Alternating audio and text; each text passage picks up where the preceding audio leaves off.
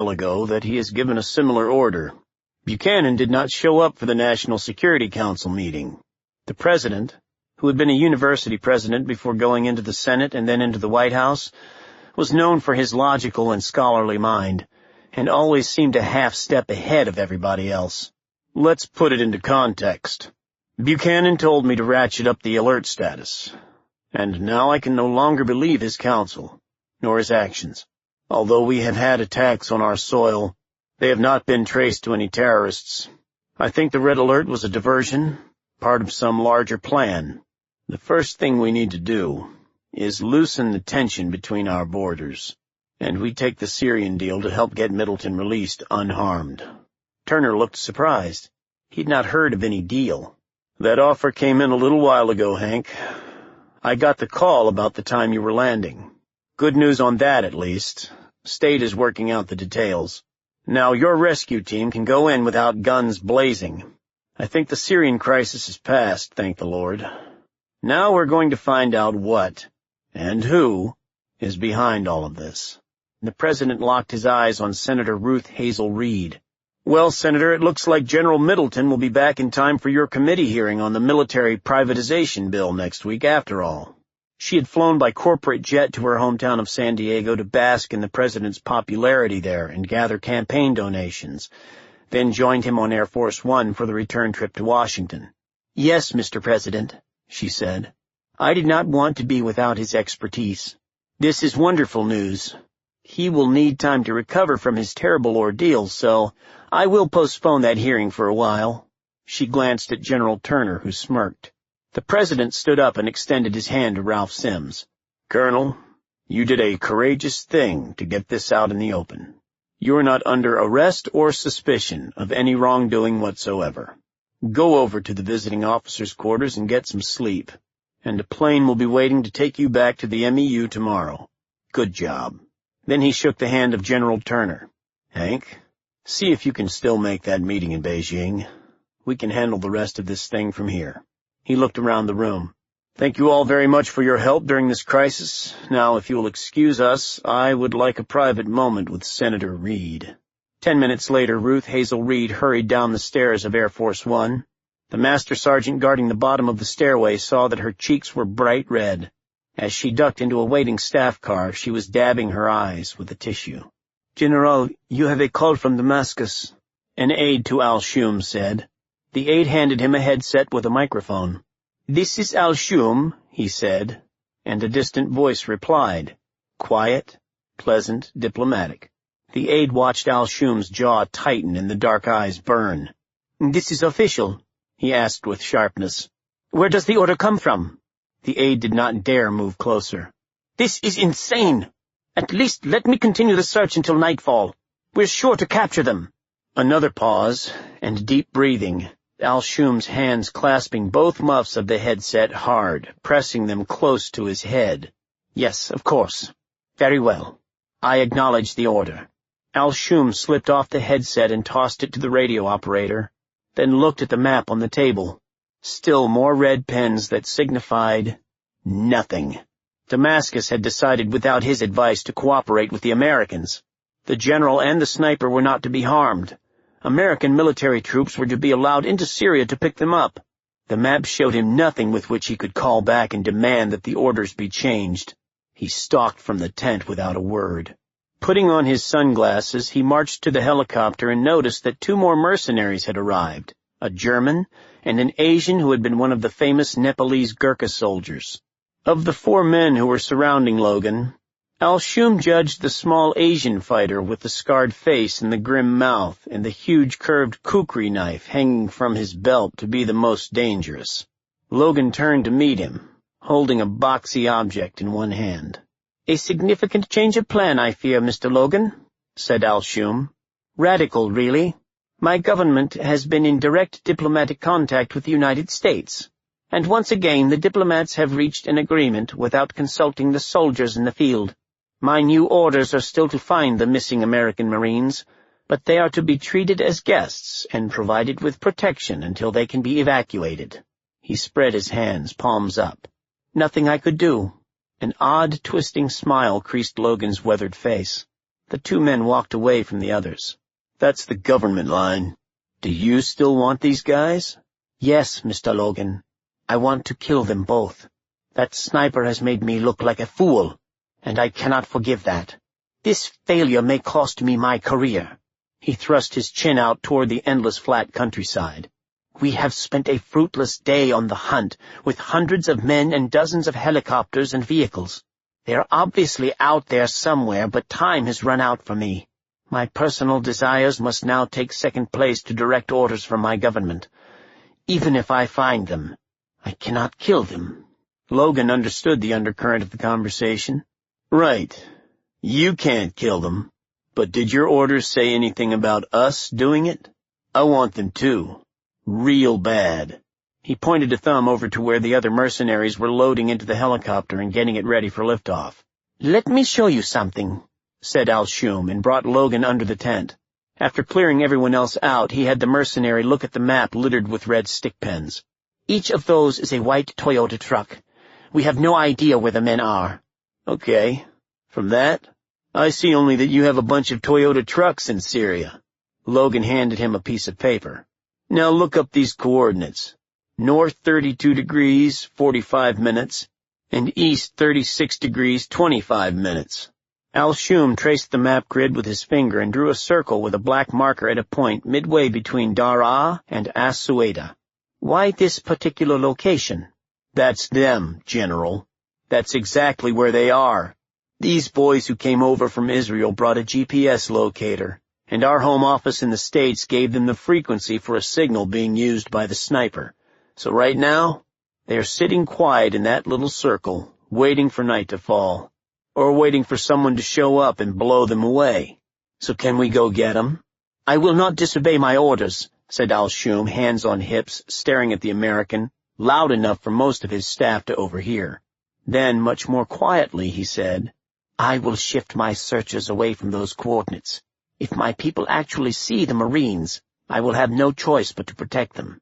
"So you have no problem if I fire up the helo and haul ass down there and do what needs to be done, then go away so your boys can come in and make the big discovery of the dead bodies."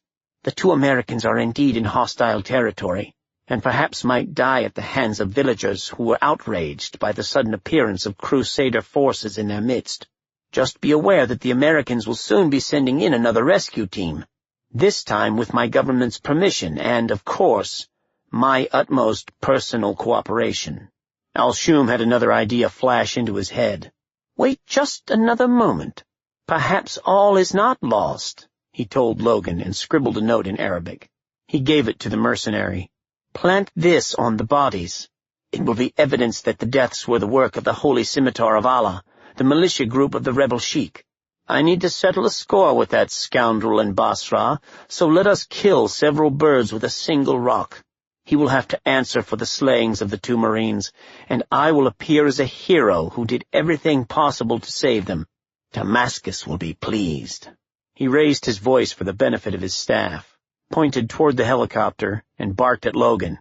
"I am through with you worthless dogs. Get out of my country." "Color me gone," Logan said, turning and trotting toward the helicopter. He circled an index finger to the pilot to get the rotor turning.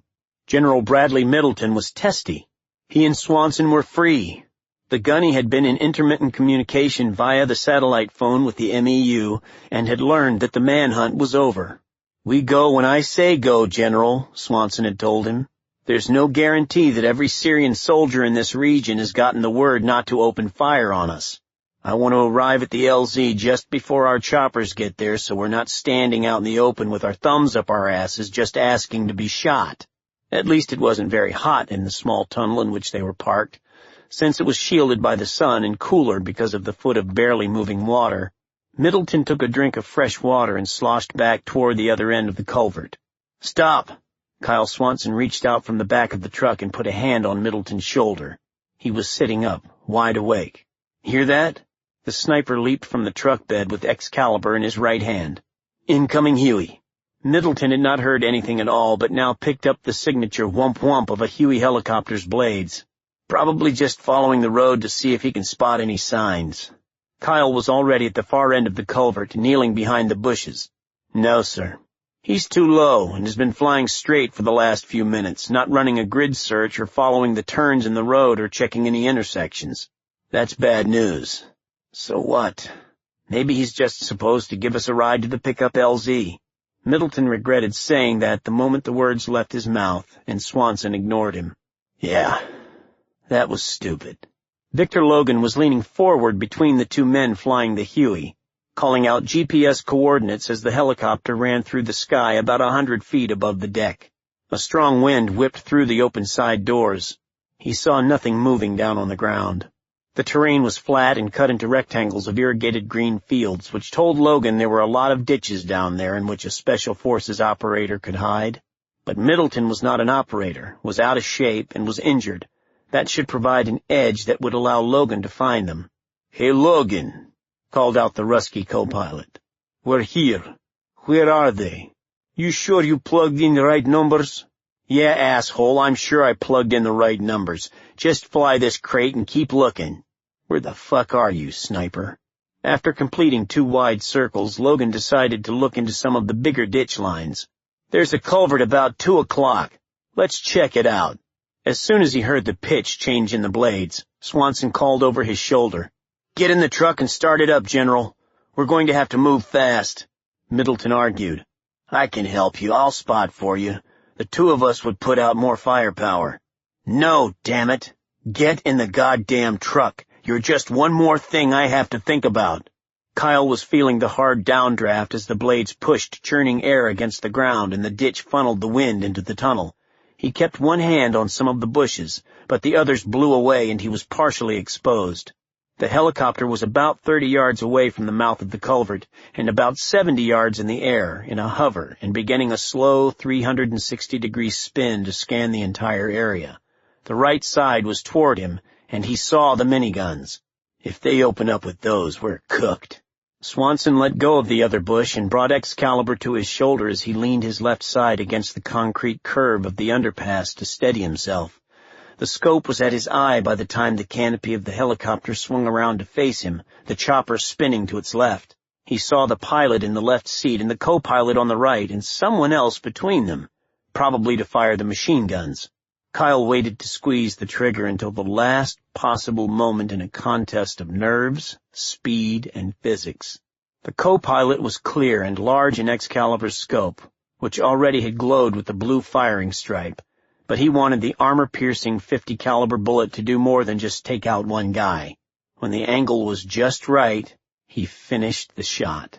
The big bullet smashed through the plexiglass canopy, caught the Russian under the chin, and tore off the back of his head. Then it continued upward through the roof of the helicopter and into the complex housing of gears and rods that controlled the rotors. Kyle held the scope on the helo, jacked in another round, and fired again, punching out another chunk of the canopy. The bullet ricocheted through the control panel. He managed to fire a 3rd round before the pilot was able to snatch the nose back around to the right and break away, trying to get out of the line of fire and gain some altitude. Kyle emptied the rest of the clip at the retreating, wobbling bird. Victor Logan, strapped into a harness that had allowed him free movement, was sprawled on his back. He grabbed the metal struts of seats along the back of the cabin, pushing his feet hard against the bulkhead separating the front compartment just as the helicopter smashed nose first into a green and soggy field. He blacked out. Swanson was running to the truck before the helicopter crashed 400 yards away. Middleton had cranked it, left it in neutral, opened the driver's door, and slid across to the passenger side, where he buckled his seatbelt and pointed his Kalashnikov out the window. The sniper piled in behind the wheel, pushed Excalibur over the general, and tossed him a packet of ammo from his web gear. "Reload!" Kyle jammed the truck into low gear and mashed the accelerator to the floor. The Toyota's powerful engine roared, the truck skidded a bit in the muck of the culvert, and then the big tires took hold, and they crashed out into the daylight, throwing up a wave of water on each side. A curtain of spray coated the windshield. Swanson saw the downed chopper, but that was no longer a threat. So he twisted the steering wheel violently to the right, and the truck growled up the embankment and skidded onto the paved road. "Where are we going?" yelled the general as he pushed 5 50 caliber bullets into a magazine and loaded one more into the raceway. "Away from here, toward the LZ." He brought the truck under control and looked back in the mirror. 2 figures had crawled from the wreckage of the helicopter. They had us dead to rights back there, General. Bastards knew exactly where we were. Middleton propped Excalibur between them. An old chopper like that with no markings? Must have been Mercs. Kyle left the truck in 4-wheel drive as they sped along the pavement because he might have to go off-road again at any time. He agreed with Middleton. Yeah, I'd bet on the Frankensteins, too. And I'll also bet that there are more of them converging toward us. Want me to call the fleet and get some fast movers in here? Middleton reached for the sat phone. No, don't do that. We would have to give a precise location, and it could be picked up by the bad guys. Not much time before the scheduled pickup anyway, so we have to play hide-and-seek until then. Where? Beats me, pardner, Swanson said with a cowboy twang. I'm a stranger in these parts. Middleton threw back his head and laughed. The plan is not yet finished, Ruth Hazel. There are still things we can do. Gordon Gates IV had lost none of his silkiness, none of his controlled modulation. He might have well been discussing a high school football game. Senator Reed did not see it that way. It is for me, Gordon. It is not every day that myself personally am threatened by the President of the United States of America. It was not pleasant. They were in the privacy of the manicured flower garden behind Gates's holiday home in Aspen, Colorado. He talked while scraping the honed blade of a fighting knife back and forth across a sharpening stone. He's bluffing. If he had anything, you would be in custody by now and not making this visit. Why do you think the game isn't over? You don't need to know that. Stroke the blade. A comforting feel in the routine for a man very familiar with how to use a knife. Just remember that Middleton and the sniper have not yet been rescued. A fatal accident may befall them before they are. What do I do then? Gerald Buchanan will name both of us as accomplices when he is subpoenaed just to save his own skin. He is a stupid man, and we were mistaken to bring him in on this. Leave Gerald up to me. He poses neither of us any threat, although he may think otherwise. He really was stupid, wasn't he? An arrogant and stupid man. We should have found someone else. Reed's voice had a quaver in it as she recalled the chewing out on Air Force One. The President was absolutely thunderous. He yelled at me. I never saw him show anger like that. What did he say? The short version is that there will be a full investigation by the Attorney General, and the President does not care who gets taken down. Also, the privatization bill is dead because they figure the Middleton kidnapping was part of a plan to keep him from testifying. The President swore that he would hold a national press conference to veto it should the bill come before him. That stopped Gates in his tracks. Interesting. He sharpened his knife and decided to abort Operation Premier. The kiddies could go safely to the latest animated blockbuster this weekend. No use pissing off the Prez even more by blowing up a couple of multiplexes. The guy had brains, but he would also leave office someday, and Gates Global would still be around, bigger than ever. Well, that just means we put it off for a couple of years and try again. Try to get someone in the Oval Office who will be friendlier to the business community and private enterprise. Someone like you, Senator. It's the job you wanted, isn't it? Ruth Hazel closed her political career in that beautiful yard filled with blooming flowers. No longer. I'll leave at the end of the year when my term is up, go home to California and undertake a very low-profile life. The choice between my house in Del Mar and prison is a pretty easy one. Have you left any loose ends? Anything with my name attached? Not a one, Gordon. There's nothing in my files or notes or on my computer that mentions you in any questionable fashion whatsoever. I never had a whispered conversation with a lover, nor a private chat with an aide about our plans. She looked him directly in the eyes. Even if I have to go on trial for something, I would never mention you. I've always understood that you would have me killed by a shark team if I put you in jeopardy. Now that's where you were wrong, my dear. Gates grinned at her, then whirled and threw the knife with force. It spun, end over end, and the point stuck deep into the trunk of a tree 10 feet away. It would not be a shark team. I would do it myself. He walked to the tree, pulled the blade free, and resumed sharpening it. We do understand each other, then? Oh, yes, quite, she said. She reached into her shoulder bag for a tissue, and let her hand brush against the 9mm pistol she had begun to carry. "I'll be waiting." They sped south down the highway to the point where it intersected with a major east-west road.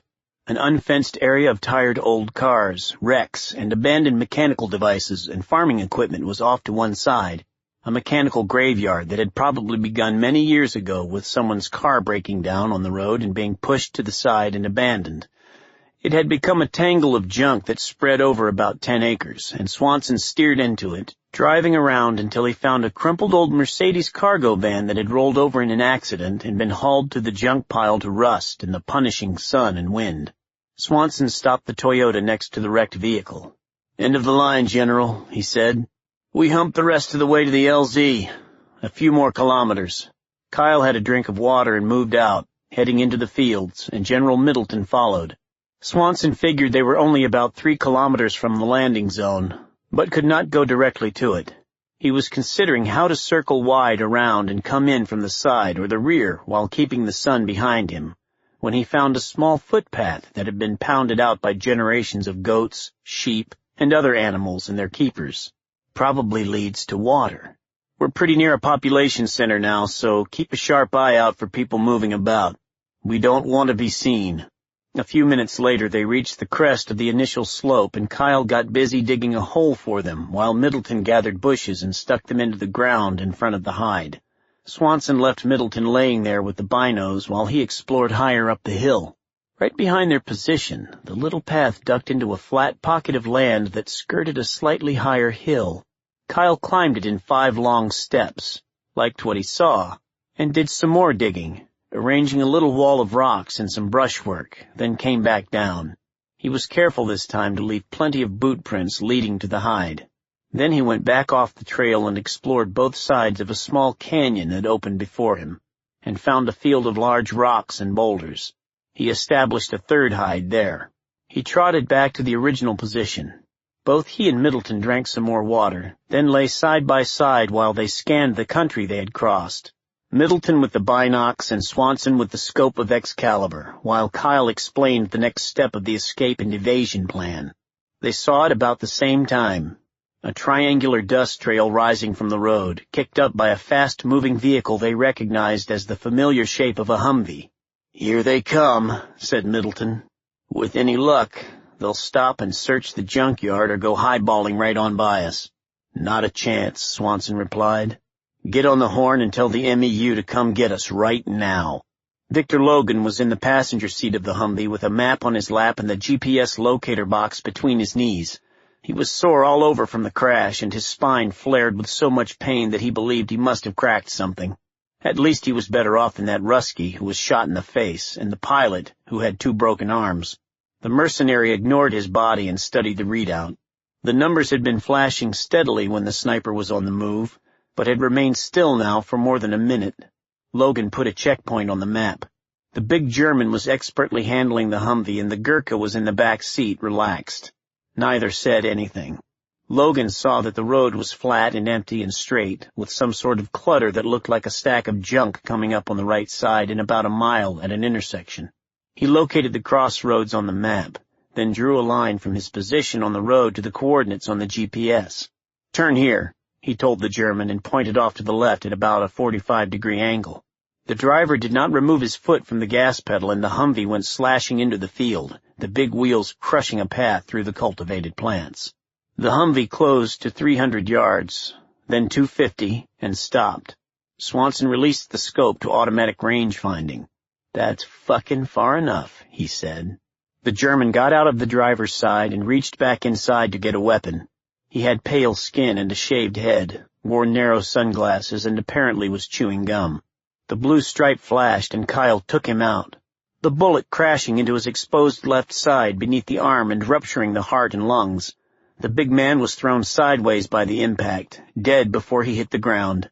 Middleton opened up with his AK-47, and Victor Logan dove from the other side and rolled into a drainage ditch, while the Gurkha went out the back and jumped to the opposite side of the vehicle. Both disappeared into the thick tangle of cotton plants.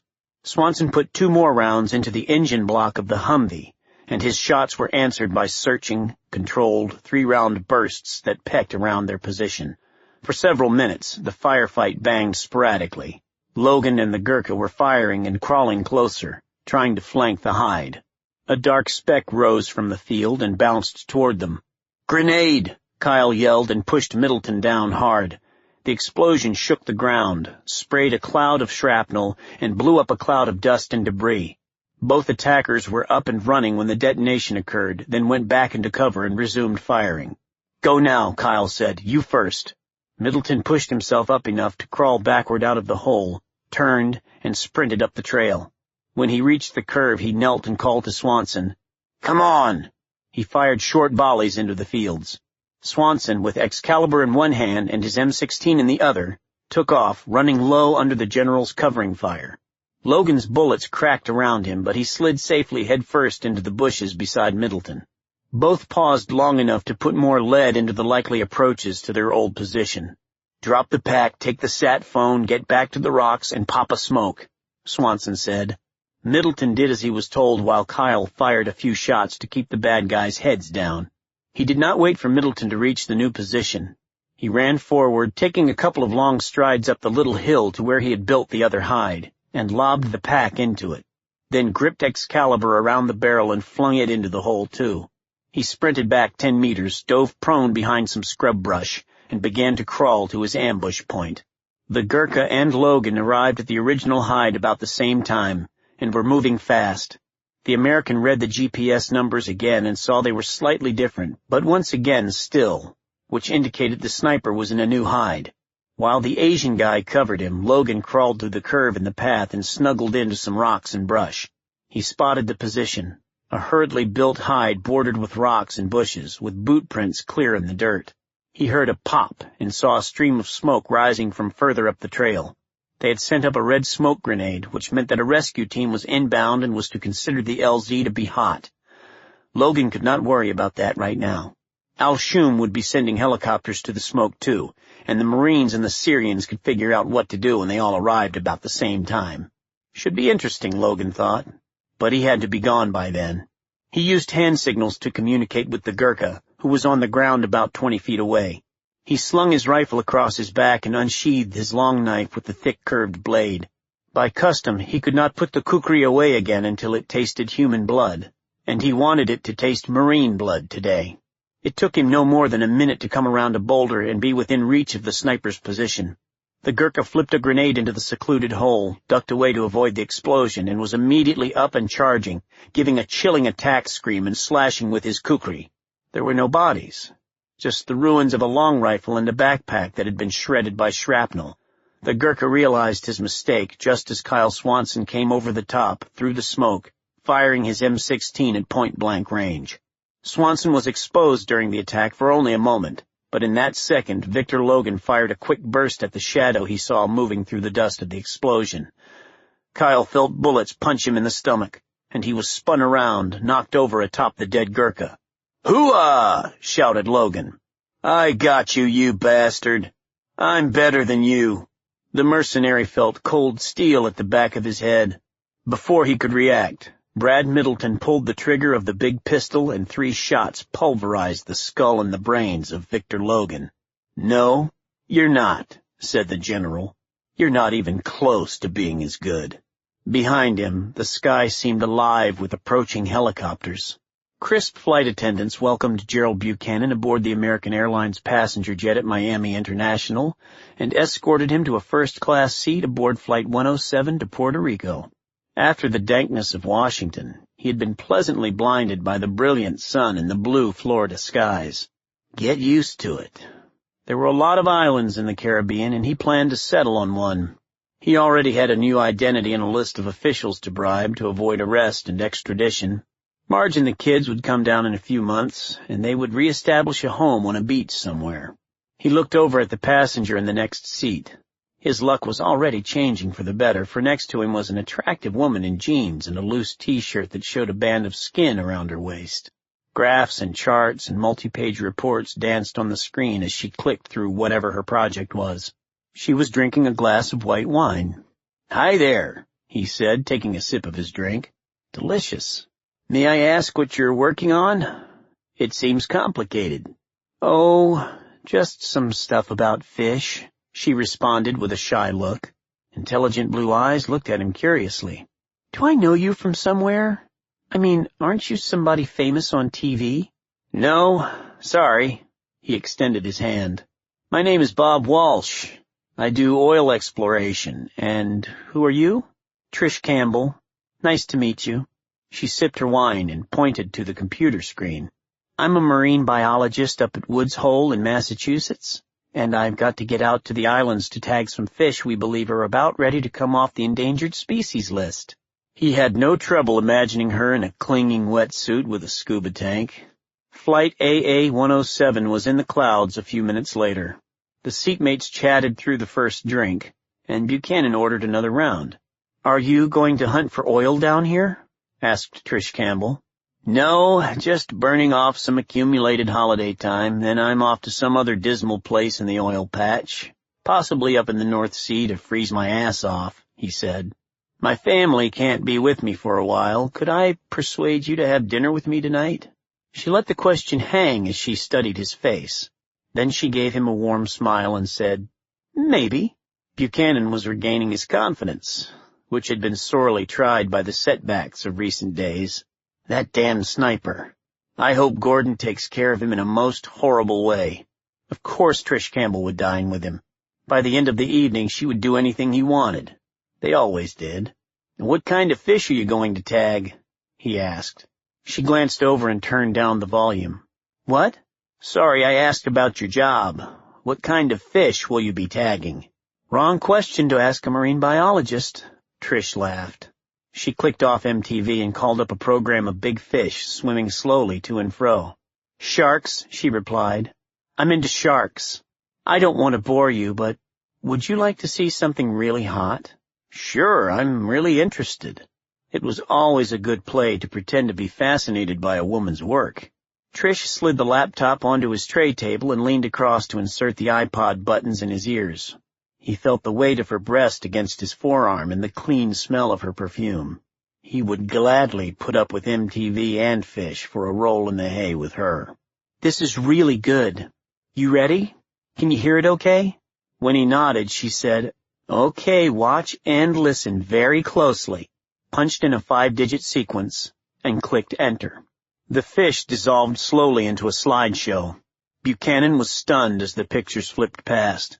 The first was a full view of himself in the front yard of his home. Then came that picture of Marge that they always kept on the baby grand, and a photo of her playing with their dog, Rio. The last picture was a live camera shot. Gordon Gates sitting at his desk, looking directly at Buchanan. Hello, Gerald, he said. Going somewhere? Don't say anything out loud, just type your replies and look into the little camera button on the side of the computer screen. We will make this quick. Gordon. What is this? He said aloud, but was pinched painfully under the arm by Trish, who pointed at the keyboard. Type, she said, and he did. What is this? That was a little photo album that we gathered of your entire family. Gates's voice in his ear was cold.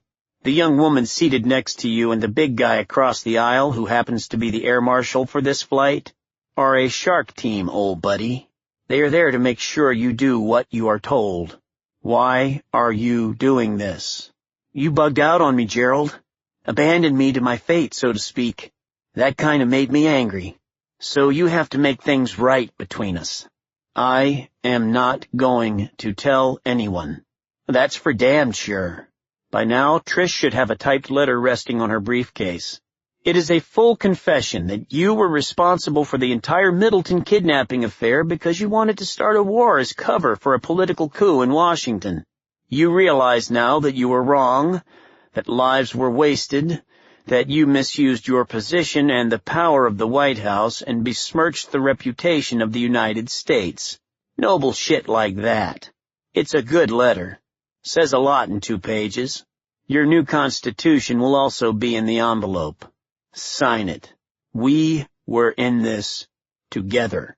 After you sign, Trish will give you 2 little white pills. You will go into the bathroom at the front of the plane and swallow them.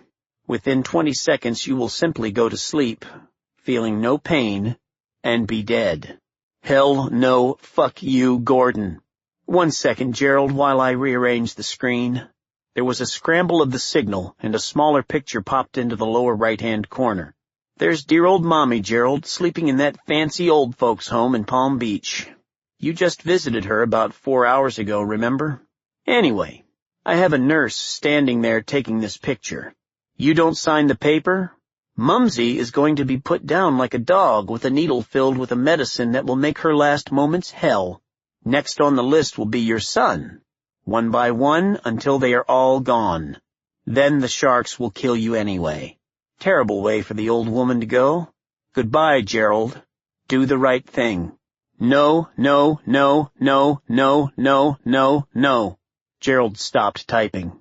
The screen returned to the fish show, and Trish pulled away the laptop and jerked the iPod buds from his ears. She slapped a letter on the plastic tray and put a pen on top of it. She made a show of clicking a button on her big diver's watch. 2 minutes and 59 seconds. 2 minutes and 58 seconds. Gerald Buchanan felt a tear come to his eye as he scanned the letter. He would go down in history not as the savior of his country, but as its biggest traitor since Benedict Arnold. No, it was too much of a sacrifice. His reputation through the ages. 2 minutes, darling, Trish whispered in his ear, and her breath was hot. "I'm afraid you won't be around for dinner tonight." Buchanan scrawled his name on the letter. Trish snatched it away and placed the 2 pills on the tray. He picked them up without further word and made his way to the clean bathroom, filled a cup of water, and quickly swallowed the pills before the man in the mirror lost his nerve. Gates had lied. It was not painless. Buchanan went into spasms and convulsions and screamed in agony as fire coursed through his veins and he thrashed about the small toilet enclosure. When the alarmed attendants forced the door open, they found the bulky body of Gerald Buchanan curled into the fetal position. A soapy foam oozed from his mouth. Trish looked across the aisle at her partner. 15 seconds to spare, she said. She sent the confirmation signal to Gates. Sir Geoffrey Cornwell, Major General Bradley Middleton, and Master Gunnery Sgt. O.O. Dawkins were around a small table watching the sun settle into the Pacific Ocean. The La Fonda restaurant, perched on a cliff, was almost empty at this time of day in the middle of the week. It was about 2 kilometers outside the Mexican town of Puerto Nuevo, and subsisted primarily on the weekend exodus of Americans who came down from California like clockwork to play along the coastline of the Baja Peninsula. The Vagabond was lodged securely in a nearby marina, and Cornwell took Lady Pat and his guests out for an early dinner of lobster tacos and cold Pacifico cerveza. Mariachi bands were playing in some other restaurants, and the songs drifted on the salty air. Lady Pat went shopping with Middleton's wife, Janice, and the 3 men stayed to drink beer. They raised their bottles in a salute. "To Gunnery Sgt. Kyle Swanson, USMC, said Sir Jeff, and the others said in unison, Semper Fi. Middleton added, May he rest in peace. They had all been at the funeral 6 months ago, and since Swanson had no family, the flag draped over the coffin was folded and given to Lady Pat, whose teary eyes were hidden by dark sunglasses. An honor guard fired a farewell salute, and the chairman of the Joint Chiefs of Staff, General Henry Turner, gave a brief speech before yielding the microphone to the President of the United States, who read the proclamation for a posthumously awarded Congressional Medal of Honor. The service was solemn and proper, and very vague on details. Now, with so much time having passed, Middleton took a long drink and gave a little laugh. He treated me like a new recruit, he recalled of the Syrian fiasco. It was indeed a merry chase, said Sir Jeff, who had been briefed privately on the details of the mission weeks earlier to help solve the final mystery. Not so fucking merry at times, said Double O. When we came into the LZ, it looked like a helicopter air show. The Syrians were facing us, and we were facing them, soldiers spreading out on both sides. 2 lines, and everybody was locked and loaded. Then those 2 Harriers came screaming in right overhead, no more than 100 feet off the deck, and gave the Syrians an attitude adjustment. After that, we all got along just skippy. The Englishman called for another round of beer. I cannot tell you, chaps, how sorry I am about Excalibur. We have mended the problem, of course. I almost crapped my pants when I saw Swanson throw the rifle and the pack with the computers into that hole. The grenade tore apart the most likely source of hard evidence against Gates. That's how the bastard skated free of charges. "General," said Dawkins, "Kyle wasn't there to collect evidence like a cop. Of course, he knew that we were bugged, and the only three things that could be given off a signal were his long gun or the laptops. He didn't have a chance to figure out which, so all of them had to go. It worked. The Frankensteins bit and went after the GPS position instead of us." Jeff rolled a chunk of lobster into a warm flour tortilla and covered it with hot sauce. He took a bite, and it was a slice of heaven. After a drink of cold beer, he shrugged. "When we designed the GPS system for Excalibur, none of us even considered that it could be used against whoever was carrying the rifle. We did not guess that it might be pirated. Only 3 of us knew about that capability anyway.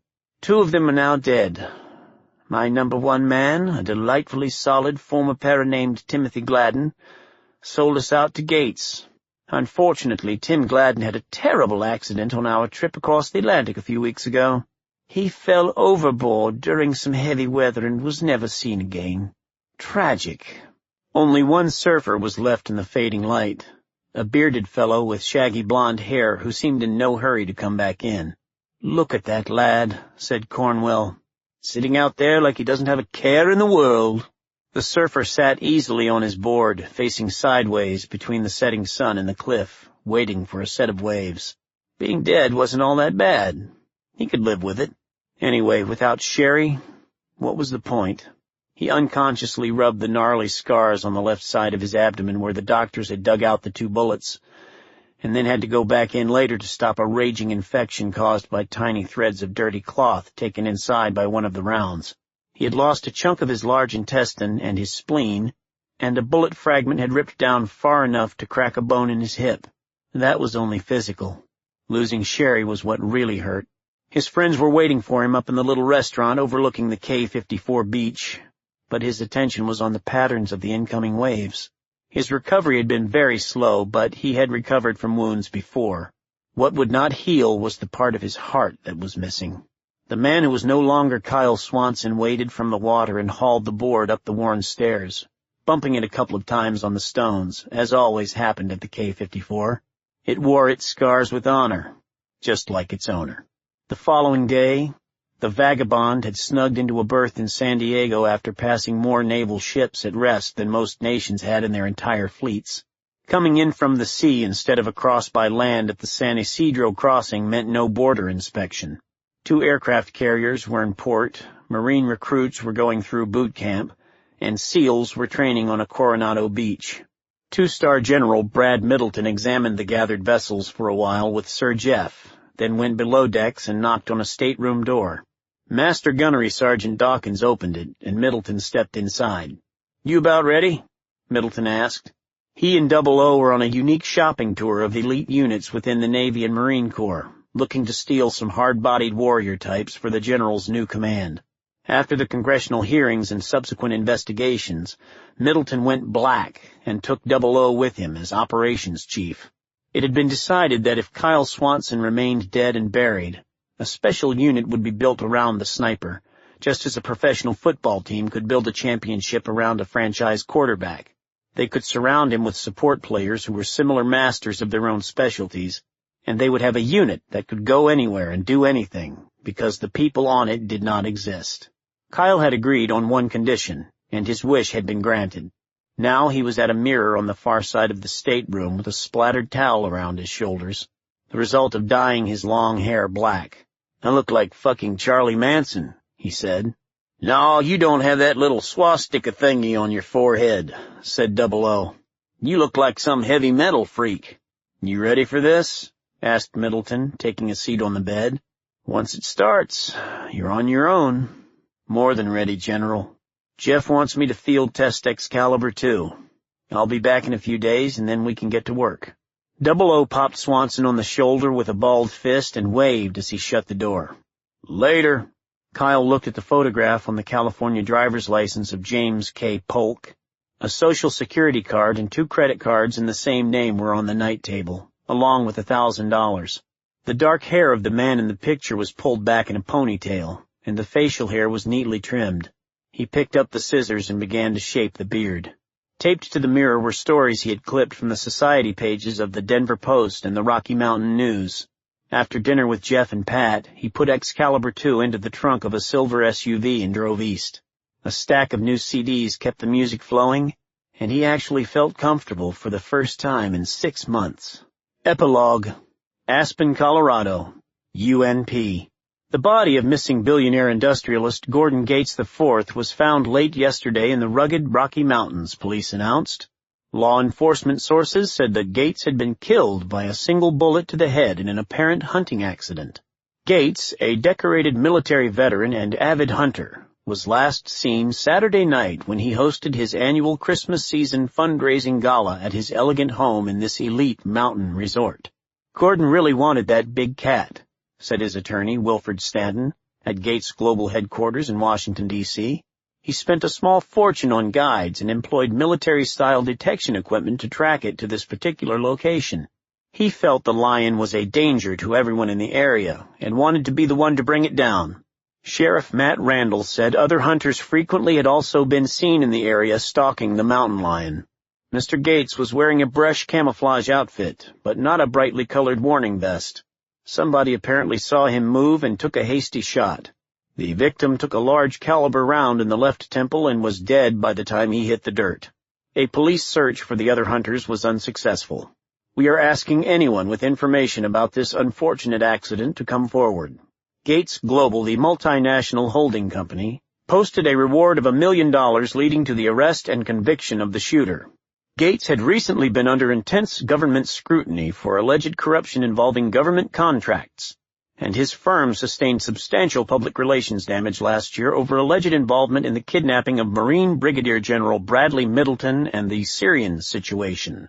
The company insisted it had no knowledge of any involvement, and Gates invited the FBI to search its files and databases. Nothing was discovered that would link the giant corporation to the abduction.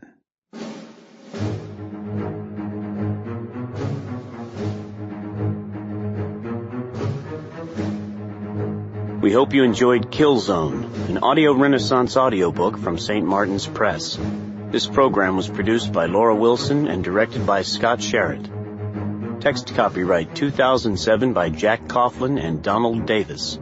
Production copyright 2007 by Audio Renaissance, a division of Holtzbrink Publishers, LLC. All rights reserved.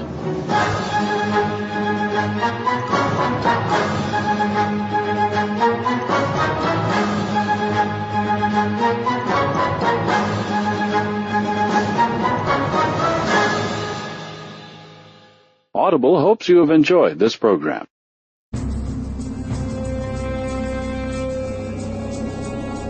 Macmillan Audio presents Dead Shot by Jack Coughlin and Donald A. Davis. Read for you by Scott Sowers.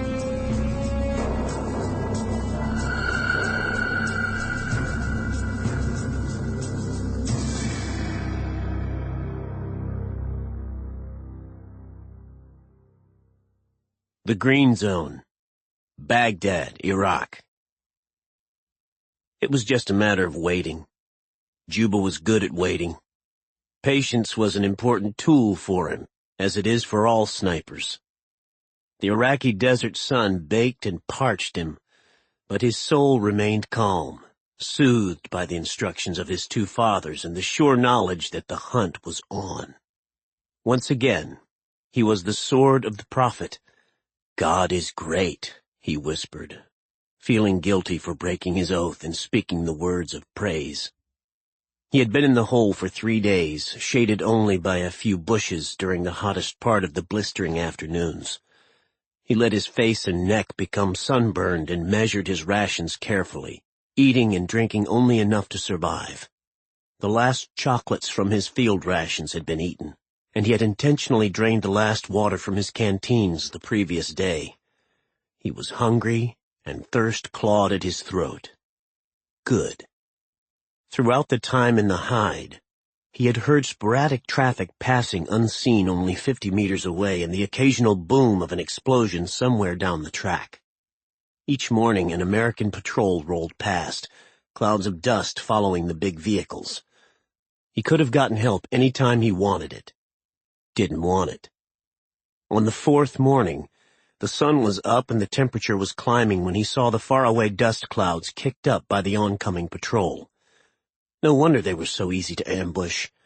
He crawled from the hide, brushed away the signs of his stay by brooming the area with a bush, and staggered to the road.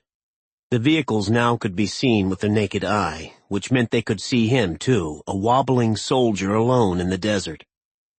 He held up his hands as if in surrender to the first Bradley fighting vehicle that approached, with its .50 caliber machine gun trained on him. Then he collapsed. A lieutenant of the U.S. 1st Cavalry Division instantly recognized the disruptive pattern camouflage uniform and weathered beret worn by the British soldier, and jumped down to help. They pulled him into the shade of the big vehicle. Sweat caked the dusty face and dirt clung to the filthy uniform, and when they started pouring some water into his mouth, he greedily grabbed for the canteen. The American pulled it back. "Easy, pal. Just a little bit at a time. You're gonna be okay." He offered another sip. A medic smoothed a wet salve on the sunburned face, neck, and hands. Juba slowly responded in a British accent, haltingly explaining that his sniper team had been discovered a week ago and his spotter killed in the ensuing fight. The Englishman had evaded the searching insurgents, found this road before dawn today, and walked next to it since then, hoping that a friendly force would spot him before the insurgents did. The Americans were unaware that his uniform and the rifle hanging from his shoulder had been stripped from a British soldier he had killed outside of Basra. Juba was able to stand unaided by the time a helicopter arrived, and he thanked the American soldiers and climbed into the bird. Within 30 minutes, it delivered him to the landing pad of a military hospital inside the green zone of Baghdad. A stretcher team met him, but he waved them off, and they led him into a cool corridor, then into a big room where other soldiers lay on cots. A nurse helped him remove his tunic and stuck a needle into his arm to start a slow drip of hydrating fluids. He had been outside in the heat for so long that the fresh liquid going directly into his veins, plus the air conditioning, caused a deep and instant chill, and he began to shake as if he were freezing. The nurse recognized the reaction as normal and wrapped a blanket around his shoulders as the doctor came over to check him. Exhaustion, sunburn, and dehydration, but no wounds. Juba lay back on the cot, enjoying the brief rest and the air conditioning. As the IV drip was finishing, a courteous U.S. intelligence captain came to his cot, having already notified British commanders that their man had been rescued. "They thought you were dead," said the captain, settling into a chair. He thought the guy looked like hell. "So, what happened out there, Sergeant?" The officer took a few notes as Juba repeated his tale of a mission gone wrong. "Sorry about your buddy," the American said, and put away the notebook. "Bad shit. Part of the job, mate." Juba sighed and leaned back on the green sheet of the metal-framed cot. "Your instructions are to rest up and then return to your unit as soon as medically fit," said the captain. The busy doctor in uniform came by just long enough to look him over for a final time and remove the needle. "I've signed your discharge slip, Sergeant. You're going to be fine, except for a few aches and pains and that sunburn. Drink a lot of water and have some chow. Here's some ointment for the burn, and if you need more, just come by the pharmacy. You want something to help you sleep tonight?" "No, sir. I've dealt with worse than this." "Okay, then. You're free to leave. Good luck." The intel officer was still there. "Come on with me, soldier, and I'll take you over to the mess hall, then give you a chit for a bed tonight in the guest quarters." Juba pushed himself from the cot, acting wobbly, then drew himself erect and stretched, turning side to side. The body was lean and muscular. He put on his tunic. "Thank you, sir, but I planned something a little more upscale. I'm going to get a hotel room, raid the minibar, take a long shower, get some decent food, and then sleep for 2 days." "I hear you," said the officer. "I got everything I need. Stay safe." He waved Juba through the door. The sniper ducked into a bathroom, locked himself into a stall, dropped his trousers to retrieve some documents from a plastic bag that had been tucked just above his right boot, and put them in his shirt pocket. He came out, signed for his rifle at the makeshift armory, and left the hospital, back on the hunt, closer than before. He took his time crossing the military areas of the Green Zone as he made his way over to the new Nineveh Hotel, a 5-star, 400-room edifice that offered safety to foreign visitors, diplomats, and business executives. The gleaming signature spire and a communication array on the roof made it the tallest building in Baghdad. Despite the outward appearances of commerce, Baghdad remained a military town, and it was not thought strange at all when Juba unfolded the papers that he had carried in the plastic bag and handed them to the concierge of the Nineveh. The documents allowed him to commandeer the corner suite on the 12th floor for an unspecified military necessity, the code that unlocked any door in the city. The civilian led him to the suite and joked during the elevator ride about how things were improving. Soft music played in the background. Juba thanked him, locked the door, and dumped his gear and clothes. He showered, shaved, cleaned his uniform, and put it back on. He snatched 3 pillows from the bed, piled them on the small dining table in the center of the suite, and stacked his pack atop them to provide a solid support for the long rifle. Crawling on his knees, then his stomach, he moved to the sliding glass door that led onto the balcony and pushed it open by a narrow 6 inches. Then he wiggled back about 7 feet and stood in the shadows of the room, overlooking the neat front garden with lawns of grass that was irrigated to a deep, lush green. Juba lifted his L115A1 long-range rifle, made by Accuracy International UK, the standard weapon of a British sniper. It fired a .338 Lapua Magnum round that was accurate up to 1,100 meters, and it had a kill-flash silencer on the muzzle and a bipod. He had zeroed the weapon 2 days ago and was confident it would hold enough for the task today. From his position, he could see the outside world, but no one on the ground could see him. Juba had exchanged the standard Schmidt and Bender PM2 telescopic sight for the better Zeiss version used by the Germans, and he peered through it to examine the foot traffic along the pathways. A wolf eyeing a flock of sheep. The people below seemed startlingly close through the clear optics. The first potential target to stroll through his kill zone was a civilian wearing a loud Hawaiian shirt and tan trousers. Too easy. A foreign contractor who meant nothing, and killing Americans was not his mission today. It had to be the man with the secret. Sooner or later he would come along, if the intelligence was correct. Juba would wait. He knew how to wait. He put down the rifle, sat in a soft chair, and flipped through the English-language newspaper that had been delivered free to the hotel room and checked the football scores to see if Manchester United had won. He sipped chilled water from a plastic bottle. Scorching outside air oozed through the slightly opened door and did battle with the room's buzzing air conditioner. The flat-screen color television set mounted in the wall was on, and he adjusted the volume slightly to the loud side. Newsreaders rattled on about the next week's royal wedding in London, elevating the event steadily so that by Tuesday, the marriage of the prince and his girlfriend would be considered the most important thing in the world. Millions of people would watch. As a British subject, he vividly remembered the legends of the glory days of the monarchy, lessons that had been pounded into him as a student and later as a soldier defending the crown. He planned to be there for the wedding. Juba was slightly under 6 feet in height and slender at 170 pounds, with the fair hair of his British mother and the dark eyes of his Arab father. His skin was several shades darker than the normal Briton, more of a nice California tan that had been darkened even more by his work in the desert. It helped him move with ease in the twilight gulf between Christians and Muslims. Juba could be anybody he wanted to be, and for the past few days he had again chosen the familiar role of a British Army sniper. It was his best disguise, because he once had been awarded the coveted sniper's patch of 2 crossed rifles with an S between the barrels. After reading the sports in the newspaper, he put his eye back to the scope and considered the next possible target. an approaching soldier who, despite the midday heat, wore a helmet and a flak jacket.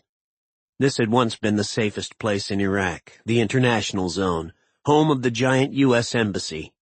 It once had been known as the Green Zone, and although bureaucrats changed the name to better claim that the war was the effort of many nations, the Green Zone name stuck. Juba was tempted by the soldier, for he always enjoyed the challenge of placing a bullet in the small gaps of the armored vests or between the ceramic plates. Not the mission. Let him pass. An hour before sundown, 4 soldiers in full armor appeared, moving in a box formation as they escorted a smaller man toward the coalition headquarters building where the first formal interrogation was to take place. The soldier on the left front corner was talking and making sharp, descriptive motions with one hand, probably an officer directing the prisoner transfer. Except that the man was not a prisoner, more a valuable guest of the coalition. He had arrived yesterday in Baghdad with the secret locked in his head.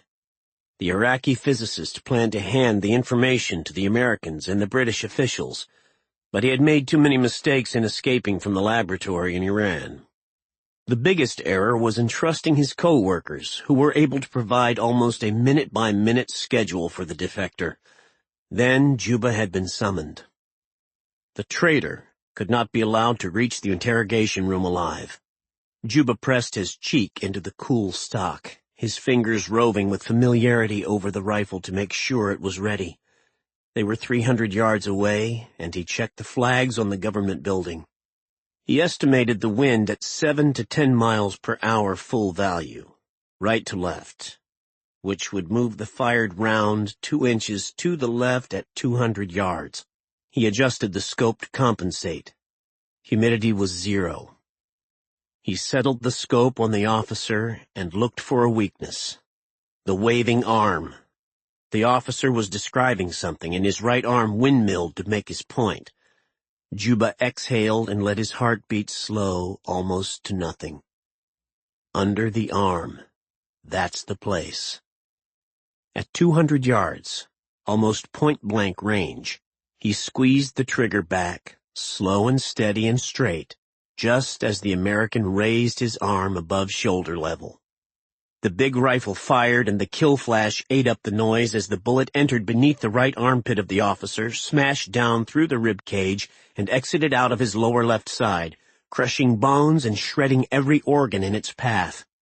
The officer died before anyone could reach out to help him. Juba accepted the light recoil and cycled another round into the chamber as the startled group stopped in its tracks. He brought his scope to the small man in the middle. They had heard nothing, but the colonel had just been shot. The soldiers spun around looking for the threat, but leaving the target uncovered. The Iraqi automatically bent down, turning to aid the fallen American. That exposed the left rear side of his neck, and Juba centered the crosshairs right there and pulled the trigger again. He was able to see the vapor trail of the bullet, which impacted right below the base of the skull and ripped out the throat when it came out the other side. 2 catastrophic kills. Juba put aside the rifle, ducked down to the floor, crawled forward and reached up to slowly close the door to the outside patio. He went back, retrieved his kit and the rifle, tossed the pillows back onto the bed, and left the room. He increased his pace through the lobby and hurried outside with other armed soldiers and civilian private security company guards who were moving into the attack area. A quick reaction force would arrive within minutes, and uniformed men would be all over the place, with all sorts of weapons pointing everywhere, and Juba would be just another soldier with a gun. He made his way through the crowd and walked out of the green zone unmolested. That evening, a small Royal Jordanian Airlines Fokker plane took off on schedule from the Baghdad International Airport. On its manifest was a quiet Canadian civilian engineer with fair hair and dark eyes. Juba was going to London. The secret that Saddam Hussein had taken to his grave remained safe. The Palace of Death was secure. Captain Sybil Summers of the U.S. Marine Corps walked purposefully into a secure briefing room at Incirlik Air Force Base in southeastern Turkey. Many of the combat-ready Marines who were to conduct the mission recognized her immediately, and the others knew her reputation as operations officer of a special operations unit known as Task Force Trident. "Uh-oh, it's the Queen of the Night," muttered a lance corporal. "We've stepped in it. They don't use the Bride of Dracula on small jobs." The experienced warriors of the Marine Special Operations Command, MARSOC, normally shied away from taking orders from women. But Summers was different. She wore a black jumpsuit with the silver railroad tracks insignia of her rank glinting on the collar of a turtleneck sweater and projected a maximum "don't give me any shit" attitude as she walked to the podium and flipped open a file folder. Her short black hair, dark blue eyes, and lithe figure disguised the fact that she was the only woman ever to make it through Force Recon training. "Settle down," she snapped, and the MARSOC team quieted. "We are going after a high-value target tonight in Iraq, and I don't want any of you jarheads to screw this up. Mustafa Ahmed al-Masri has surfaced again, stirring up the Kurds in northern Iraq, and the intelligence pukes have pinpointed his location. They list him as the number 2 for al-Qaeda in the region, which is why he has been designated an HVT, and we have been assigned to stop him." She walked around the podium to the front and nodded to her left. A door opened and a man stepped in, also wearing a black jumpsuit and with his face covered by a pull-down mask. A long rifle of a sort they did not recognize was slung over his shoulder. "Sniper." "Batman?" whispered the lance corporal. "Maybe a hold-up," joked his partner. "CIA spook. Definitely." Summers spoke. "You guys will assault the house at 0500 and I'll leave it to the other briefers to give you the details. By the time you arrive, this gentleman and I will already be on the ground closing the back door. He is masked simply because you do not need to know who he is. The two of us have been attached as special operators for this mission. Far as you are concerned, we aren't here, and we will go in and extract on our own." As she finished, other briefing officers came forward with their maps and timetables. The lights started to dim. "If you see al-Masri, kill him. The best bet is that he will haul ass once the attack starts, and we will be waiting. You absolutely must remember that this is friendly territory, and be sure not to have civilian casualties. If you screw up and shoot at us, even by mistake, he will shoot back, and I guarantee that you don't want that to happen. Be very careful when you pull the trigger. Know your targets. That's it. Good luck and good hunting. Captain Barnes will continue your brief." She spun on her heel and disappeared out the door with the masked man. Once they were in the Humvee and driving to the helicopter pad beside the 10,000-foot runway, Kyle Swanson rolled up the mask, changing it into a watch cap. His face itched. "Damn, Sybil. You are a woman of few words." He changed his voice to imitate her grim briefing cadence. "Shoot at us and he will shoot back." Way to inspire confidence in the troops. They both laughed. "I had to get their attention. We don't want any mistakes out there." "I knew about half the guys in that room," Swanson said. "Worked with some of them. It's always strange not letting friends know who you really are." In Special Ops, he had a million aliases, but no real name at all because he was officially dead. The Turkish night was crisp and starlit, with a slice of a coasting moon. A giant Air Force cargo plane roared overhead on its landing approach, hauling more material from the States into Incirlik, a major supply dump that fed the war in Iraq. Adana, a modern city of 1 million people, was less than 10 miles away, and the Mediterranean washed onto beaches within easy access. Swanson brought the Humvee to a halt beside a hangar, and they both got out and suited up with their web gear. Summers removed her shiny captain's bars because they were entering the world of hiding, blending, and deceiving, a dark place where nothing must reflect light. She had assigned herself to this mission for several reasons, one being that she still spoke the language of her childhood, although her Kurdish last name had disappeared when her father had died and her mother remarried an American. It was a welcome asset. A U.S. Air Force lieutenant approached, saluted, and introduced himself as their command pilot. Behind him sat a tiny HTX-1 helicopter, the rotors already turning lazily on battery power. Commonly called a taxi, it would be controlled by pilots far away from the action, with this lieutenant in charge of getting them launched and then handing the flight over to another controller cruising far overhead in an electronics warfare plane. The taxi had been perfected by the U.S. Special Operations Command and could deliver up to 4 operators to an exact point, then speed away to some nearby isolated site and shut down, roosting there patiently for days if need be, while solar panels recharged the batteries. When summoned, it would zip back in to pick them up. With no pilot, co-pilot, or loadmaster, and with the giant internal combustion engines gone, weaponless and without armor, the unique helicopter was a blend of ultralight, stealth, and modern fuel cell and electronic technologies. It possessed extraordinary range and was virtually invisible to searching radar while its passengers sat in pairs, side by side, encased in a sleek aerodynamic bubble.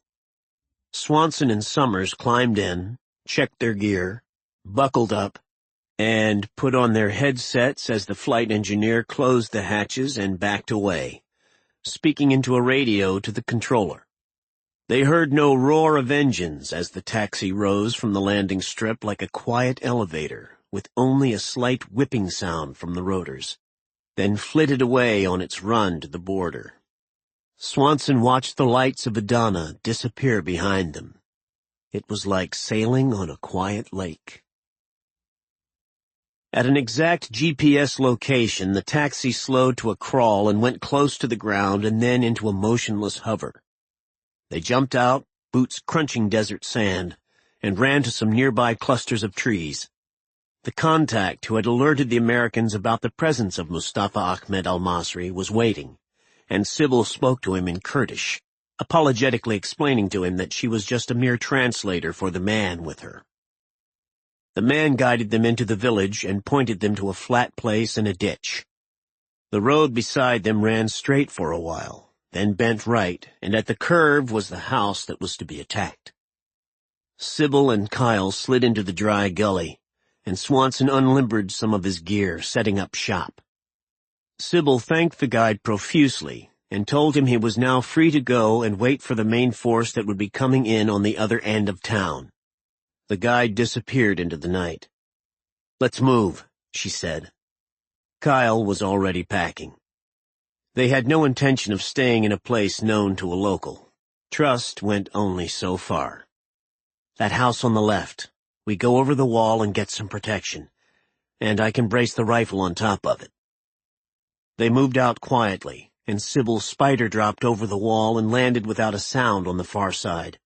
Swanson turned the knob on the gate, opened it, and walked through. Sybil raised her middle finger in response. During the next hour, they created a hide by using material found around the yard, and Kyle placed his personal space-age sniper rifle, the Excalibur, on a solid rest. Sybil set up a spotter's scope. Both had a clear view of the target building. They created a range card by measuring distances to points in the target area as they waited in the early morning chill. At 5 o'clock, dawn was only an hour away, and parts of the village stirred as men and women prepared for the coming day. Kyle and Sybil received a radio alert that the assault team was on its final approach, and almost immediately the attack began with the buzzing approach of 2 big troop-carrying helicopters. Lights began snapping on throughout town by the time the birds landed on a soccer field a block east of the target. As the other Marines charged for the house, one of their snipers found a high position and took out the Al-Qaeda guard in front. Swanson and Summers, in the rear of the house, never took their eyes off of the target area. "I have movement at the door," whispered Sybil. "Tall man. Must be Al-Masri's huge bodyguard." "I see him," responded Kyle. In the scope of the Excalibur, strings of numbers scrolled in constant movement as the computer measured the distance and figured the trajectory. So close, wind would not be a factor. Swanson held his fire. Second target. I identify him as Al-Masri. Kyle studied the figure. I confirm. Target in sight. As gunfire snapped in the house, the two men ducked into a small automobile, with the bodyguard driving and the vehicle charged into the street with its lights off.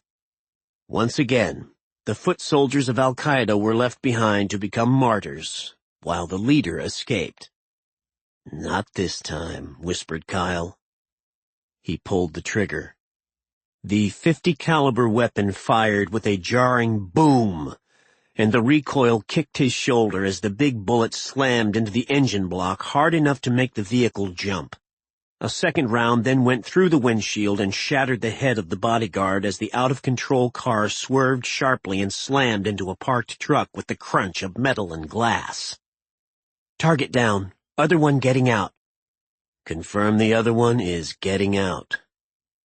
Kyle took his time racking in a third round, giving the man a moment to open the door. Al-Masri was alone in the empty street.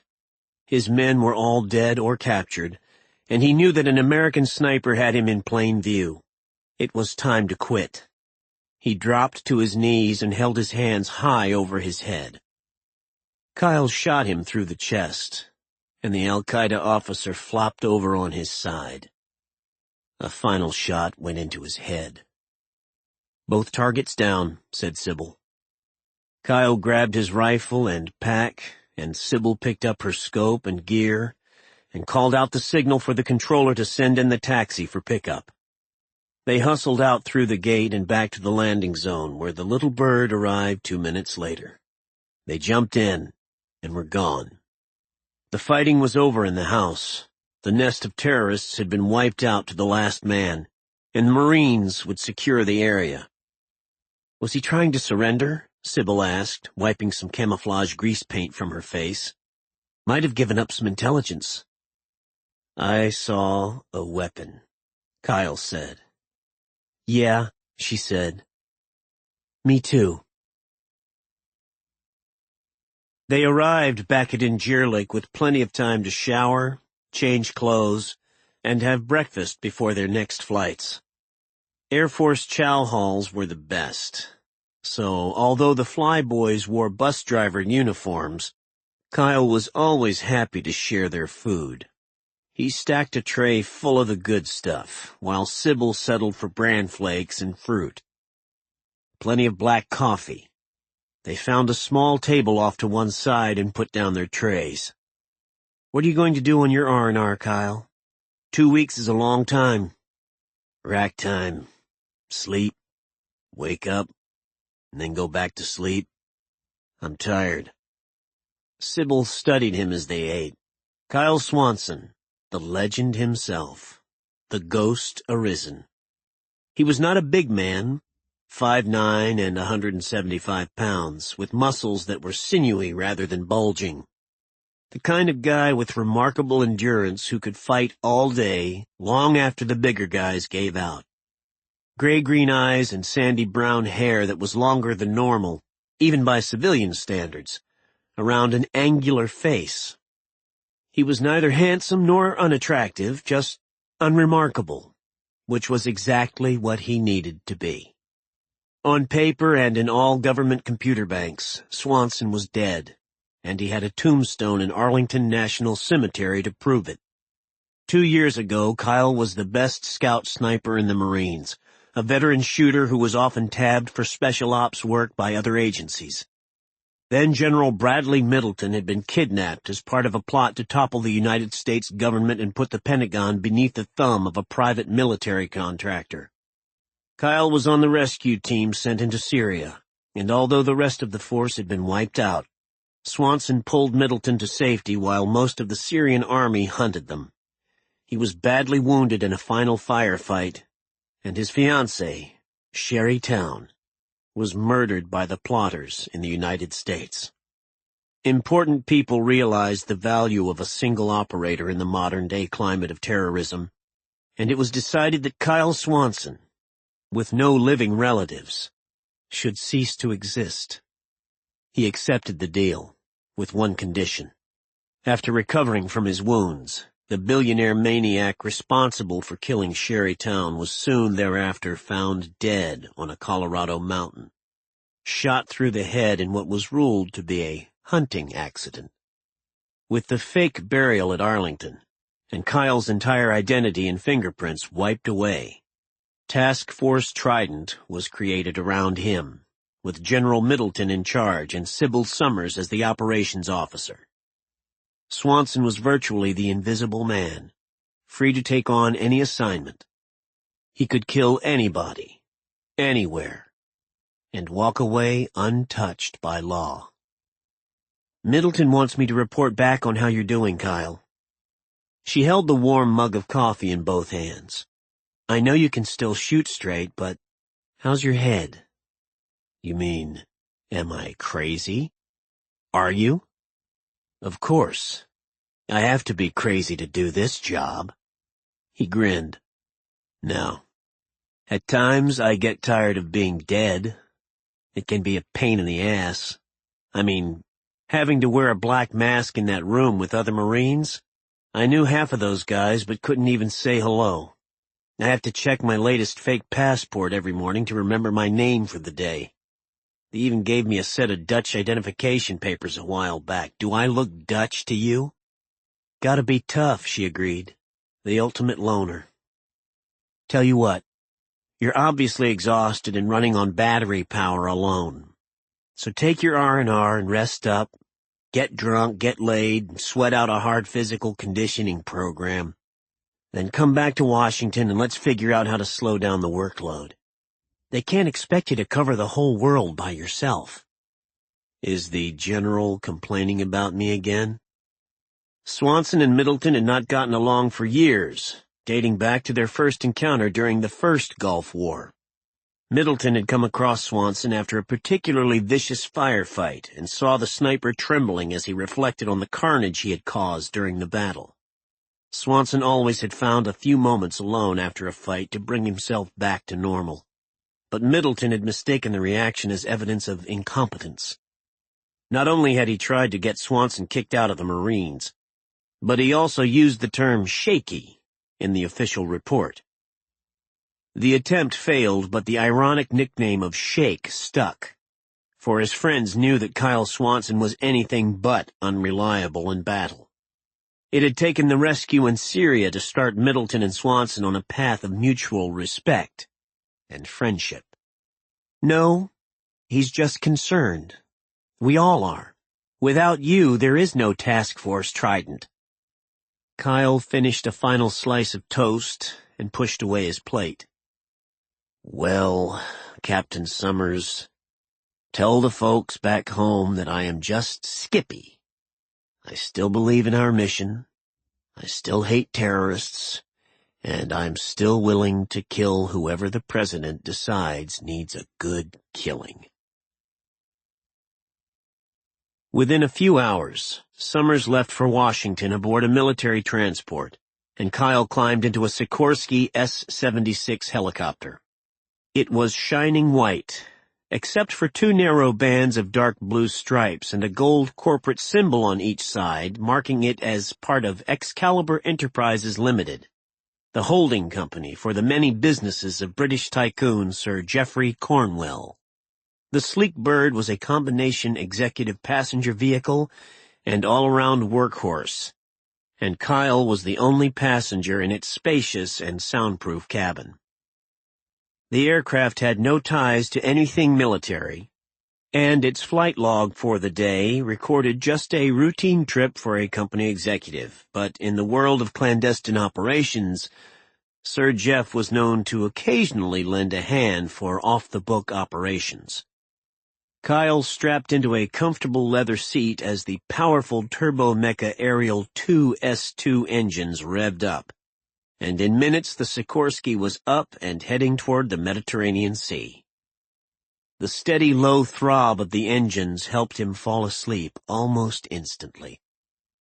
"We're landing, sir." The pilot's voice on the intercom aroused him after what seemed only a few minutes. But when he checked his watch, Swanson saw they had been in the air for more than an hour. The blades were slapping hard, and from the cabin window he could see the square landing deck of a luxurious yacht with the same color scheme as the helicopter. The sparkling Vagabond seemed to rise from the waters to meet the wheels of the descending bird, which touched down lightly on the landing deck. "Home sweet home," said Kyle Swanson as a crewman pulled open the door from the outside. "Thanks for the lift, guys." He stepped to the deck while the chopper was still shutting down its engines and ducked away from the powerful downdraft of the rotor blades. A woman moved toward him from the cabin area. She was Lady Patricia Cornwell, in a blouse of blue silk and dark slacks with a silver necklace and earrings. "Welcome back, stranger," she said, giving him a tight hug and handing over a cold beer. Her eyes took in everything. The weary movement, the sun-reddened skin, a slight limp. He had been gone for almost 2 weeks.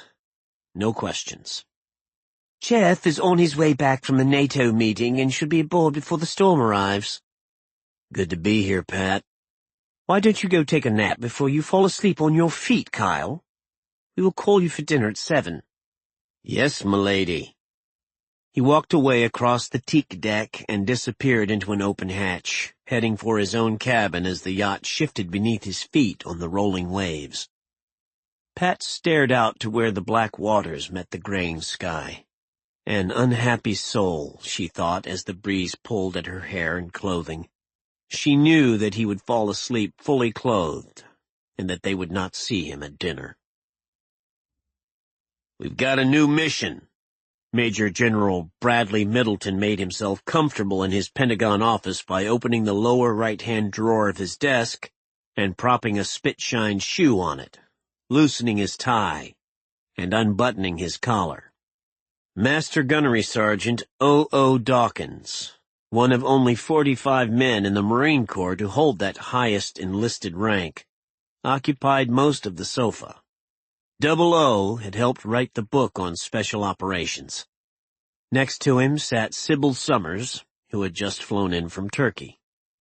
In a chair of burgundy leather sat U.S. Navy Lieutenant Commander Benton Friedman, whose hair was always tousled, as if he had just gotten out of bed. At the Naval Academy he was given the nickname of Wizard, because he seemed to perform witchcraft with electronics and possessed an astonishing memory. Middleton yanked the Navy guy into what was essentially a Marine operation when Trident began, where his nickname became the Lizard.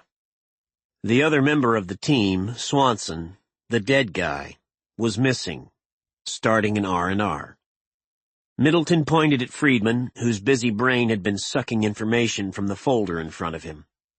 "Lizard, summarize it with anything you've picked up from other sources." "Yes, sir," Friedman said, not looking up. "An Iraqi physicist who we thought had disappeared in 1992 showed up 2 weeks ago in Baghdad. He arranged a surrender to an Army intel officer and claimed to have vital information about a new weapon of mass destruction at a place he called the Palace of Death." Sybil, studying her red fingernails, interrupted. "A WMD? I thought we killed that old horse and buried it a long time ago. Everybody looked everywhere and nobody found anything."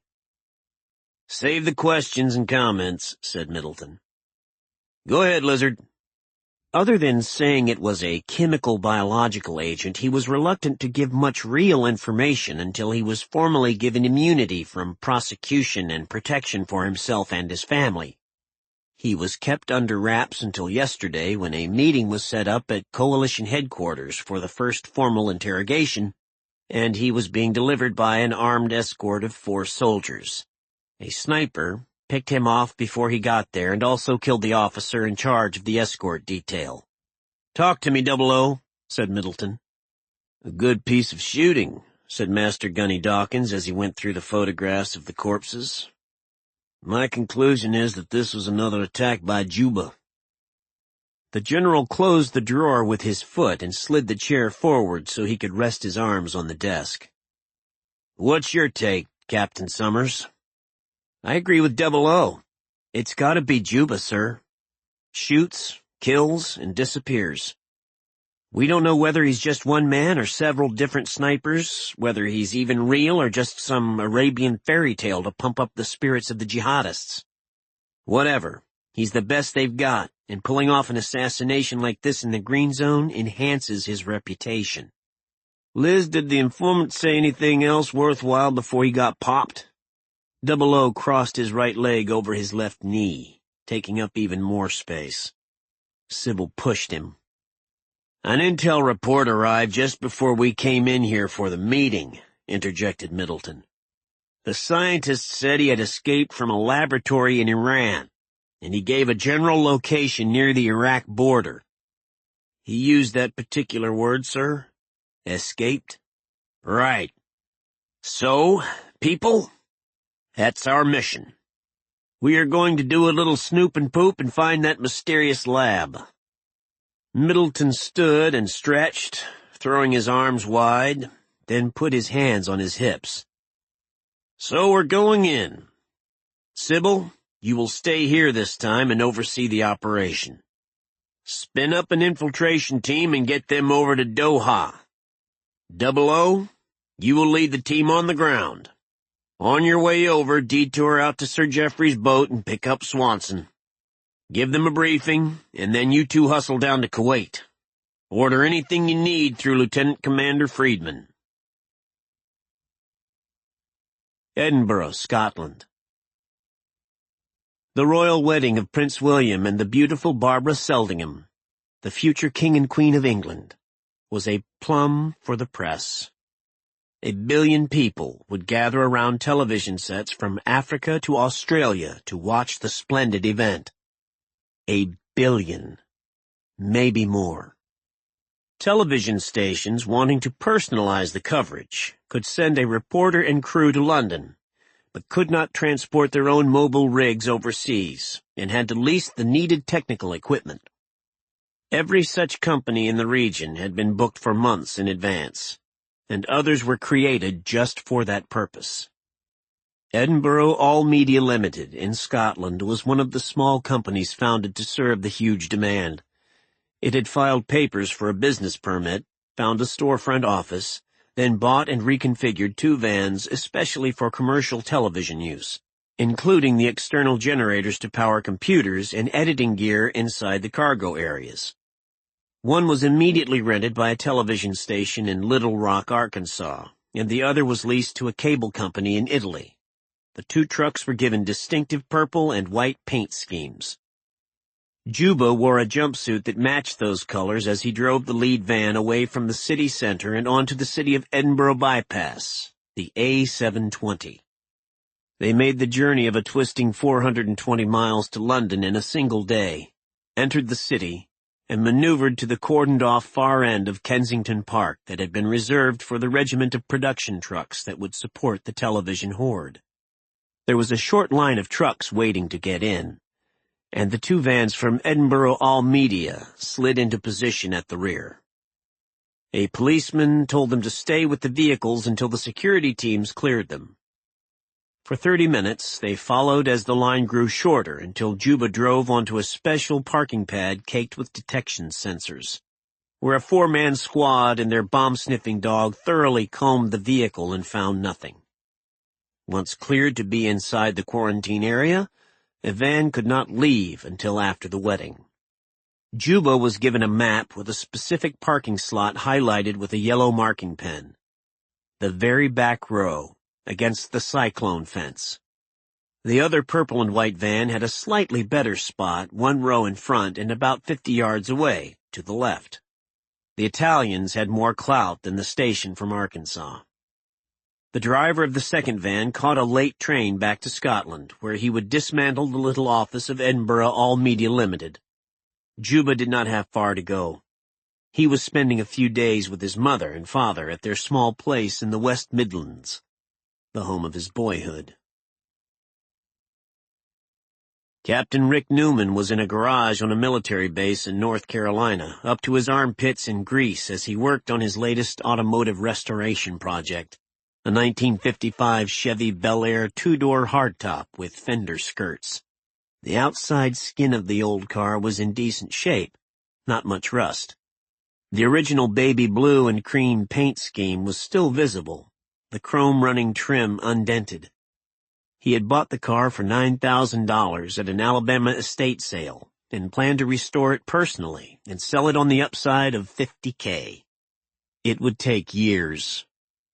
"Hey, Captain, you got a phone call over here?" shouted a motor pool Marine. Rick wiped the grease from his hands and picked up the receiver. "Captain Newman," he said. "Hey, Rick. This is Sybil Summers calling from Trident in Washington." "Hi, Sybil, long time," he said, suddenly alert. "What's up?" "We've got a job for you, my friend. Get back to your office right away and call me back on a secure line. Top secret." "On my way," he said. When he spoke to Sybil Summers on the secure link, her orders were quite simple and explicit. He was to choose 5 more designated operators for a black mission, get over to Camp Doha in Kuwait, and link up there with Master Gunnery Sgt. O.O. Dawkins, who would give them a full briefing. 8 men would be going in, and Newman's group would provide the guns in case something went wrong. She gave him only a brief overview to help pick the specialists he would take, and said he could plus up with scouts, snipers, or anyone else he needed. Trident would chop them from their current assignments and arrange the temporary duty. To Newman, it sounded like he was going to need shooters to provide firepower for a special op. He had plenty of good ones from which to choose. He would rather work with people from his own team, highly disciplined and well-trained, who already knew each other. His group would click together like a well-oiled military machine. Hughes, Tip, and Rawls for certain. 2 more, and himself. The addition was easy. His group was 6. 00 made 7. Who was the 8th? Newman began making calls of his own. London. Television reporter Kimberly Drake was only 2 years out of journalism school and still a little fish, even within her Arkansas station. She wanted to be considered a serious journalist, not just a talking head, and sometimes felt that her good looks were no advantage whatsoever. Then, out of nowhere, the station management decided to send its own correspondent to the royal wedding, just like its big competitors, as part of the continuing battle for advertising dollars. The station gave Kim the job and put very little money behind the trip. Tom Lester, a veteran cameraman, accompanied her, along with a young engineer who would work as a sound man for the stand-ups. The shoestring budget meant they operated out of a small purple and white production van that the station had hired at bargain basement rates. Kimberly did not care. As she left the Royal Wedding Command Center press office in London with her new laminated credentials on a chain around her neck and walked toward the media production area in Kensington Park, she felt like a real reporter for the first time in her life. Kim Drake stood atop her van and sipped a cup of coffee and stared out over the media throng. She had to admit she was a little fish over here, too. A guppy, swimming with sharks. I'll show them all. The Mediterranean Sea. Master Gunnery Sgt. Dawkins set foot on the spotless deck of the Vagabond with supreme confidence, for he, too, was a creature of the sea, having spent much of his life on boats and ships, beneath the water in submarines, or flying over it in planes and helicopters. It was good to be back in his element and out of Washington on this sunny Monday morning, ready to take his best bud, Kyle Swanson, on another hunting trip. He left his luggage aboard the Bird, since they would be leaving again soon. Swanson, Lady Pat, and Sir Jeff were waiting at the edge of the helo deck, and they took him to the stern where a table beside the swimming pool had been set with china and silver utensils and white napkins. The chef had started the eggs when the helicopter was 5 minutes out, and now an enormous selection of delicious food was rolled out by a female crew member dressed in whites. Double O plunged into the meal, hardly aware that the others were only nibbling at the feast since they had already had breakfast. The conversation was mild chatter, waiting for him to finish eating before getting down to business. The four of them were family in many ways, except by blood. The brotherhood of Spec Ops warriors was tight, and the men had known each other for years. Lady Pat was their den mother. Swanson had joined the Marines while still a teenager, and it was Dawkins, then a staff sergeant, who first discovered that the awkward boy had a remarkable ability in the unique craft of long-distance precision firing, and was also a natural in combat. Over the years, as they both rose in rank, Dawkins remained Kyle's mentor and eventually spun him off for use in special operations work by non-military government agencies. One of Kyle's more interesting assignments had not involved combat at all, but was serving as a special Pentagon advisor to Sir Jeff Cornwell in the development of a new generation sniper rifle that they called the Excalibur. It took several years of off-and-on work by Swanson, and although he always kept people at an emotional distance, he was drawn in by the magnetic friendship Jeff and Pat offered. When he had introduced them to Sherry Town as the girl he planned to marry, she also was taken under the protective wings of the Cornwells. Family. Kyle had thought for a while there that he really had one. Then Sherry was murdered, and Kyle almost came apart. Pat, Jeff, and Double O had been helping piece him back together slowly over time. Keeping him busy was important. Dawkins finally finished eating and filled his coffee cup again. Lady Pat motioned for the crew member to clear the table, and the four of them were soon left alone on the deck as a soft Mediterranean breeze blew across the stern of the Vagabond. Pat pulled a soft shawl of Scottish wool around her shoulders to stay warm. "I am leaving for London tonight to attend a reception for the royal wedding, and then spend a lot of Jeff's money on new clothes," she declared, looking at Swanson.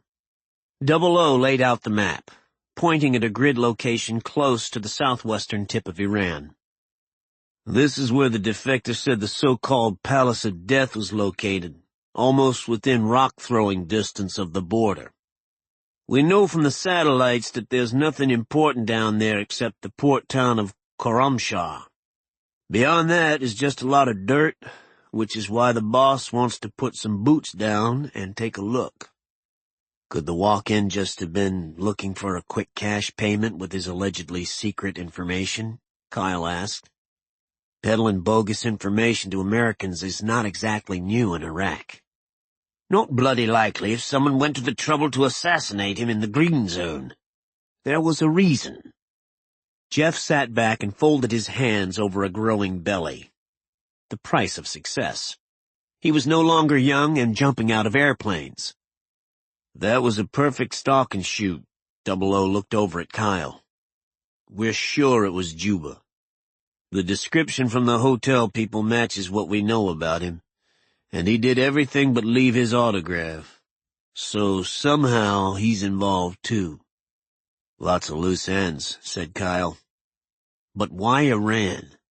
It would be a lot more credible if an Iraqi scientist emerged from Syria, since that's where Saddam stashed his big weapons, up around Al-Baida and in the Bekaa Valley in Lebanon. Iran and Iraq hated each other after 8 years of war and 1 million casualties. I cannot see this level of cooperation, even so many years later." Sir Jeff picked up the map and studied it. Unless... They could almost see the wheels turning in the man's brain. "At the end of that war, there were months of negotiations before the two sides agreed to the solution brokered by the United Nations. Very little was changed in the long run, but some deals were made concerning captured territory and the shared use of the Shat al-Arab waterway." "History lesson number 42, said Kyle. "What is your point?" What if this Palace of Death thing was one of the back-channel agreements? Something even the UN people did not know about. Hussein and the Ayatollahs overlooked their differences long enough to make a deal for the future. Double O was interested. Meaning us? I'll get to that. What was the major thing people remember about the Iran-Iraq war? The use of chemical weapons by Iraq to blunt Iranian frontal assaults. Later came the biochem attacks in the Kurdistan region. You certainly remember the Arabs saying that the enemy of my enemy is my friend. Both sides consider America to be the great Satan. And both sides anticipated that sooner or later, one or both of them would be facing us in combat. Kyle finished his coffee. So these crazies, the mullahs and Saddam's thugs, start planning something way back in the 1980s? A jointly owned and operated bioweapons factory? Then they never used the product? If they were trying to come up with something really new and effective and deadly, perhaps it just wasn't ready in time for the Gulf War, and things tightened up quickly during the current war. So, you think there really may be something to this Palace of Death idea? The name is just a name. Like Saddam's mother of all battles. But they have to call it something. Whatever is out there needs to be uncovered. The Marine Assault Team arrived at Camp Doha in Kuwait as fast as it could be assembled and flown out of North Carolina. They boarded a plane on a sunny afternoon, flew most of the night, and got off to find themselves in the desert sun of Kuwait. A waiting helicopter ferried them to a secure barracks in the Special Operations sector of the sprawling American base at Camp Doha, north of Kuwait City. Every member of the team had been to Doha before, during previous tours in Iraq. It was Little America, Uncle Frosty's oasis, the Marble Palace, the beach, and great Mexican food downtown at the La Palma. Pizza, camel races, ice cream. Doha was not a hardship post. They knew, however, that this was not going to be vacation time, for the first thing they saw in their barracks was a stack of hazmat suits on a table by the door. They pawed through the stack and picked out correct sizes, tossed the suits onto the bunks, and followed Captain Newman over to a private room in a mess hall for chow. Afterward, he disappeared for a briefing, and the rest of them ambled back to their small barracks. Special operators do not linger in the daylight when starting a mission, and they were glad the sun was going down. The lights were off, and Travis Hughes was the first one through the door, feeling for the switch. He was snatched from his feet by a big, meaty arm and thrown to the floor, where someone jammed a knee into his chest and pressed a knife to his neck. Darren Rawls, the next through the door, thought Hughes had tripped and fallen. Then he felt a pistol barrel being jammed under his chin so hard that his head was forced back. The lights snapped on. Master Gunny Dawkins removed the pistol he held on Rawls and looked furious. A guy with a black mask had Travis Hughes pinned to the floor. "You people get in here," Dawkins bawled in a parade ground voice. "There is no safe place over here, not even in Doha. So pull your heads out of your asses right now." The other Marines sheepishly filed into the room and gathered around Double O. The man in the mask sheathed his knife and held out a hand to Hughes. "Get up, Trav," he said. The voice was familiar. The masked guy sat on a bunk, and Captain Newman entered, locked the door, and joined Double O at the front. The attention of the men was totally in focus now because they had been professionally embarrassed by letting down their guard. "Here's the drill," Newman said. He explained the Snoop and Poop mission and told them they would be providing fire support, if necessary, for Master Gunny Dawkins and the other man, who would be principal investigators. Dawkins then took over. "I know that you do not like going into a possible firefight with someone you don't know covering your back, so We have to break a rule here tonight. You all have clearance for top-secret material, and you will never speak of what we are about to tell you to anyone. Ever. Understood?" He looked around and received nods from each of the 6 men. Then he nodded, and Kyle removed his mask. "This is Gunnery Sgt. Kyle Swanson. Because of special ops purposes, he was declared dead back after the Syrian mess. We both now work for Task Force Trident, which you don't need to know much about." "Hey, Shake!" hooted Travis Hughes while others shouted, "Dude!" and "Motherfucker!" and "All right!" They clapped, and a few gave him high fives. Everyone knew Swanson, or knew of him. "Quiet down," barked Double O. "Save the happy horse shit reunion crap for later. Right now, everybody get a couple of hours sleep. We leave at 0200 hours. Be ready." London. Juba showed his pass and walked without incident into the media grounds in Kensington Park, carrying his bag of tools. A small army of technicians was laying down rivers of cable. Lighting specialists were clamping big, glaring bulbs into position. Soundmen were rigging microphones, and makeup artists flung powder puffs and eyeliner on the TV newsreaders, while writers pounded out copy and producers pulled their hair in frustration. Juba was just another tech, and made his way effortlessly through the dozens of production trucks and the forest of satellite dishes atop thin poles. He spotted the distinctive Edinburgh vans, and went toward them. A pretty young woman was seated on the steps of the truck, working on a laptop computer that was balanced on her knees. She looked up with a start when she realized someone was standing in front of her. He wore a technician's purple and white jumpsuit with a belt of tools hung around his narrow waist. Even in the dark, he looked as if he had a deep tan. "May I help you?" she asked. The man referred to a scrap of paper. "Are you Miss Drake?" "Yes." "I'm from Edinburgh All Media. They sent me down to give the vans a last-minute look to be sure you don't have any problems tomorrow. Is your engineer around?" "Sure, he's inside." She led him into the cargo bay. "Harold, this tech is from the rental service and wants to see if anything is wrong." Juba followed her in, shook the hand of the engineer, and turned back to Kim. "Nothing is wrong, Miss Drake. Just a precaution, mind you. We want everything to go smoothly for you tomorrow. So, have you encountered any problems?" he asked Harold. "Nope, but glad you came around to check." The engineer had on a headset and was working a bank of lighted dials. "I'm setting the uplink to go live. Let me know if you need me." "Right. Won't be a minute." Juba studied the desktop area, dropped to the floor to look at the underneath wiring, and clicked a flashlight to see into small places.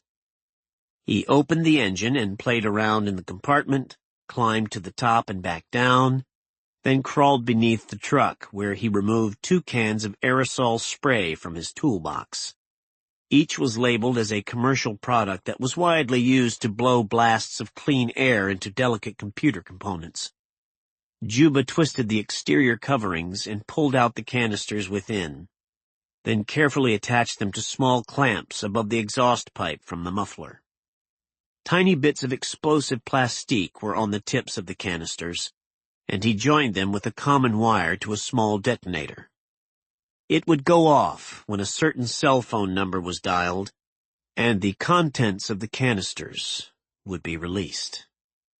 Juba finished just as Kim was doing her makeup at a mirror in the van. "Pardon, Miss Drake, if you don't mind. May I snap a few photos of you and Harold and your cameraman? Hate to be such a bother, but the company wants some pictures for its adverts after you lot are gone. Drum up more business for us in the lean times, you know." The request was so polite that they all agreed, and Juba took out a digital camera. "Just wait until I finish my hair," Kim called. "I look horrible." He shot a series of pictures of Harold at the controls while he waited. Kim snapped off the light and stepped forward. "Anytime you're ready." "Are you famous, Miss Drake?" He clicked 2 pictures. "No, not yet. Working on it." Broad smile, hands on hips, blonde hair in helmet hairspray mode. American Idol. "I find that difficult to believe. Obviously you're talented, or you would not be here." 2 more pictures. "Very good. My thanks to all of you. The company will be pleased to get these. You're okay here, so I'll just be off now to check the other van. Some Italian chaps." He repeated the drill with the Italian van, where only a technician was on duty. There was one big difference. Inside the truck, Juba tilted the driver's seat forward and unscrewed a panel door, and the aroma of fresh coffee filled the interior. "That smells good. Are you brewing a pot of coffee down there?" asked the man at the console. Juba explained over his shoulder that they packed coffee around some of the more sensitive avionic components to absorb excess moisture because the damp climates of Scotland and England played havoc with the delicate equipment. In reality, the strong coffee smell masked the scent of the large brick of C4 explosive attached to a small lead-lined box. Sniffing dogs had moved right over it during the final security inspections. Juba fished out his camera and took a few pictures, then reached inside the lead-shielded compartment and clicked a metal switch attached to the explosive, which lay beside a large aerosol canister. The weapon was armed. He set the timer on a backup detonator, poured in some fresh coffee beans to cover it, screwed the panel back in place, and lowered the seat. "There. That's it now. I'll be going along. Good luck." The technician paid no attention as he left. Kimberly Drake was in a pool of bright light, facing a TV camera on a tripod and smoothing her navy blue jacket over the pink button-down shirt. Her hair and the top half of her outfit were perfect, but since she would only be shown from the waist up, she also wore jeans and white sneakers. She held a microphone in one hand. She seemed to be talking to herself, muttering as she rehearsed her report. As Juba passed, she glanced up. "Thanks for coming by," Kim said. "Keep watching TV and maybe you'll see me someday, rich and famous." Juba returned the smile. "I have no doubt of that at all, Miss Drake. I'm sure that after tomorrow, the entire world will know your name." "One can always hope," she said. "Night." The dull black Special Ops helicopter sliced high above the border between Iran and Iraq in the cold early morning hours at 175 miles per hour, and wind howled through the open cabin. 3 heavily clad men stood attached to safety harnesses behind the 7.62 miniguns mounted at the side door and the port side escape hatch, and a .50 caliber machine gun on the lowered rear deck. The U.S. Air Force pilots had engaged the stealth capabilities of the big MH-53J Pavlo III enhanced helicopter, such as the infrared engine exhaust suppressors, and the sensor package in the craft's bulbous nose sniffed for danger signals. The Pavlo had gone across the border at a high altitude but then swooped down like a hawk through the night, the pilots trusting the terrain-following radar as they hurtled the machine forward only 100 feet off the deck. The biggest helicopter the Air Force had, the versatile Pavlo, a direct descendant of the Vietnam-era Super Jolly Green Giant, was the platform of choice for covert insertions and extractions deep in enemy territory. Kyle Swanson hunched against the icy blast, protected somewhat by the extra insulation and activated charcoal lining in his bulky hazmat suit. The mission-oriented protective posture, MOP, outfits, were to protect him against chemical, biological, and aerosol agents. But the heavy rubber gloves, masks, and booties made Kyle feel as if he were wading through syrup. On top of the suits, they carried full combat loads, including double water, ammo, and chow for 3 days. The crew chief's voice cut through the communications link into Swanson's black flight helmet, telling them to get ready. Kyle signaled. 2 minutes out. The Marines wobbled to their feet and grabbed handholds as the chopper flared into a hover and lowered. Double O was at the head of one stick of Marines, and Captain Newman led the other, and through the open hatch they could begin making out some details of the land below. Kyle was in the rear to make sure everybody got off. At a motion from the crewmen, they all scrambled down the rear ramp and had to hop only about a foot to hit the dirt. Swanson watched them all go, gave a signal to the crew chief, and leaped from the lip of the ramp himself as the payload tilted nose down and soared into a 2,000 feet per minute climbing turn for the return to Camp Doha. The team sprinted into a perimeter position and hit the dirt with weapons covering all 360 degrees. It was dark out there, and also very quiet, an almost tangible feeling of solitude after the racket of the helicopter insertion.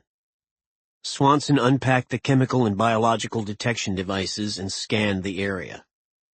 To give themselves plenty of distance from the suspect site and minimize contamination danger, they had landed 4 kilometers away. There was nothing dangerous on the breeze. He peeled off his hood and the rebreathing mask and motioned for the others to do the same. They had to do a fast march to find an observation point, and the Marines quickly shed the mop suits, which prevented anyone from doing anything quickly. Newman did a map check with Double O through the red lens of a flashlight and a GPS locator, and determined they were just where they were supposed to be. Had they come in by parachute, they would have been scattered all over the terrain, but instead they had landed and could move as a cohesive unit. "Rawls," whispered the captain. "Lead out."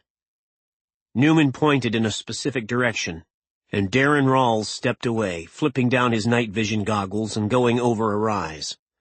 One by one, the others followed him, weapons at the ready, and moving deeper into hostile Iran with every step.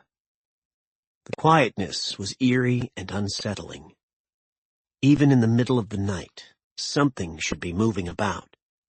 But there were no birds, no small predators, no night foraging animals at all. A few empty shacks. There were some sickly-looking trees, and the fields over which they walked were just dirt with no growing crops, nor evidence of a harvested one. Nothing. An agricultural dead zone near a major waterway. Kyle kept a close read on the dials of his instruments, but they remained steady and in the neutral zone. He spoke to Captain Newman. "Palace of Death should be only a half-mile now.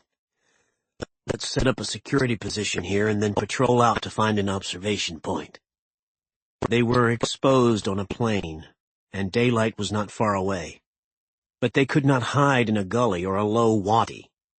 Chemicals and biologicals were heavier than air and tended to settle into the lowest points around, and the dirt in a hole might still grip some of the deadly material.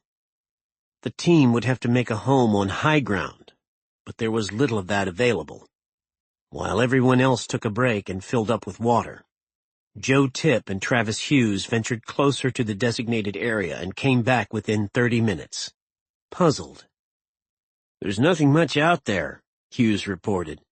"Didn't see anything but a small bunker complex inside a fenced area. Apparently deserted." "No palace?" asked Swanson. "None," Hughes said. "I thought we would find something like Cinderella's castle. This thing looks like a small parking garage on the bad side of Detroit." "Huh?" Kyle grunted. "And get this.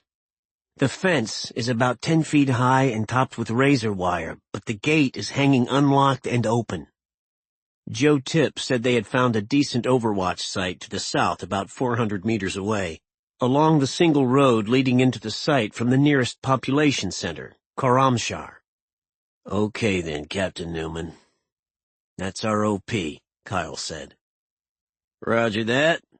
You, Double O, and Tipp set up there, and the rest of us will establish a good support position here." "Let's go," Newman said. Tipp took point, and Swanson fell in behind him reading the dials, while Double O walked at the tail end. The rest of the MARSOC team began building hide sites and gathering bushes for camouflage.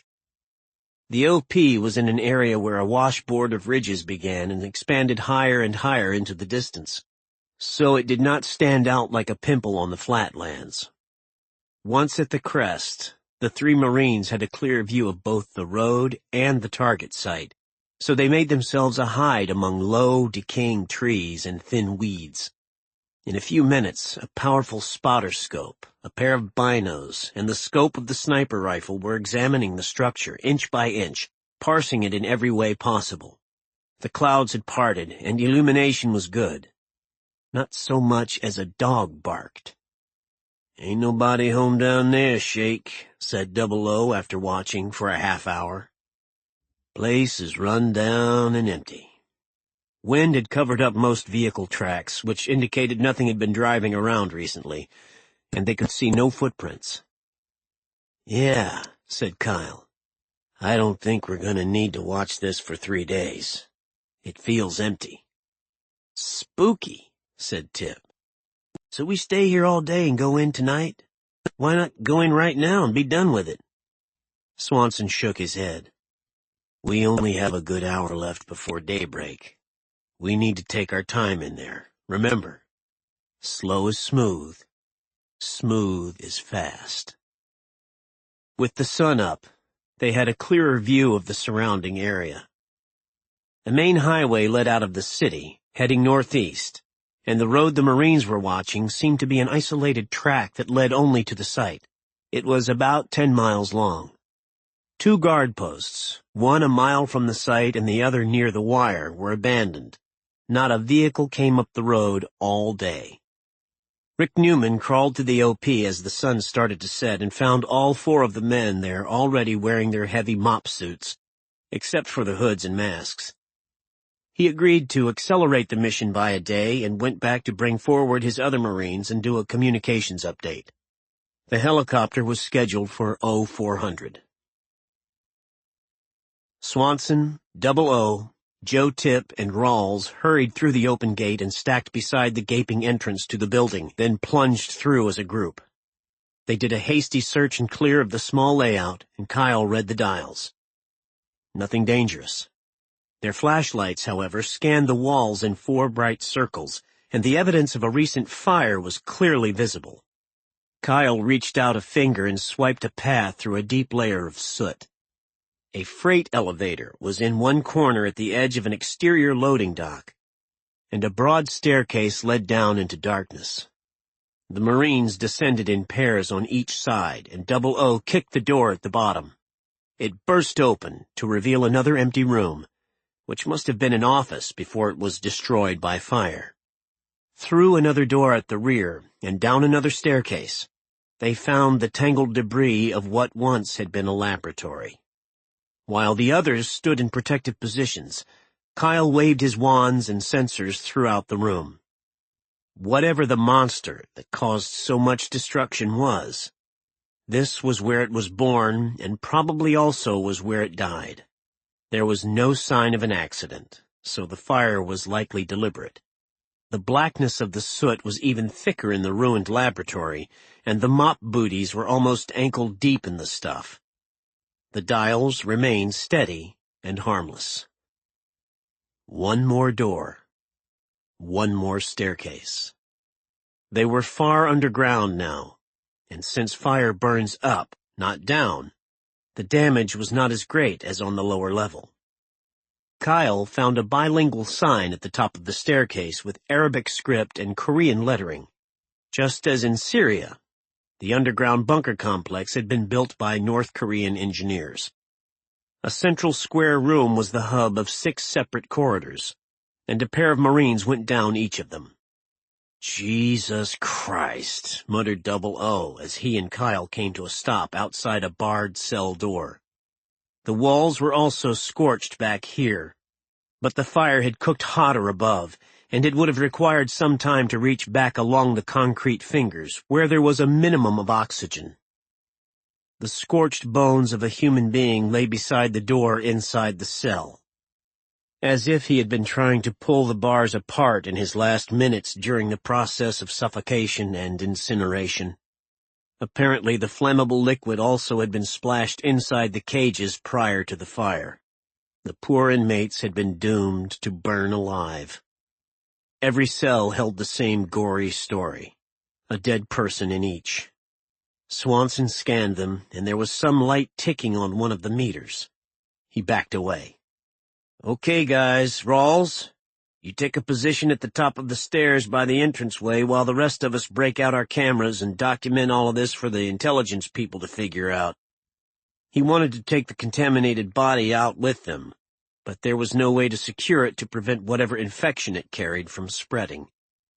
He would have to settle for cutting a few samples from the corpses, sealing them in double plastic Ziploc bags and wrapping those tightly with duct tape.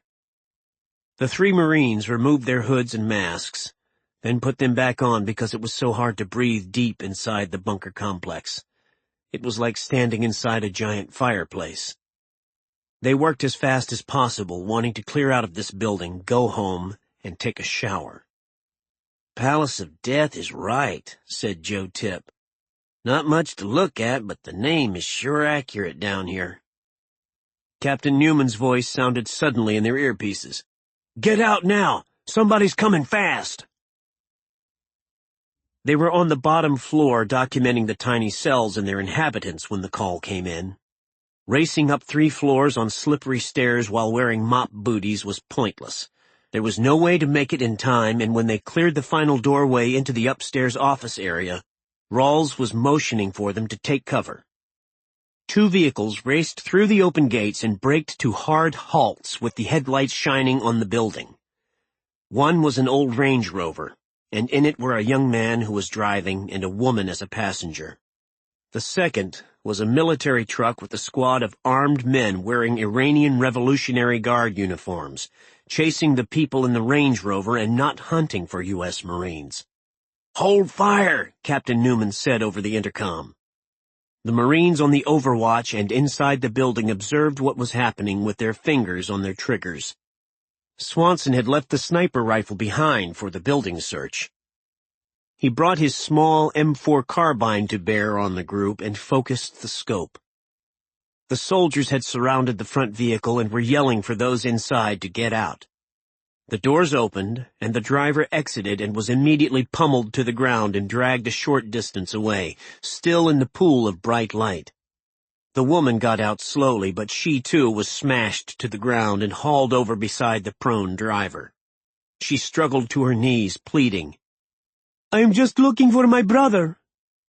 A soldier in a beret, possibly an officer, shouted at her, "You're a traitor and a spy! You were told to stay away from this place. Your infidel brother has run away." "No," said the woman. "He would not do that. He is only a student and loyal to our country." "Another traitor." The soldier pulled out his pistol and kicked the driver in the ribs. The man groaned. "And I know who you are, too, only too well. The president of the University Student Council, a man who speaks loudly against our government. You did not come out here just to find her brother." The driver said nothing, and the soldier gave a signal for several of his men to move in and begin savagely beating the young man, who curled into a fetal position. The woman screamed and was grabbed when she tried to protect him. "Call in the helicopter, Captain," Kyle said on his radio. "We're going to stop this." "Negative, Swanson. Our mission does not include contact. As long as they stay outside, we sit tight. Just in case, I'll put the bird on standby." There was laughter as the beating and kicking continued until the driver stopped moaning in pain and went silent, unconscious. "Traitor," said the officer. He walked over to the still figure on the dirt, raised his pistol, and fired 2 shots into the head. He turned to the woman. "You were warned several times. You disobeyed our instructions. A worthless woman troublemaker." He balled up his fist and hit her in the head, and she fell over. The soldiers put aside their weapons and moved closer, keeping her in the full light of the vehicles. One reached out and tore away her head cover, revealing the terrified face of a beautiful young woman with long black hair. They began to grab at her clothing, laughing and calling insults. Kyle said to Double O, "I think we need to take her back for interrogation." "Good idea," Dawkins replied. "Are you sure of that?" came the voice of Captain Newman. Kyle replied, "My mission, my call." They were all under his command, there only to support him. "Roger that. Pave low inbound." Swanson said, "All members listen up. I'll take the first shot, and my target is the officer with the pistol. Double O, take the target to his immediate left. Rawls, you have the target to his right, and Tip takes the guy next to the vehicle." He paused while he scanned the area again. "Captain Newman, your 4 men take the 2 targets behind the vehicle. Ambush commences on my shot." The officer was only 25 meters away. Kyle pulled the crosshairs of his scope on the man's head, steadied his own breathing, and pressed the trigger. There was a single crisp retort of gunfire, and the officer's body stood still for a moment, then fell backward with half of the skull and all of its contents missing. The other Marines opened on their targets, and the IRGs were caught in a crossfire from the observation point and from inside the building. It was almost impossible to miss, and the Iranians had stacked their weapons prior to assaulting the woman. "Cease fire, we're coming out!" yelled Double O, and the 4 Marines charged from the building into the remaining IRG troops, moving forward in a line with their weapons tight on their shoulders. In 10 seconds, the entire Iranian squad had been wiped out, and the shooting stopped. "Let's go," Kyle said as he plucked a grenade from his web gear to throw into the army truck. Tip popped one free for the Range Rover. Double O slung his weapon, leaned over, and easily scooped up the terrified woman in his huge arms. "Don't worry, you're safe now. We won't let anything happen to you." He began trotting back to the observation post. Then there was a burst of automatic weapons fire. The big master gunnery sergeant grunted in surprise, paused for a moment, and then resumed his run, staggering the last few feet until he collapsed face down among the Marines. "God damn, blow that fucking truck away!" Kyle yelled as he lobbed the grenade. Some soldiers had stayed behind with the truck and remained unseen in the firefight. A hurricane of bullets now shredded the vehicle, which lurched hard under the impact until the grenade exploded and the truck detonated in a ball of flame.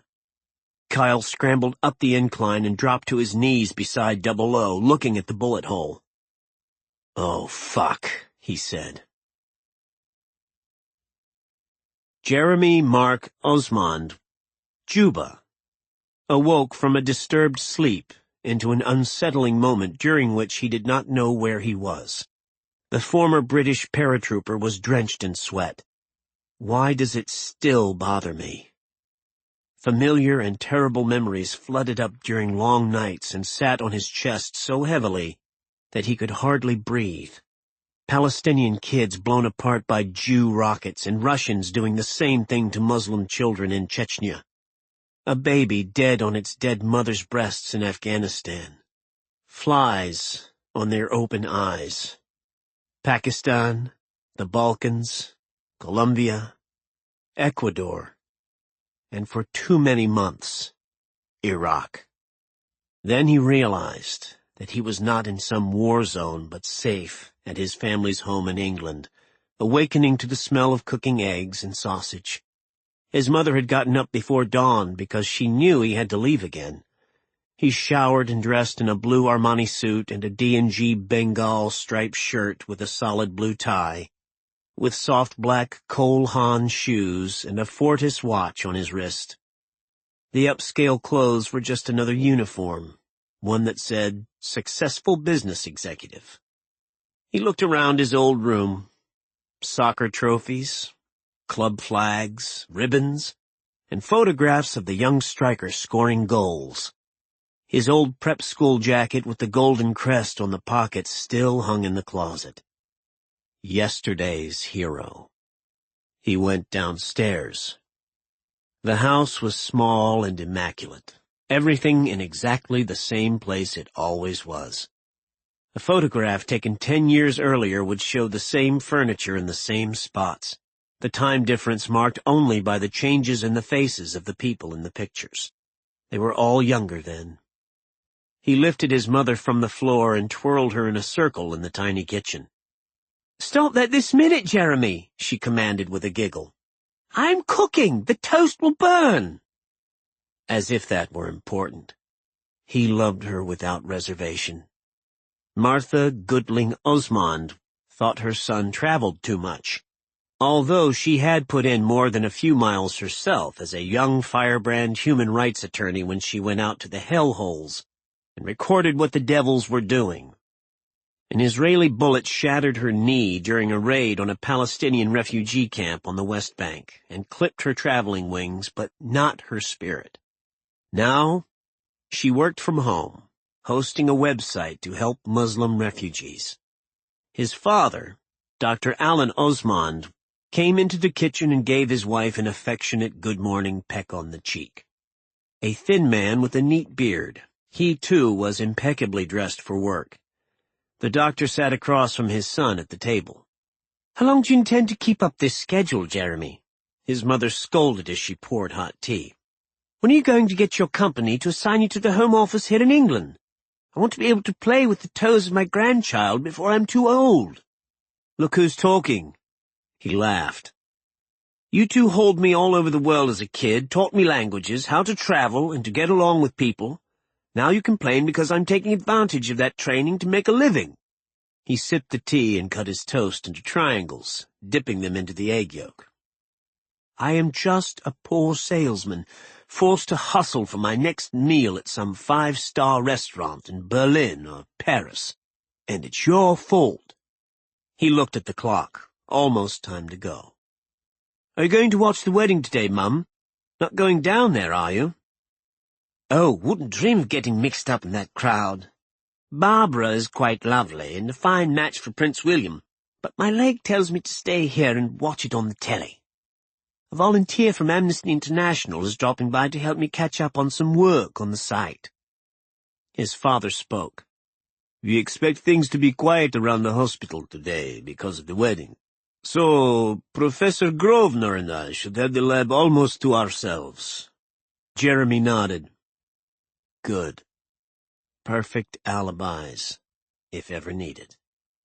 Father and son finished their tea, and after hugging his mother, Jeremy went to the car and tossed his travel case into the back seat. As his father drove, the son wrote a note and handed it over. "You must stay out of London today." The father read it and gave it back with a slight nod of understanding. The son tore it into little pieces and fed it out the window, bit by bit, along the morning highway. The car pulled up at the new St. Pancras International train station in King's Cross, and Jeremy removed his bag and went inside. Since he would be traveling to the continent, he ran the magnetically encoded card through a reading device and passed smoothly through customs and an X-ray tunnel, for he had nothing to hide. Once in the sterilized zone for departures, he would not have to go through customs on the other end of his journey, the Bruxelles Midi station in Belgium. The high-speed Eurostar departed at 6:10 a.m., with Jeremy resting comfortably in seat 55 on the aisle of the first-class, non-smoking car number 9, reading an International Herald Tribune. The Eurostar sped into the mouth of the 31-mile Channel Tunnel, dashed through the tunnel, and popped out in Europe. 2.5 hours after leaving London, he was in Brussels. He took a cab to the Silken Berlaymont Hotel on the Boulevard Charlemagne, asked for and got early check-in, and went directly to his room. With the wink of a tiny green light above the handle, the electronic coded card opened the door. Jeremy Osmond turned on the television and placed his cell phone on a small, polished table beside the soft chair facing the set, then hung up his jacket and brewed a pot of tea in the little kitchenette. He checked his watch again and transformed himself, the genial personality of the pleasant Englishman sliding away like the discarded skin of a snake. His feelings shut down. He became Juba. The wedding went off without a problem, and the royal couple signed the register after the ceremony and walked back down the red carpet. Juba, in Belgium, watched the carriage depart and gave it a 3-minute start through the adoring crowd. He held his cell phone in both hands. When he finally dialed a number, the call bounced off a satellite and into London. It caused a dart of electricity to pulse across the microscopic gap between two strips of copper, closing the circuit in the small bomb beneath the floorboard in the purple and white press van rented by the Italians. It was a crude device, but all he needed to generate an explosion from the C4 to rupture the lead container. The explosion detonated the gas tank and caused a secondary eruption. The Edinburgh van tore apart as the blast peeled away its sides and knocked over the antennas of several nearby trucks. Flying pieces of metal became deadly shrapnel, and all 4 members of the European technical crew and 3 passers-by were killed. Although the unruffled BBC commentators, far from the scene, continued describing the parade, the explosion was clearly heard by thousands on the ground, and the plume of smoke in the rear of the media headquarters in Kensington Park was seen by millions of television viewers before the camera intentionally swung away. The horses pulling the landau of the prince and his new princess broke into a fast trot, and the mounted guard closed around them, sheathing their ceremonial swords and pulling free the carbines attached to their saddles. Kimberly Drake was stunned. The unexpected explosion had smashed her against another truck, and she toppled to the ground, out of breath and dazed. She shook her head to clear the cobwebs just as the strong hands of Tom Lester, her cameraman, scooped her up. Tom Lester, a photojournalist for more than 20 years, had stepped over a lot of bodies in a couple of wars. Any explosion that did not kill him was someone else's problem, but he had not seen one in London since the IRA had quieted down. He looked at his reporter and saw no blood, just shock. He poured water into a cupped hand, wiped her face, and gave her a drink. That was enough tender loving care, and he shook her by the shoulder, hard. "Wake the fuck up, Kim. Pull yourself together. A monster story just fell right on your lucky little head." He turned to see the young engineer looking out of the doorway of their van. "Get back inside, Harold. Get us up live to Little Rock right now. Move, kid. We're not here as sightseers." He snatched his camera and looked it over, wiped the lens, then hoisted it to his shoulder and adjusted the eyepiece to frame the fire, the debris, and the dead. Kim was pegged to the spot by indecision over whether to cover the story or help the bleeding victims around her. Lester shouted, "Get with it, Drake. This story is all ours for the time being, but others are going to be coming. It's your moment, girl. Grab it with both hands." "But these people, Tom." Harold ran up and rigged them with collar microphones and earpieces. "We got the station. Go!" "Kim, what's happening over there?" The familiar voice of the news director back home in Arkansas comforted her. "There was some kind of explosion in one of the TV vans," she said. "It was not close to the parade route and probably has nothing to do with the wedding. Maybe an overheated generator or something?" Lester broke into the conversation through his own microphone. "Fuck that! The goddamn thing blew up almost right next to us. I got some great fucking shots here, dude. Bodies and fires and all kinds of good shit. Kim and I are alone with it right now, but it won't last long. Get us on air." Her heart flopped, but Tom flashed a thumbs up and gave a smile of encouragement. The network was going to carry her report. No other reporters were at the smoldering site yet because they had been out of position, trying to get close to the parade route. In his hotel room in Belgium, Juba smiled as he recognized Kim Drake. She had her opportunity, just as he had predicted. He dialed another number, and this time a soft pop no louder than a firecracker went off unheard beneath the van rented by the Arkansas station. The contents of the canisters bled invisibly into the air, crawled out from beneath the van, rose, and spread. Crew manager William Warner of the London Fire Brigade was chewing a chocolate and peanut energy bar when the first explosion detonated less than 100 meters from his truck. There were some casualties, but only a small area of actual damage, and his firefighters were on it immediately with suppressant chemicals, then waded into the charred debris with their tools. Some cleared a circle for emergency medical personnel. Walker found himself bumping against a small American news reporter with a microphone in her hand.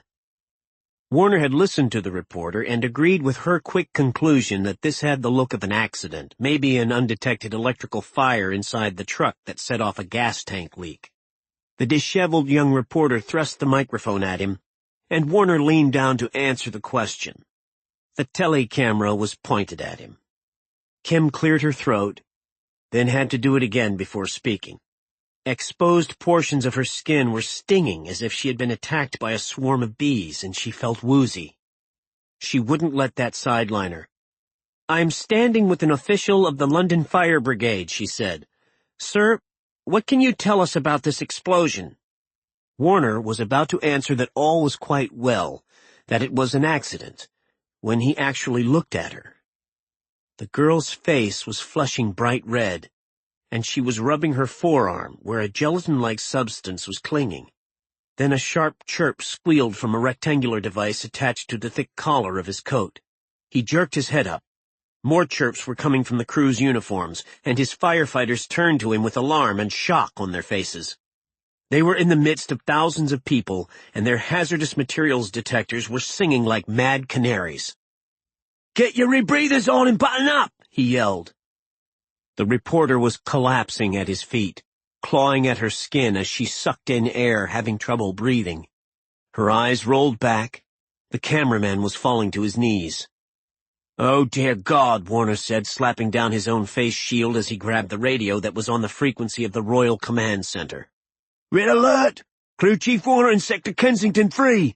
Red alert! Dirty bomb! I repeat, dirty bomb!"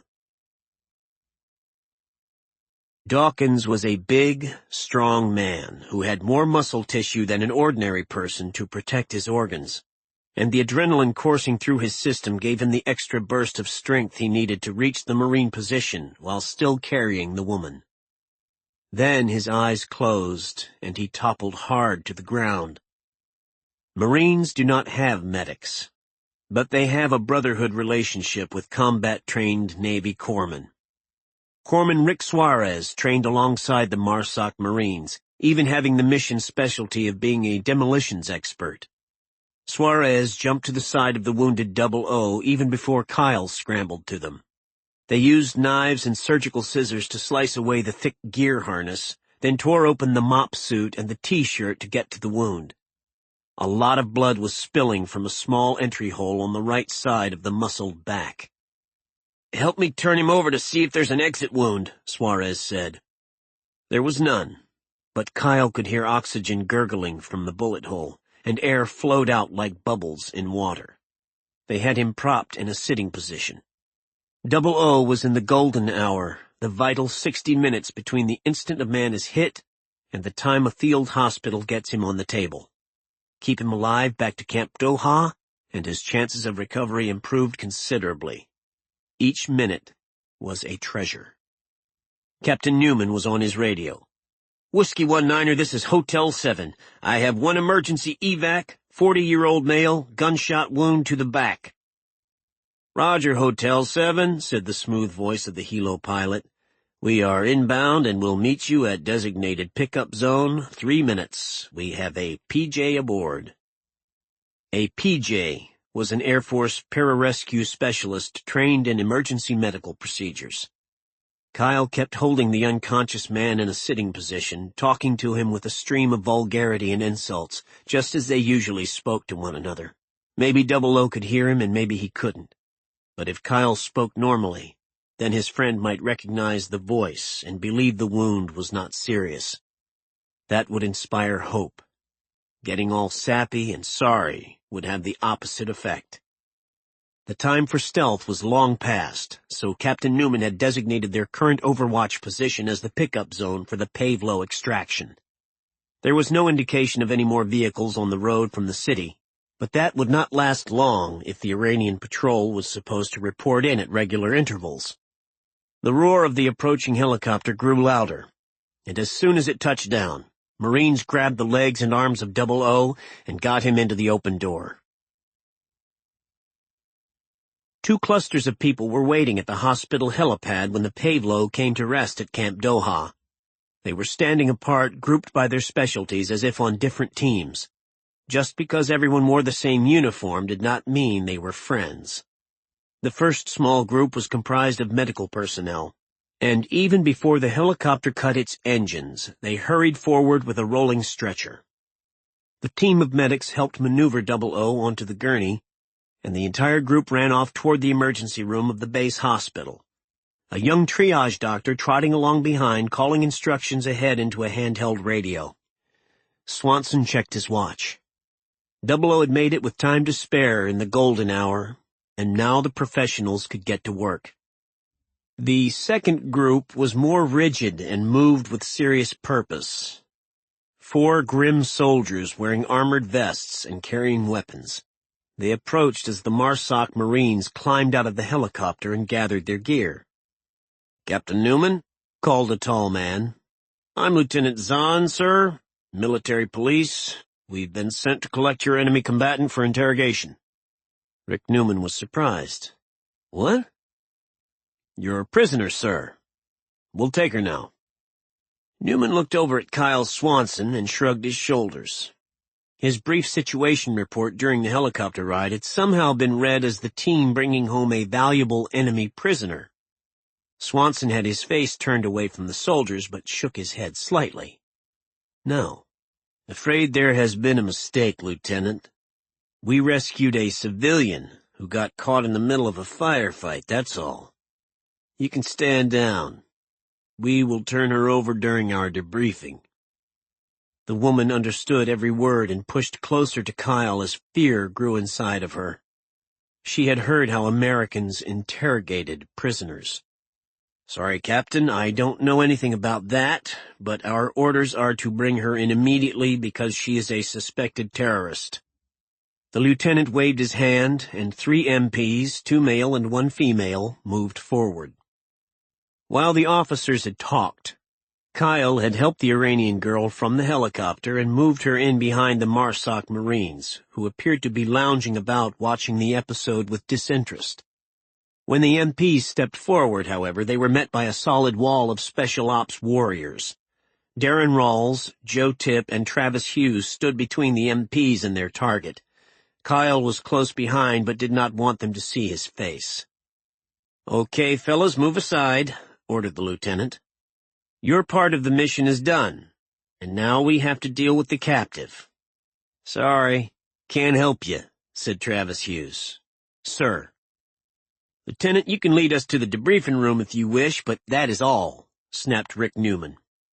Lieutenant Zahn was not used to having his orders disobeyed. He squared up before Newman and sharpened his voice. "Captain, I am giving you a final warning. You and your men will stand aside and give us the enemy combatant, or you will be placed under arrest." Darren Rawls grabbed the lieutenant and leaned into his face. "You want her? Well, you will have to come and take her, sir." The rest of the team formed a knot around the woman and Kyle. Then Rawls pushed the lieutenant so hard that the man sprawled on the helipad. Newman stepped forward and extended his hand to the fallen officer and pulled him up. "Be careful there, Lieutenant. Easy to trip and fall around here.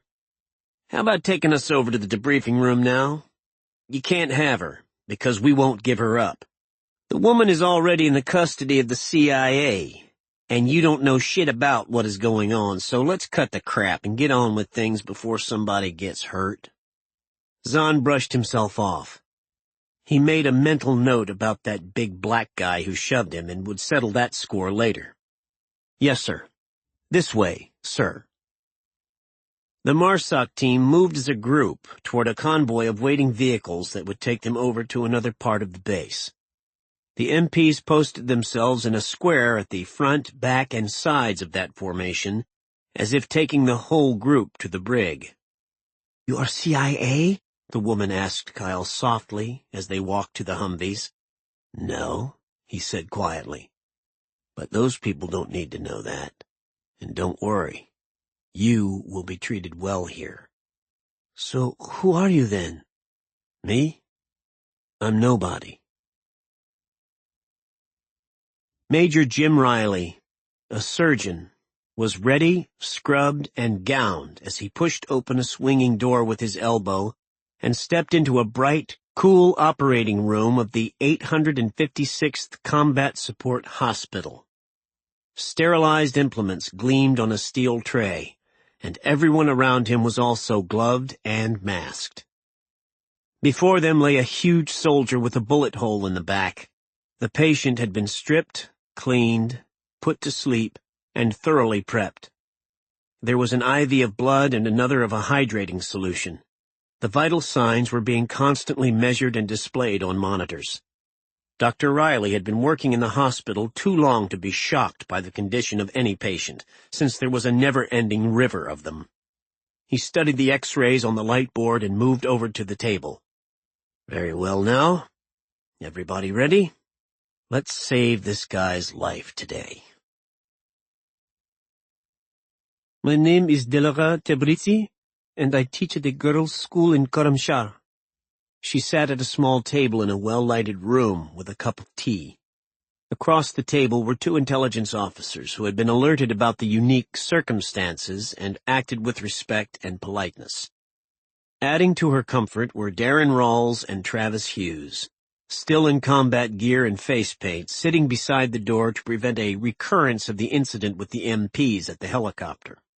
There was always somebody who did not get the word, and Captain Newman had ordered them to stay with her until final arrangements could be made.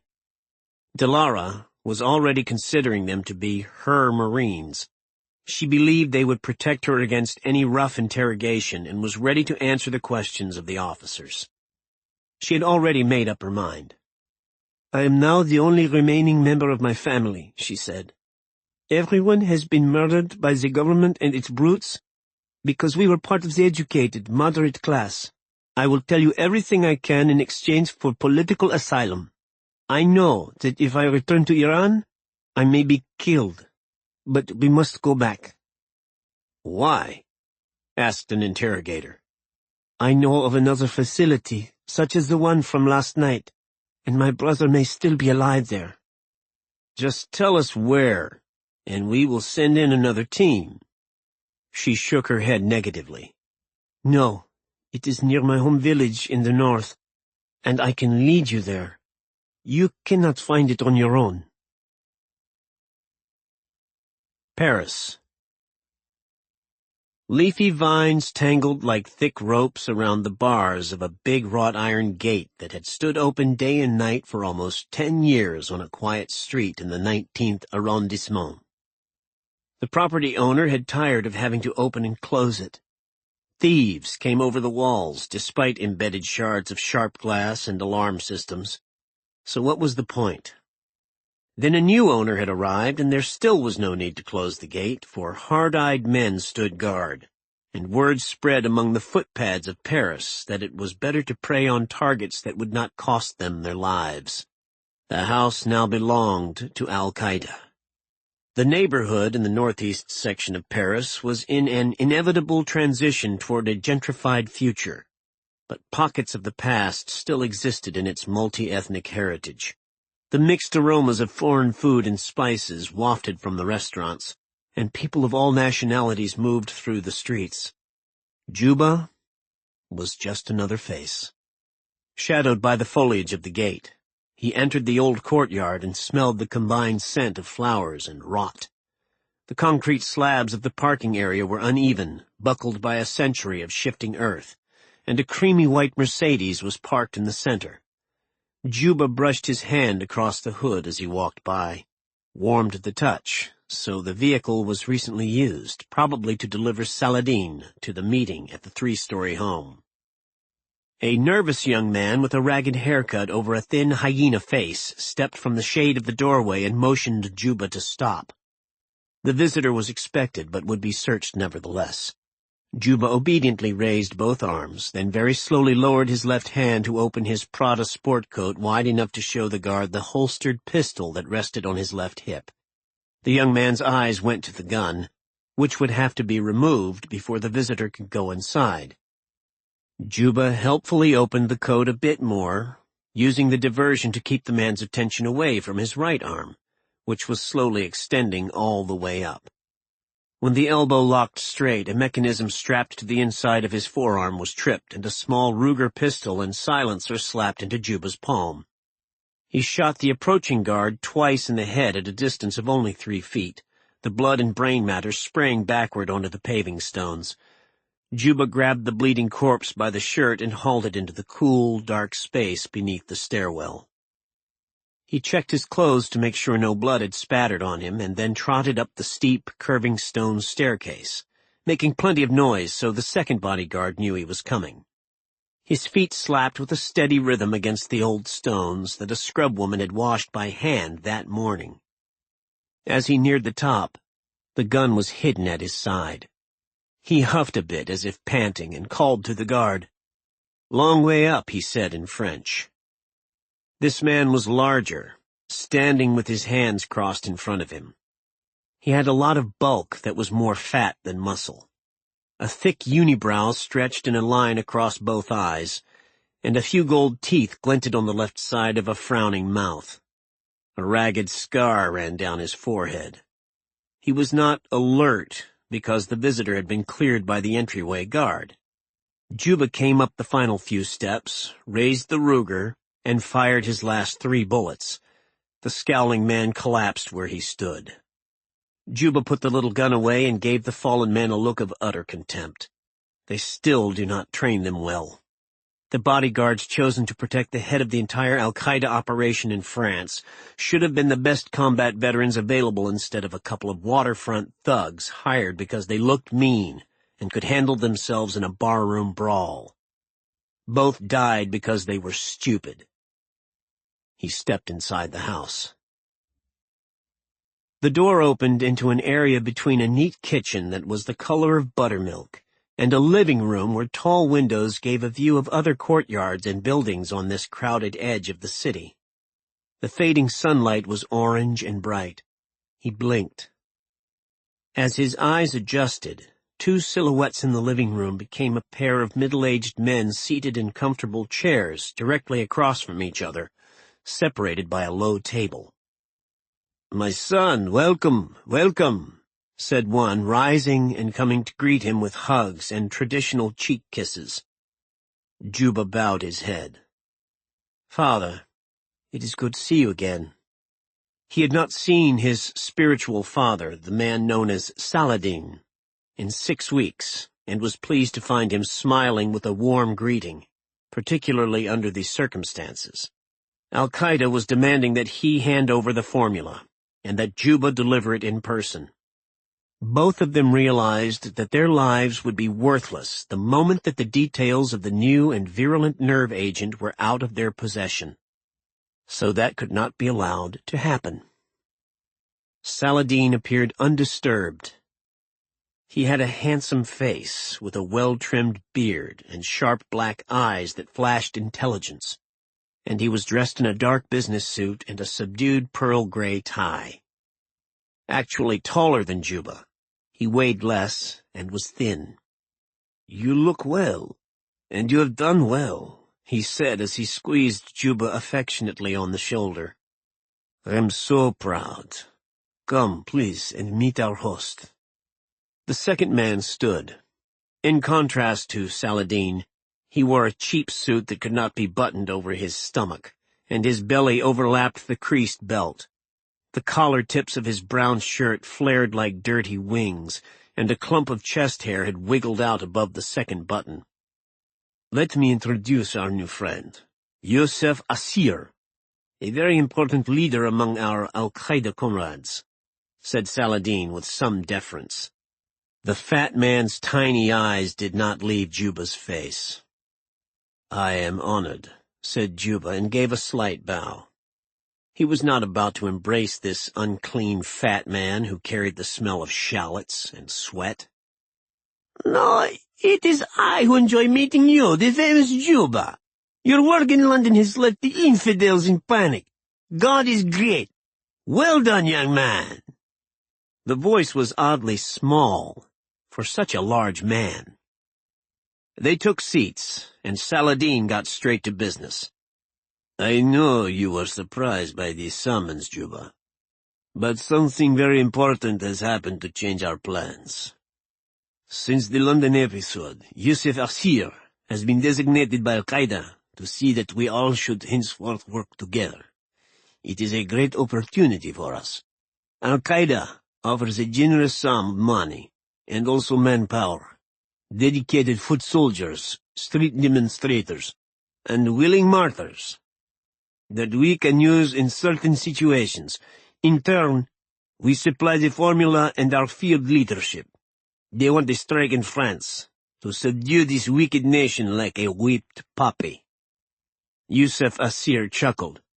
"We are closer here than in any other Western nation. One good push is all we need. Imagine an Islamic government in France."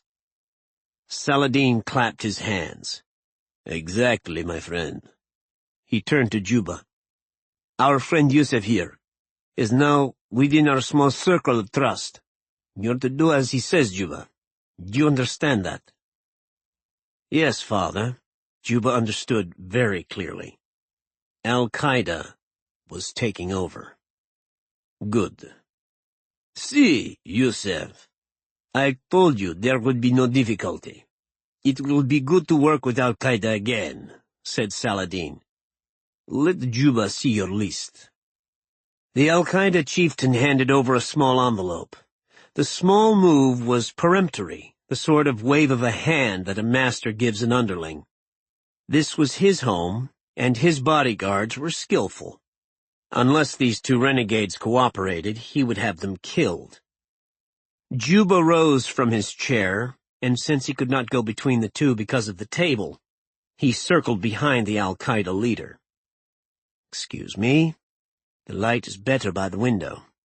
He looked out at the fading sunlight playing with shadows on the rooftops and ran his thumb beneath the gummed flap of the envelope, pulled out the paper and read 3 names, 3 addresses, all in the southern part of the country.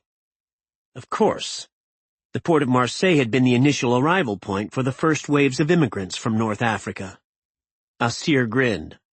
"The first is a judge who has sentenced our brothers to long terms in prison. The second, an undercover detective with a particular skill for infiltrating our group. And the third, simply a worthless traitor. Juba, I want you to kill them all to show that our enemies cannot escape the Prophet's justice." "And the attack in France?" "You leave that to us. We will have our own chemists and physicists construct the weapon under your supervision." "It is not yet ready. The London experiment showed the dispersal rate remains too high." "Another batch just like that will be more than enough for our purposes," said Asir.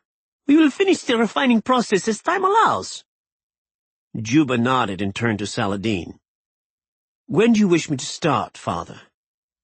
"Immediately, my son. The sooner you complete this, the sooner we can move on." They both knew that they would not be moving at all if they remained in the grip of Al-Qaeda. Very well. Juba slid the note into his jacket's right pocket. The light was dim and purple in the room as he walked back toward his chair. When his hand emerged from the pocket, there was something in it, invisible in the dying, gloomy light. Passing directly behind Asir, he moved in a blur and looped the strand of piano wire around the neck of the Al-Qaeda man and yanked hard on the wooden handle in each hand. The wire sliced into the throat like a razor, and the fat man grabbed at the tightening garrote until his eyes bulged and his tongue hung out. Juba's hatred of Al-Qaeda pulsed through his strong biceps and forearms and hands and into the killing wire as he slowly lifted his victim all the way over the back of the chair while the struggling man clawed to hold on to the life draining away from him. He could have finished it quickly, but did not want death to come easily to this piece of Al-Qaeda filth. He tightened the wire more, strangling the man as he twisted the body out of the chair and let it fall onto a burgundy rug that was almost the same color as the blood oozing from the deep neck wound. Asir urinated in his pants as he died. Saladin remained calm. What a macabre pleasure it was to watch his son at work. The moves were so clean and economical and perfect, like a ballet dancer's, and there was a cold passion to his mastery of so many skills. A maestro of death. Imagine, Juba. This fool actually believed we were frightened. He spat on the body. They will come after us again. No, I think they will simply become a customer. These death signals, the formula still belongs to Unit 999 and no one else. It took us 20 years to develop, and we have repeatedly had to defend our ownership. Now that we're so close to success, no one can be allowed to stop us. Juba washed his hands in the kitchen sink. I will take care of this one, and our men will remove the 2 guards. Very good, my son. Saladin refilled his cup of strong coffee. The London task was flawless. But of course, I expected nothing less from you. I assume the announcement is ready for distribution. Yes, I downloaded the pictures I took in London onto discs and posted them, along with your message, by FedEx to North Korea, China, Brunei, and Tehran. The packages will arrive any time, and someone will have to sign for them, which guarantees delivery. Then it is done. The word will spread from those seeds. Now we wait. You can wait, my father. I have no time to waste. I will relax when it is all done. Would you rather be back in Iraq, taking target practice? Saladin teased his assassin. No, Paris is better. It is too bad that I cannot stay longer. I long for a few days in which I can just be a pure Muslim and sit at your feet again, study the Quran. Physically I am fine, but spiritually I am an empty vessel. My role is difficult. Which is why you are the only one who can do it, replied Saladin. I promise plenty of time in the future for you to walk openly, as one of the faithful, and even go on a Hajj to Mecca and Medina. For now, you must remain who you are. The Prophet bestowed special gifts upon you, Juba. I know your inner struggle and intercede with prayers for you every day. Until the right time comes, you must carry on. You know that. Yes, I am but an instrument of the Prophet. Show me the path, and I will follow. But tonight, I leave for Iran again to observe one final test. The director of our remaining laboratory there thinks the formula will be complete after a final adjustment improves the staying power of the gel. The gas in London still spread too fast. Saladin laughed to break the serious tone. Good. We're finally so very close to the end. After you dispose of this trash, we can go out and have time for a nice dinner before you leave. Juba opened the door and summoned 2 more men to help with the corpses as the slow sun set and the lights of Paris illuminated the night. Saladin stood at the window, feeling the rhythm of the city alter from a daytime center of commerce to a nightscape dedicated to personal pleasures. He liked this house and decided to stay here for a while. He heard the men removing the body behind him but did not turn to watch. The Al-Qaeda fool actually believed an Islamic government could be seated in Paris. It was true that France had more Muslims than any other Western European nation, but that was still less than 10% of the overall 64 million Frenchmen. Assir must have thought he commanded some German army. Al-Qaeda thought in such small terms.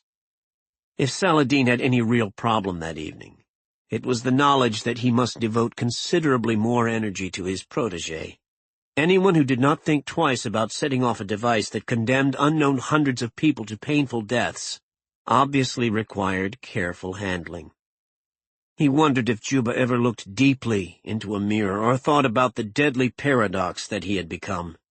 The sniper felt betrayed by his home country, England, and most recently by Al-Qaeda, which had recruited him so many years ago. He had lost faith. Saladin had long listened to Juba's spoken outward devotion to Islam, and his dream of cutting himself off from the outside world and living like a penniless peasant in the service of the Prophet. The true dedication, however, was not there, and the dream was so unrealistic that it could never be fulfilled. For while he was a skilled assassin and soldier, Juba's motives were muddled and corrupt. He lived in the moment and was never more alive than when in combat, where his senses tingled with anticipation. He was a perfect fit for the sniper hides and the combat holes, but those assignments did not last forever. In between, in the downtime, he had learned to live the good life. He had been ordered to do so and had been declared exempt from violating the Koran. Years of five-star hotels, luxury cars, exquisite tailoring, top-shelf whiskey, and the company of beautiful women in trendy clubs was the lubrication that kept the deadly machine running and ready to strike. The adopted and addictive Western lifestyle cost a great deal of money, and that was the rub. The final rivulet of water needed to bring down his stone bridge back to Islam. Juba had lost his religion, and probably everything else, and didn't really know it. He had learned to like money more than the stern lifestyle preached by the fanatics. Saladin played along, keeping him on a leash, just as a snake charmer must carefully play a cobra in a basket. Cobras do not care who they bite, and Juba no longer truly killed for any cause, not even vengeance. He killed because he enjoyed killing. Camp Doha, Kuwait. After the debrief, Kyle Swanson dropped by the hospital to check on 00, who was still in surgery, then went over to the private quarters maintained for special operations, checked in, and took a shower. The television set in the small room was reporting on the London attack, and he punched up some pillows and lay back on the bunk to watch for a while, then catch some sleep. A pounding on the door ended the brief period of relaxation. Captain Rick Newman and Sergeant Travis Hughes were there, still dressed in their camis and covered with dirt from the mission. As they described the odd interrogation of Dalara Tabrizi, Kyle realized that by sharing her idea for another cross-border operation with the intelligence officers, she had unintentionally kicked down the first of a long row of dominoes.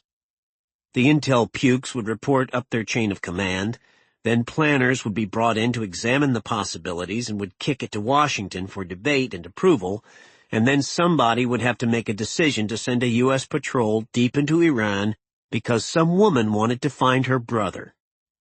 Since the first raid had turned up so little in the way of hard evidence that a chemical device was being built, there would be great reluctance among the higher pay grades to sign off on a risky new mission on the word of a stranger.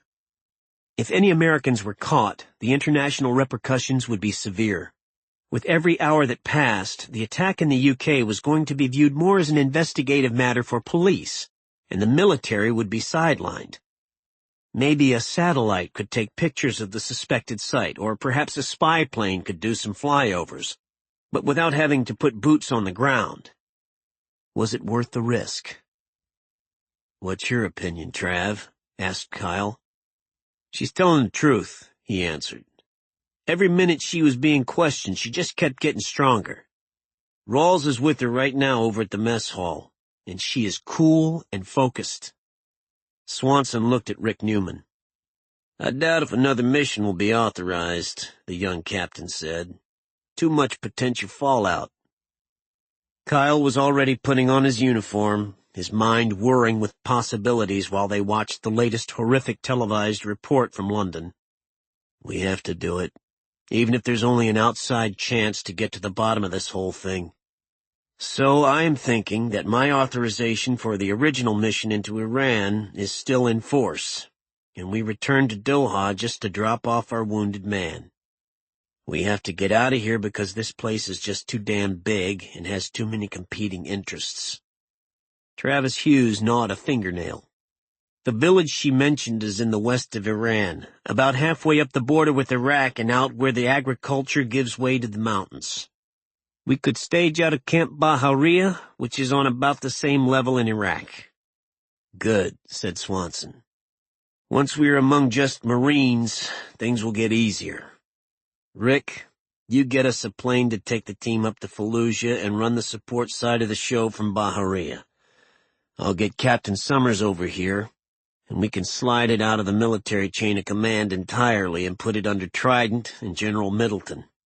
By the time Sybil lands, we want to have this thing already moving. If we keep the momentum going, the paper shufflers will never catch up. Washington, D.C. Sybil Summers arrived for work at 6 o'clock in the morning. Like thousands of other commuters, she rode the Washington Metro to the Pentagon station, patiently took the long escalator ride up to the main entrance, and signed in. As she walked the wide, polished hallway, the place seemed like a giant tomb, and there was an overwhelming feeling of barely restrained excitement as the men and women of the United States military services were preparing to face what quite possibly was a new attack against the homeland. She went directly to the Trident offices. Major General Middleton and Lieutenant Commander Friedman were watching television, with the general switching from channel to channel as each network devoted its entire programming to the news from England. No cheery and smiling wake-up morning show hosts today. Just macabre news reports. "How's 00?" she asked. "The docs in Kuwait say that old warhorse is gonna live to fight another day," said Middleton, and immediately changed the subject. "You up to date on this London attack?" "Yes, sir. Watched some at home and read the Post and the Times." Sybil dropped her purse on a desk. "How do the news reports match up with our intel sources?" "Got no fucking intel," snorted Middleton. "Once again, billions of dollars thrown at 'em, few laws to confine 'em anymore, and the spooks still come up short. How come TV cameras can always be there when the intel professionals can't?" General Middleton turned the sound down and made a quick telephone call to the Pentagon Central Command Post that was monitoring the emergency in England. He asked for the casualty count, grunted, and hung up. "Less than 150 dead so far, from the dirty bomb explosion to the stampede of people trying to get away. But a bunch of people are hurt. The Royals were safely evacuated up to Balmoral Castle in Scotland. Lizard, show her what you're working on." Freeman pulled a chair up to a small computer terminal and clicked some keys, and a chart replaced the news report on the television screen. He folded his arms and rocked back. An oval-shaped blob of red designated the most saturated area of the attack, then faded into bands of orange and yellow that followed the wind pattern. The initial public panic kept things in gridlock for a while, and the authorities were prompt in swinging the emergency units into action. Traffic control, quarantines and showers, getting people into clean zones. Thanks to the warning from that fire chief, the first responders were in protective gear when they moved in, and they probably will have saved hundreds of lives when all is said and done. "The Brits 9/11, said Sybil. "Worse than World War II bombings." Middleton was grim. "They picked on the wrong country. Not only are we their big brother and will kick the crap out of whoever did this, but the Brits are a tough bunch. They won't knuckle under. Ask Hitler." The Lizard was out of his chair, moving nervously about the room as he spoke. "I did some statistical analysis to get a grip on what kind of biochem agent was used in the attack and found something I did not expect. Look." He pointed a finger at the scarlet oval of maximum devastation.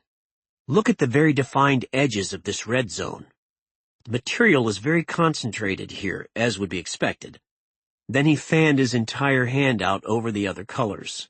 "But the other bands of contamination are extremely narrow." Sybil caught it. For, like all Force Recon Marines, she had been schooled in biological, chemical, and nuclear warfare. The weak point of any chem attack is atmospheric dispersion.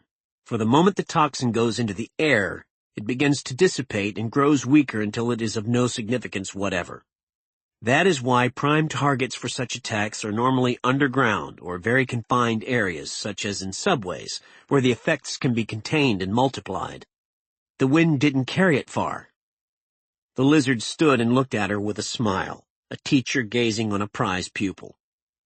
Exactly. He slapped the top of the television set. This looks like something new, a heavier-than-air gas that somehow morphs into a sticky liquid on contact with the air. The contamination readings at the center of the attack are still strong right now, many hours after the explosion. This stuff preserves its lethality even in open air. In other words, it stays at home and does what it's made to do. Middleton nodded agreement. Yep.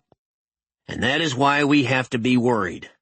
I think this attack was just a field trial. Imagine if huge containers of this stuff went off in the middle of a big city. The death toll could be enormous. Sybil went to a sideboard and poured a cup of coffee, then cocked her head toward Middleton. Every intel service in the world has to be working on this, and the Brits have to be going all out. Has anybody come up with anything? Nobody has claimed credit yet. No demands have been made. All the usual idiots are cheering, but none are raising their hands as being responsible, because if they do, they get wiped out. Lieutenant Commander Friedman read some notes on his computer. The explosion came from a truck in the press area, and the chemical canisters were attached to a second truck. The police identified both as belonging to a rental company out of Scotland called Edinburgh All Media. Middleton was bending a paperclip into different shapes, and it popped apart as he pulled on it. He tossed it aside. Damned media again. That girl stuck a microphone in the fireman's mouth just as he realized what was really happening. Sybil wouldn't buy his anger. Wasn't her fault, sir. The terrorists wanted this to be as public as possible, which is why they picked the press that was covering the wedding. It sent a warning straight into the living rooms of millions of viewers. Poor Kimberly Drake will always be the face of this disaster. She felt a shudder as she recalled the horrible death of the reporter on live TV. The general stood and looked out the window. Okay, you're right. I'm just trying to add it all up in my head. Get your stuff together because we have to be at the White House in 30 minutes for a national security briefing on this attack and whether it may be related to what we're doing in Iran. Sybil asked, "And exactly what are we doing in Iran, sir?" "You will find out soon enough. Swanson's taking another team in, and he wants you over there to ramrod the operation from Camp Bahariya. The Lizard is setting up a flight, and you are out of here in a few hours." "Aye, aye, sir," she replied, thinking, "Wake up in my apartment in Maryland this morning, go to work at the Pentagon in Virginia, visit the White House for a conference, do a drop-by at the CIA over in Langley for a final situation report, then out to Andrews Air Force Base and into the back seat of a screaming fast military fighter bomber for a few hours, and sleep tonight in Iraq. Got to love this job." Kingdom of Brunei, Darussalam. Ambassador Richard Taff was a professional diplomat who had been entrusted by the United States government with the crucial position of ambassador to one of the smallest, richest, and most strategic countries in the world. It was not a gift position awarded to some political party loyalist or to the friend of the president. Instead, whoever held the post had earned his spurs through years of experience in the diplomatic world. Taff peeled off his sweaty orange shirt after a morning round at the Royal Brunei Golf and Country Club in Jerudong Park and concluded once again that the years spent in Nigeria and Bangladesh and Jordan had paid off handsomely for him. What was there to dislike about Brunei? A Malay club boy in pressed black shorts and a white tunic buttoned at the collar brought him a stack of fresh towels. The ambassador wiped his face and chest, rolled the towel into a ball and tossed it into a hamper 10 feet away. "He shoots, he scores," called his playing partner for the day, Zul Jacques Matali, a senior officer in the Ministry of Foreign Affairs and Trade. Nothing but net. It had been a good day, and the ambassador had beaten Matali 3-2 in match play. Now they would shower and dress and have lunch in one of the club restaurants and talk about oil. Brunei was attached by land to Malaysia, but floated on a sea of proven oil reserves rated at about 1.35 billion barrels. The country shipped 206,000 barrels every day, and a great deal of it sailed across the Pacific Ocean to the United States. Taft's primary job was to keep that black gold flowing. Taft took a sip of chilled water from a bottle that had almost magically appeared at his side. There was only one thing to really worry about in this little land where, true, nobody voted, but nobody paid taxes and the country had zero external debt. Oil money did that. The problem was not the human trafficking that masqueraded as migrant labor from other Asian countries, because who really gave a shit? Even human rights groups couldn't keep track of it. Just don't call attention to what was, in reality, a booming slave trade. Neither was there any problem with the mandatory death penalty for drug smugglers, which Taft's people handled quietly when some stupid American kid got nailed trying to bring in dope in a backpack. There was no official arrest, so there was no trial or death sentence, and the tourist was just turned over to the U.S. Embassy, which sent him home on the next plane. At all costs, keep the black oil flowing. The real diplomatic problem in Brunei was that the nation's religion was Muslim. The common law could be overruled in some cases by Sharia law, and the Sultan himself was the official defender of the faith. The same royal family had run the little country for 6 centuries, even after it was spun off as an independent nation by the British Empire. They displayed some enlightened leadership in spending great wads of cash on improvements and allowing at least the appearance of listening to the will of the population of 375,000 people, almost all of whom were literate. Things were politically quiet, and Ambassador Taft wanted to keep it that way. Still, there was discomfort about the overall anti-Muslim zeal that seemed to be sweeping through American politicians, whose words were studied by the Brunei policymakers. There was always the possibility, too, that Al-Qaeda would jump over from nearby Indonesia, make militant inroads here, and turn this fabulously rich nation into a powder keg of trouble. So far, nothing serious had happened. It was so quiet that a citizen of Brunei still did not even need a visa to fly to America. After their showers, the 2 officials went upstairs to an elite restaurant and were escorted to a private table beside the huge windows, with a ring of empty tables around them.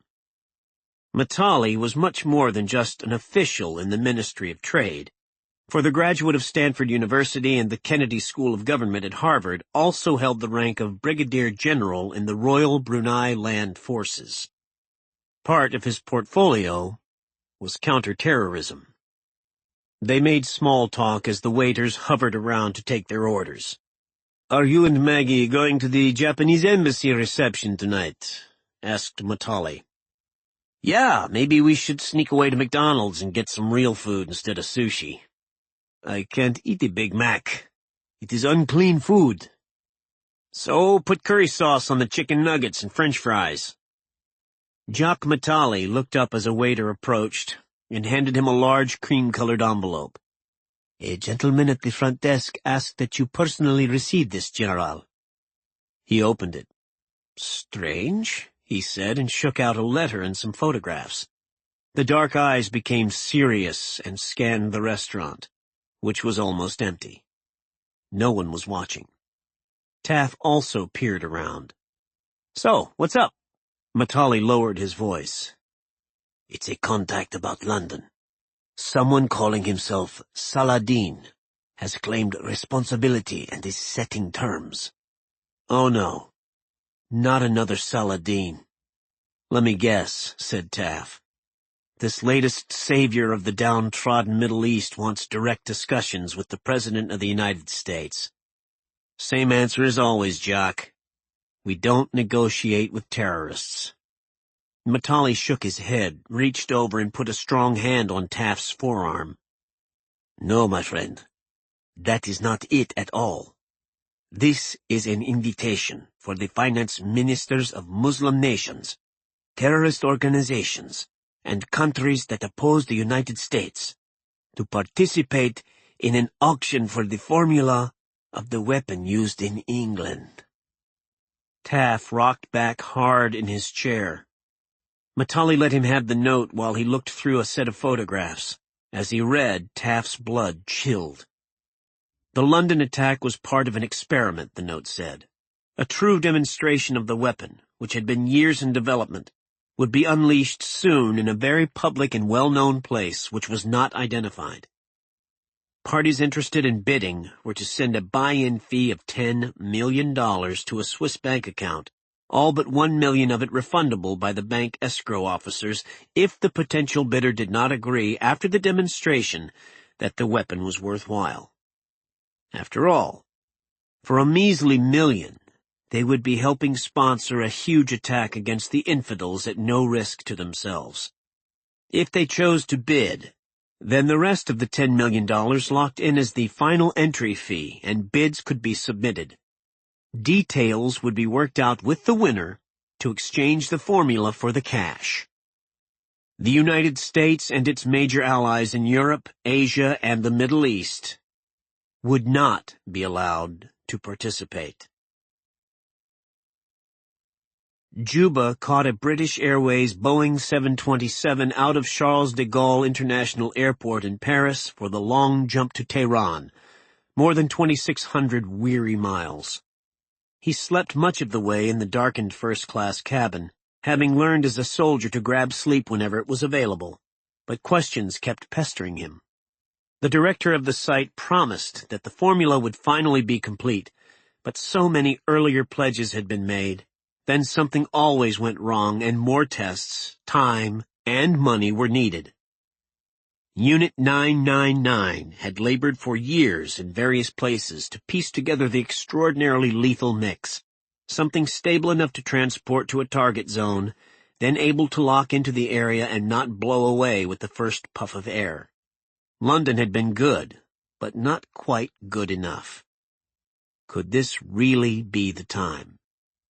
The BA plane landed at Mehrabad Airport, and Juba took a taxi to a 4-star hotel. He could have pushed things and made the 1-hour hop over to Sanandaj on the only Iran Aseman Airlines domestic flight of the day, but chose not to. A long drive to the west of Sanandaj also was needed to reach the site, and he would be exhausted by the time he arrived.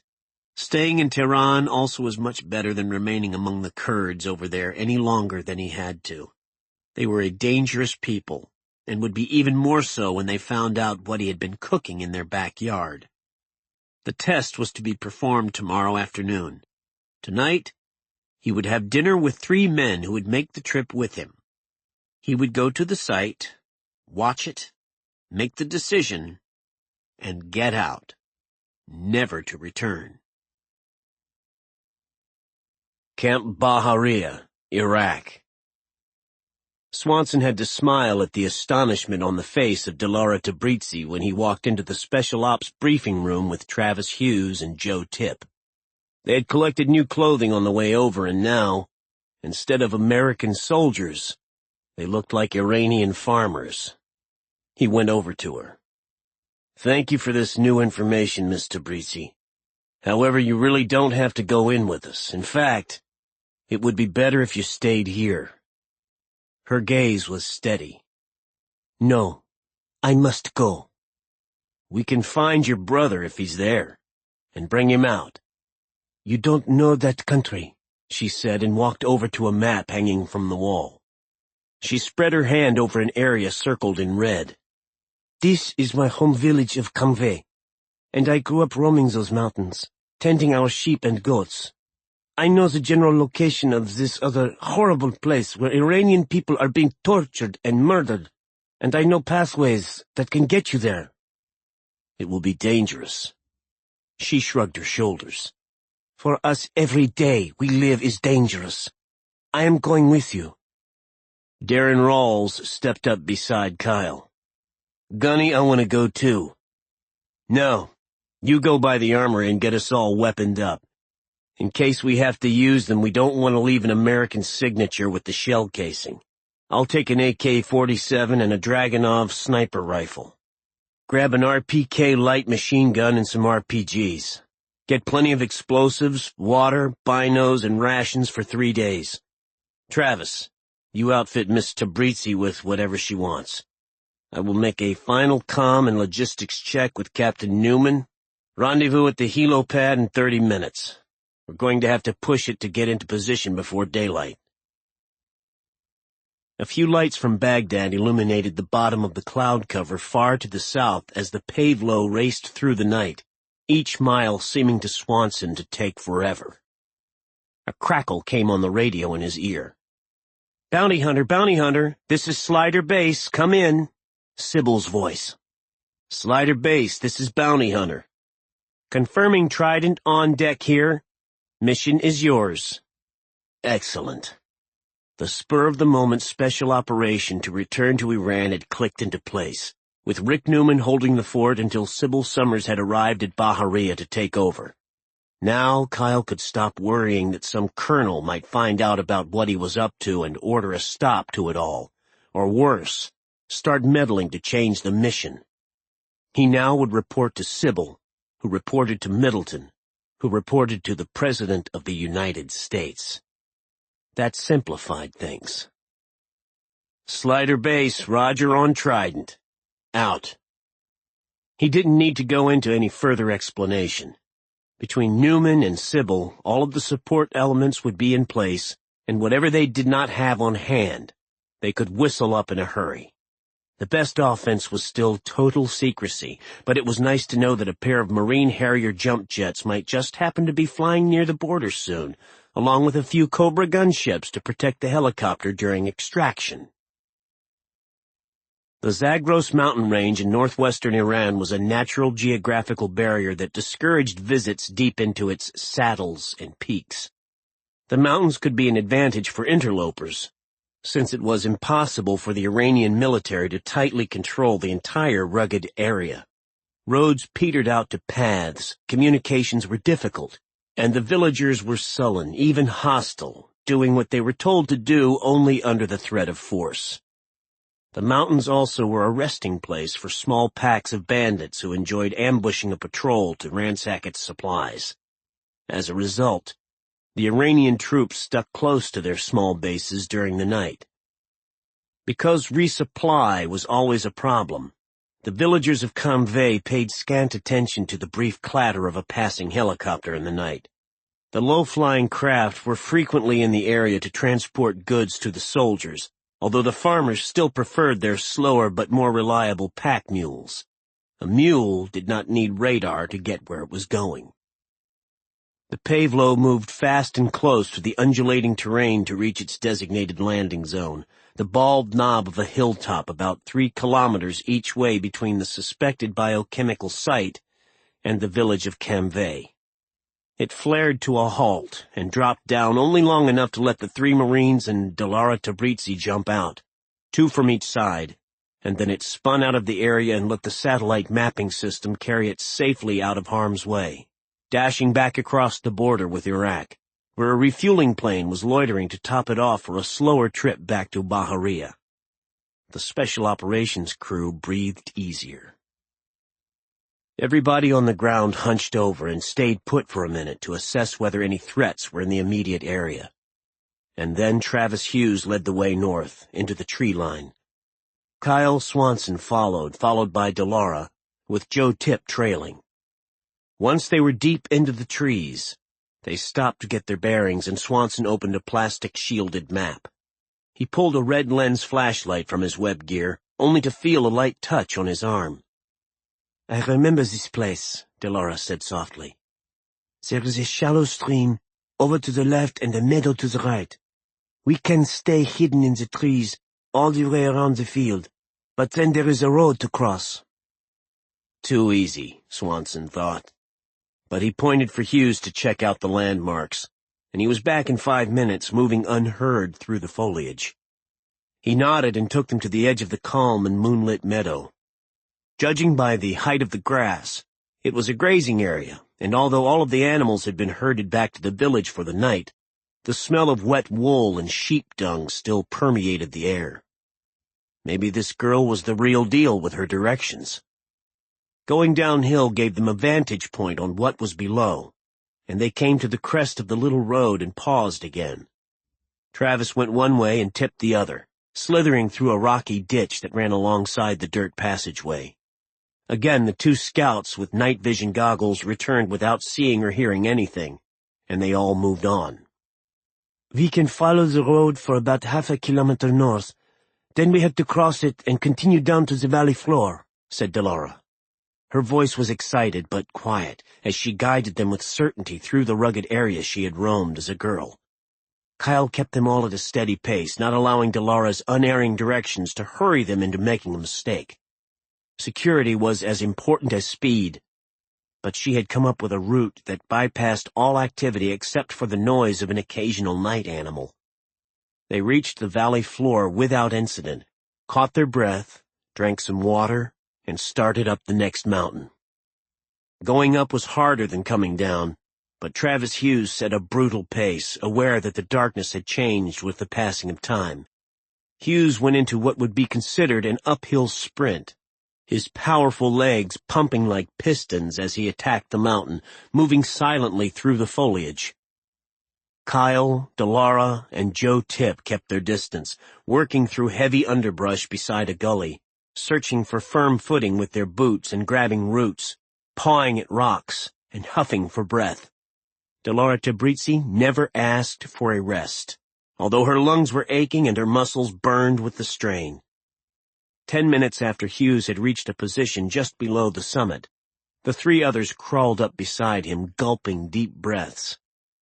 "This is the right place," he said, and then pointed toward a group of boulders about 50 meters away that bumped out from the run of thick trees and undergrowth. They went toward it on their bellies, anxious to clear a place in which the four of them could hide during the coming daylight hours as the morning sun began turning the sky into a definite gray. Delora rolled onto her back, sucking in deep breaths, fighting exhaustion.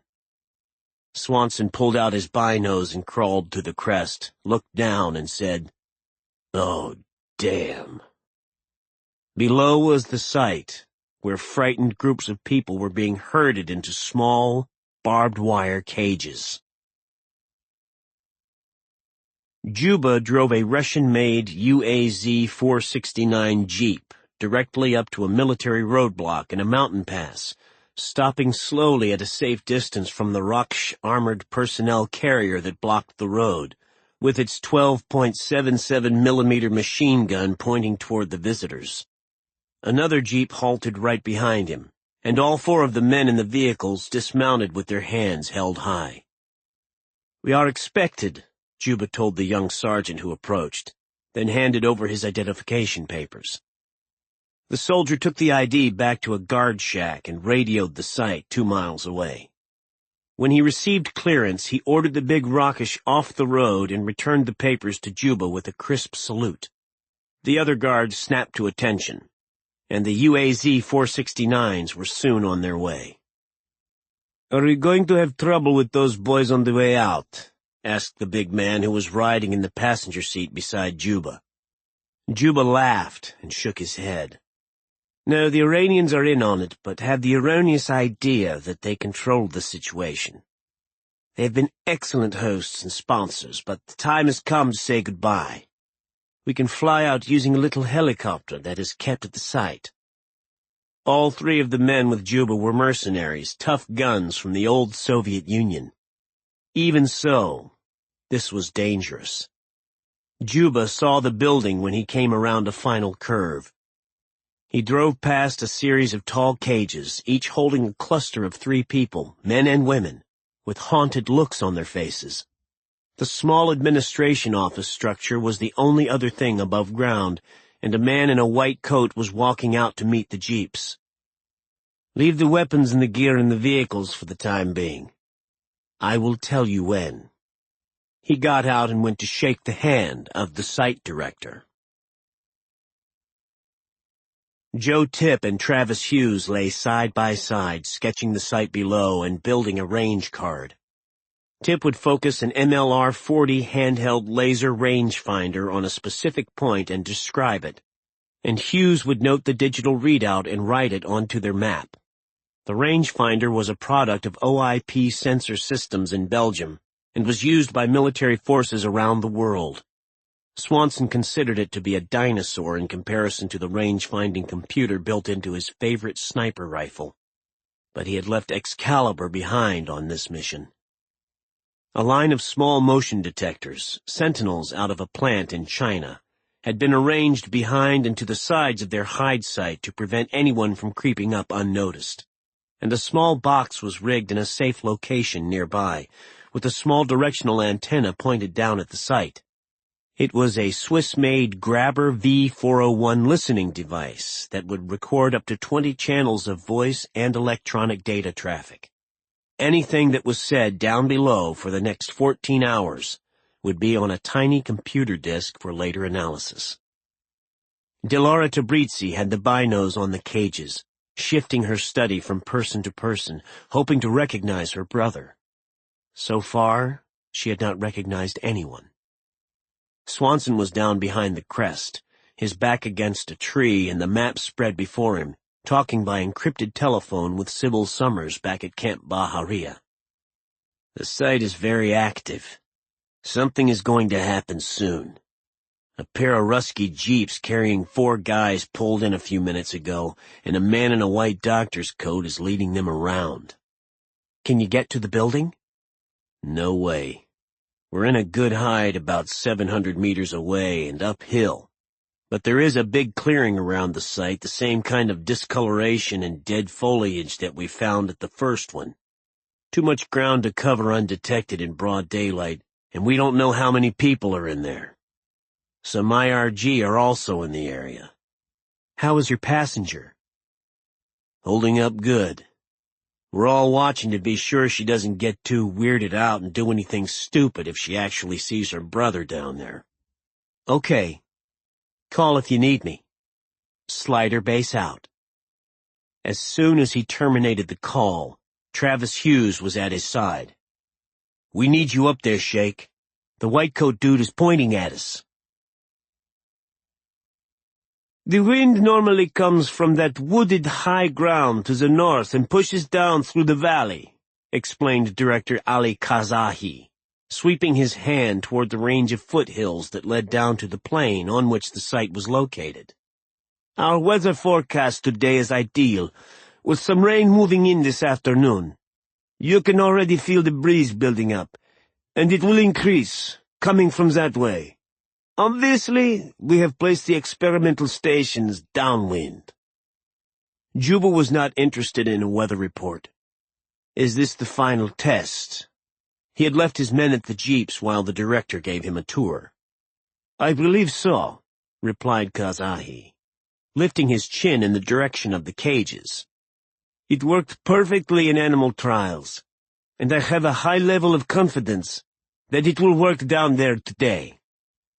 They strolled casually, discussing details, to the first cage, a 6x6 wire enclosure crowned by circles of concertina wire. 3 men were inside, all emaciated and fearful of what the day would bring. 2 had been arrested during crackdowns on government dissidents, and the 3rd was a common criminal. But it made no difference now.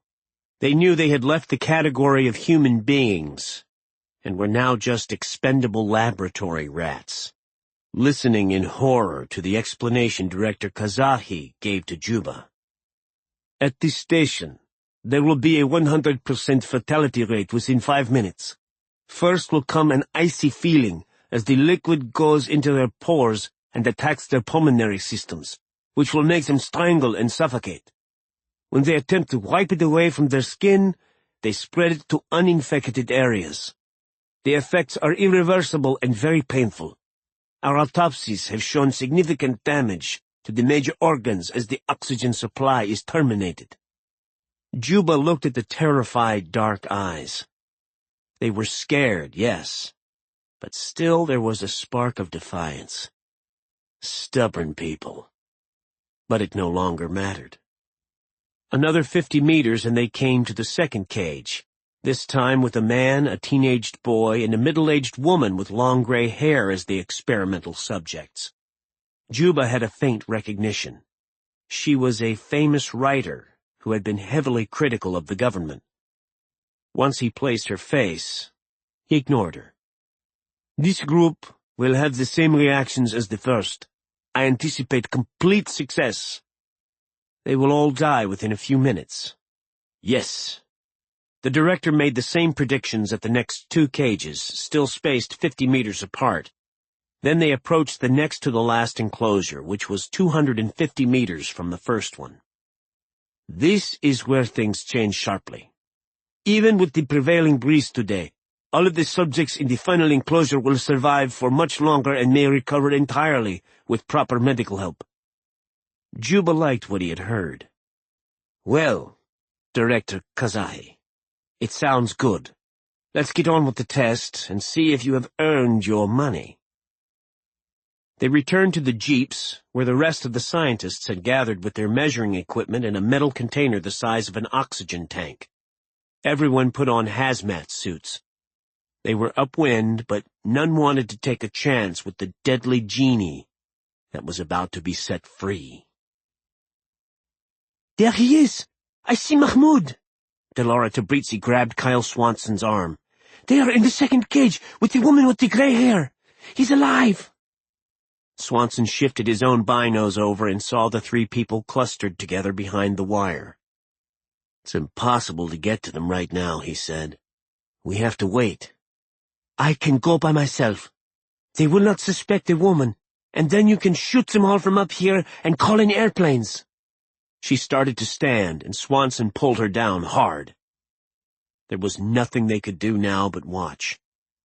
When he saw the men below donning their biochem protective gear, he turned and softly said, "Everybody get the mop suits on, right now." A technician in a white hazmat suit drove a 4-wheeled ATV to the first cage, pulling a cart with a pair of large containers strapped inside. He parked just beyond the reach of the prisoners and unhitched the trailer cart. He secured the canisters so they pointed in the correct direction, then adjusted a nozzle that would diffuse the gas inside when the valve was opened. When one was empty, the other would begin to unleash its deadly contents.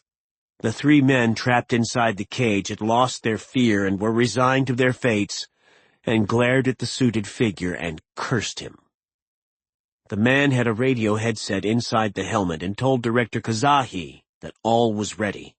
The men at consoles inside the building gave other confirmations. A pause, then Kazahi's steady voice ordered, "Begin the experiment."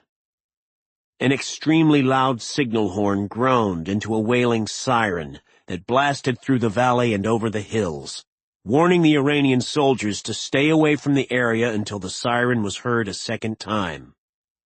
At the roadblocks and on the patrols, soldiers looked nervously at each other and ran for shelter. The technician twisted the knob atop the nozzle counterclockwise 3 full turns, jumped back onto the ATV, and raced away from the area. Over the barking whine of the little engine, he heard people yelling, calling out, and chanting. The prisoners who were about to die in agony were standing at the wire, chanting at the top of their voices, "Freedom!" The hissing gas moved unseen into the air, then spread as it was pushed by the flow of more compressed gas coming behind it. The first scream was heart-rending, but after that there were just too many to tell one from another. The expanding bubble of gas moved on. All 3 men in the first pen had ceased thrashing, and the bodies entered the final stages of destruction. The final conscious thought of each was sheer pain and the feeling that he had been eaten alive. "Now, this is where it gets interesting," said Director Kazahi. As if it had hit a wall, the sticky gas stopped spreading after causing total destruction for 200 meters. The 3 men in the final enclosure had stared at the certain death that had been marching steadily toward them, and were wailing in anticipation of the grinding end awaiting them. Then, minutes passed, and nothing happened. They could still breathe. They were still alive. "Wonderful," exclaimed Kazahi. "Absolutely perfect. Total lethality in an exact space with the contaminant lingering there in heavy doses. It could remain potent for up to 24 hours. Juba was impressed. The weapon would not weaken quickly in a wind because it had been designed to create a specific cone of death and hold its position for a long period of time. "Congratulations on your achievement," he told the director. "How do you clear it out down there?" "We will just have to burn it all where it stands. It's the only way." "Then let's go back into your office while your men take care of it. I need to report your success." Kyle Swanson's brain had kept churning, figuring out a plan. The mission had never been to rescue hostages, but to get inside the building and its web of tunnels to document what was in there. When he saw how the experiment developed, he got the idea to turn the deadly weapon against its creators. Director Ali Kazahi was in his private office. He had spent many months coming in and out of the site and was glad to be leaving for the final time, the complicated work done. Kazahi knew that once the project was completed, his usefulness to the Iranian regime would be at an end. The director folded up his laptop computer, which contained his research, and stuffed it into a black briefcase along with his detailed notes. He then took a final turn around the office, checking every drawer and file cabinet. There were no mementos or reminders. A pile of discarded notes and reams of results was scattered in the middle of the floor, where it would be soaked with gasoline. Everything was to be burned. There would be nothing sexy about the ambush. Just total surprise by an unexpected enemy with overwhelming firepower shooting from a secure position on high ground only 700 meters away.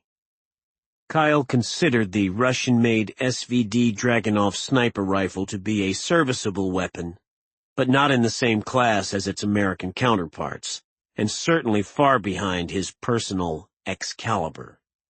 The synthetic buttstock fit comfortably against his shoulder, and his right hand eased around the pistol grip.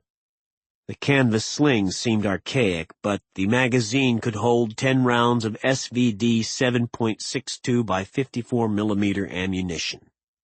It was semi-automatic, not a bolt action, and was almost 50 inches in length, upgraded to a POSP 8 by 42 sniping scope that worked well in harsh environments. It was an old hog, dating back to before the Vietnam era, but it would do what needed to be done on this day in Iran. He slowly pushed the barrel through the foliage and scanned for his first target. He chose one of the bodyguards who had come in this morning and was now sitting on the hood of a jeep, facing away from Kyle. He put the reticle just below the man's neck, exhaled, let his heart beat slow, and squeezed the trigger straight back until the Dragunov barked and the bullet hurtled toward the unsuspecting man at 2,700 feet per second. The Chechenian fighter jerked forward as if he had been slugged in the back by a big hammer, his eyes opening wide with surprise as he fell face down in the dirt. Kyle shifted his aim to another Chechenian who was spinning around at the familiar sound of a shot being fired. Off to Kyle's right, Joe Tip opened up with his RPK light machine gun. With the long barrel braced on its folding bipod, slapping out 3-round bursts throughout the general area. Clack, clack, clack! Clack, clack, clack! Several men were sent sprawling. The crashing symphony of the ambush was fully underway, and none of the people at the site had yet fired a shot in return. In fact, none had yet even reached a weapon. Watching through binoculars from beside Kyle, Dilara Tabrizi viewed the destruction with a burning fury on her face. "Kills them," she said through gritted teeth. "Kill them all." Inside the building, Juba heard the shots, and 3 seconds later the RPG explosion shook the concrete structure, blowing around a layer of dirt and debris. An attack was the last thing he had expected, and he instantly recognized that his situation had totally changed. "What's happening?" Director Kazahi, who had been heading for the door, stopped in mid-stride and turned back. Juba stepped closer, looking through the door and then glancing out a side window. Men were running around trying to find shelter, and smoke was spreading along the ground while a misty haze rose into the air. Either the Iranians are coming to take over this place, or some dissident bandits are making a raid. Either way, it is not good for us. The fools are shooting at the container loading area. Some of those canisters are still filled with the gas. The director dropped his briefcase and grabbed for a fresh biohazard suit hanging on a wall hook as another RPG grenade whumped into the containers and rattled the building. Gas. Juba was beginning to feel a pull of panic and forced himself to slow down enough to think and act. There was no time to go through the complicated procedure of getting a full biosuit back on, and to just stand where he was would be a death sentence. He had to get out. In one motion, he pulled a Heckler & Koch 9mm pistol from his belt holster and fired 2 bullets into the skull of Director Kazahi, picked up the fallen briefcase, and dove through the side window in the wall across the room from the exploding storage area. He tucked his head and shoulders and hit the ground with a roll in a shower of splinters and glass that sliced at him. Juba rose, bent at the waist, and ran toward a little gully in order to put terrain between himself and the shooters while hoping he was moving faster than the spreading and invisible cloud of gas. The wind was on his right cheek, not directly behind him, so that improved his chances of escaping. Wet droplets splashed on his arms and face. The sustained chatter of an AK-47 being fired on full automatic broke the rhythm of the incoming rounds. One of his Chechnyans was returning fire, taking the attention of the attackers and buying Juba a few more steps. The hired gunman was covering the escape in an effort to protect his own paycheck and called out, "Juba! Start the helicopter!" Juba was standing completely up now, panting and sprinting hard toward the field where an old UH-1 Huey helicopter was stationed, his heels pounding hard. The droplets continued to splash on him. The chopper's rotors were sluggishly beginning to turn, and the engine was coughing. Almost out of breath, he reached the bird and jumped into the cargo area, rolling flat on his back, his fist tight around the briefcase handle. "Go!" he yelled. "The gas is escaping!" Juba slammed the big side doors shut, found a dry towel, and wiped his face and arms and hands hard, staring straight ahead at the big drops hitting the broad front windows, some of them coalescing into pools. Rain or gas? He didn't know. Kyle saw the third bodyguard hiding behind a jeep and spraying wildly with an AK-47. The man did not know what he was shooting at and was just throwing out a hail of bullets in hopes of making the attackers duck, or at least pause. Above the racket, Swanson had clearly heard the man shout the name of Juba, but he could not take time to analyze who he was calling to. Swanson pinned the scope on him and saw something happening to his target that made him pause before squeezing the trigger. The Chechnya not only stopped firing, but dropped his weapon and slapped at his skin. His face was twisted in surprise and then in pain. The bubble of poison gas released by the attack had crawled over the bodyguard, and he was trying to rub it away. Then he began to breathe it, and he stood and ran as if there were some shelter, grabbing at his throat as if strangling. "Cease fire! Cease fire!" Swanson called to Tip and Hughes. "The gas has them now. Let their little miracle finish them off." Paris. After the disaster at the biochem site in Iran, Juba spent 2 days luxuriating at the Four Seasons in Qatar, pampering himself and letting the fear of the deadly gel recede from the forefront of his consciousness. To his surprise, he did not die. He booked a Lufthansa flight to Paris with a brief layover in Frankfurt, Germany, and took a cab straight to the house in the 19th arrondissement. Saladin was concerned the moment he laid eyes on Juba. He looked like a man who was crawling out of a pit of despair. "Talk to me, my son," he said. "What has happened?" Juba handed over the briefcase. "The experiment was successful, and I confess it was difficult to watch. Afterward, we were attacked, and the canisters of the gas exploded. I barely made it out alive." "Who did this?" "I don't know. Maybe some politicals trying to free some of the test subjects." He rubbed his palms over his eyes. "No one survived except me and the helicopter pilot. It was too dangerous to allow him to live." Saladin walked to the windows and looked out. It was a bright and pleasant day. "Can you continue?" "Of course," Juba said. "I was just shaken by the thought that the gas had gotten to me.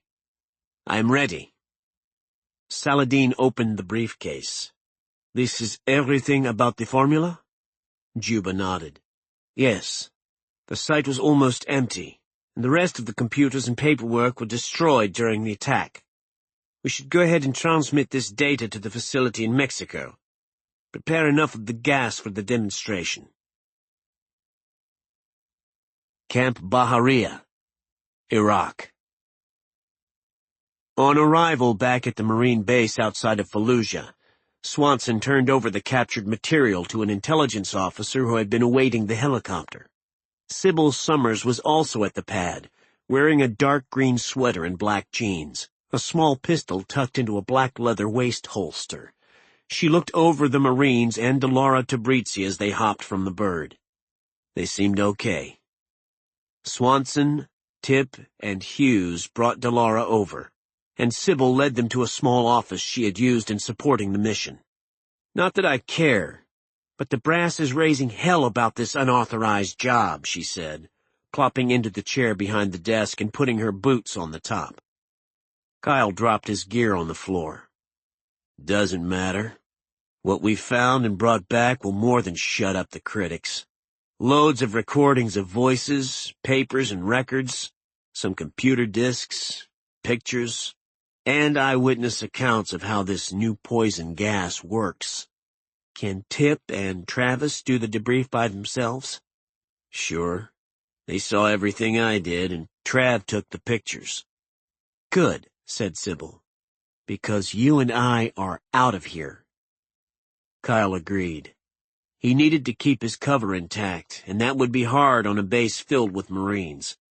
"Then I want to take Miss Tabrizi along with us. I don't want her falling into the system. Once she is debriefed, the intel pukes will hand her to the political types, and God only knows where she will end up. She helped us a lot. We owe her." Delora was seated, watching the exchange.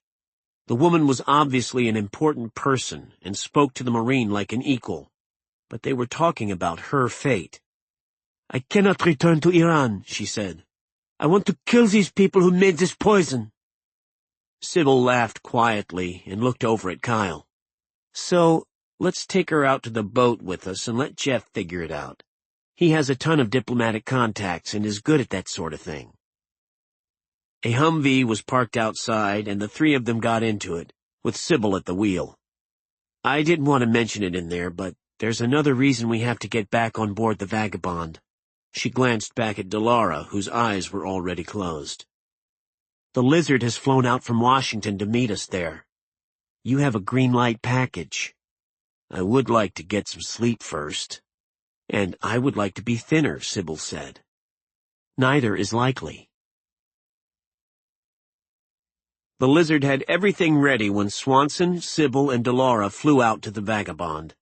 Delora was turned over to Lady Pat for the time being, while Sybil and Kyle met in Sir Jeff's private office with Lieutenant Commander Friedman. A big pile of documents was at the Lizard's side, and his computer was already running on secure circuits. "This is the voice of Ahmed Hikmat Asir, a known al-Qaeda operative in conversation with another al-Qaeda leader. The NSA big ears picked it up. The caller is so furious that he ignored normal security precautions and made contact from his home telephone. The lizard tapped his keyboard and turned up the volume. A torrent of French sprang from the speakers in an angry and threatening tone. The lizard handed transcripts to Sybil and Kyle. It seems that Ahmed had a brother named Youssef, who happened to be at the head of al-Qaeda operations in France. Youssef's body was found floating in a Paris canal several days ago. That's when Ahmed made this call. Kyle read carefully. Ahmed said that his brother was last seen alive before an important meeting at his home in Paris with the outcasts Saladin and his bodyguard Juba. They killed him and his own guards in his own house, Ahmed Hikmat Asir sputtered. Not only that, the arrogant pigs have confiscated the house as their own. He demanded revenge, insisting that al-Qaeda send in an execution team, and that was when the other man realized the danger of the call and challenged Ahmad about making it. He hung up. By then it was too late. The big ears had it. NSA gave it to the CIA, and they turned up an address in Paris for the deceased Youssef Asir. So, why give us a green light? Let the CIA handle it. Sybil skimmed the transcript again. I don't know that. Too far above my pay grade. I could guess that, if the CIA mucks up the arrest of Saladin, there would be an embarrassing trail back to Washington. Anyway, General Middleton gave me the assignment to brief you and get you on your way. I have a military jet standing by on shore. You're going to Paris. What about me? Asked Sybil. We go, but to a support point in a separate location. Kyle comes back there when he finishes. Paris. Darkness had fallen, and it was raining when he opened the window, a nice French rain that alternated between a fine mist and a wet mop in the face. Anyone watching would avoid looking upward, and amateurs would seek shelter. Since he had turned off the lights, the assumption would be that he was sleeping. 3 floors below, an alley stretched along the back of the hotel. Empty. No darker shadows huddled within the other shadows. Kyle stuffed a hotel towel into his jacket, stepped through the window onto a ledge, faced the wall, and closed the window behind him. The lizard had provided maps and layouts from satellite imagery and building blueprints, and the room had been chosen because of its proximity to steel latticework erected for some outside renovation. The lizard had measured it to be exactly 11 feet from the window. Kyle scooted carefully along the wet ledge, grabbed the scaffolding, and was down in the alley in seconds. He went into the shadows of a garbage bin, dried off with the towel, and tossed it. Turning his back to the street and cupping his hand to shield the light, he pushed a button and the dial of his watch illuminated with a soft blue glow. It was almost 2200 on the dot, 2 hours before midnight, and Paris was open for business. Swanson used a combination of taxis and the subway system, frequently doubling back and walking through stores to check for followers, and only when he was convinced that he was alone did he edge to the northeast and into the 19th arrondissement. The first time past the house, he had a cab drive aimlessly around for 10 minutes, and they passed the small compound without slowing. He got out of the taxi 4 blocks away at a small restaurant, where he went in, ordered a glass of red wine, and made a cell phone call. Sybil arrived within 20 minutes, dry and playing the part of a girlfriend. "Hi," she said and touched his hand. She sat down at his table and also ordered a glass of wine, and Kyle explained what they needed to do. Urban warfare is a sniper's specialty because all windows and buildings and fences offer places to set up a hide. He had no intention of allowing the coming fight to be fair, and he and Sybil could check out the place as a couple on the street without arousing suspicion. They would look for ways to tilt the playing field in Kyle's favor.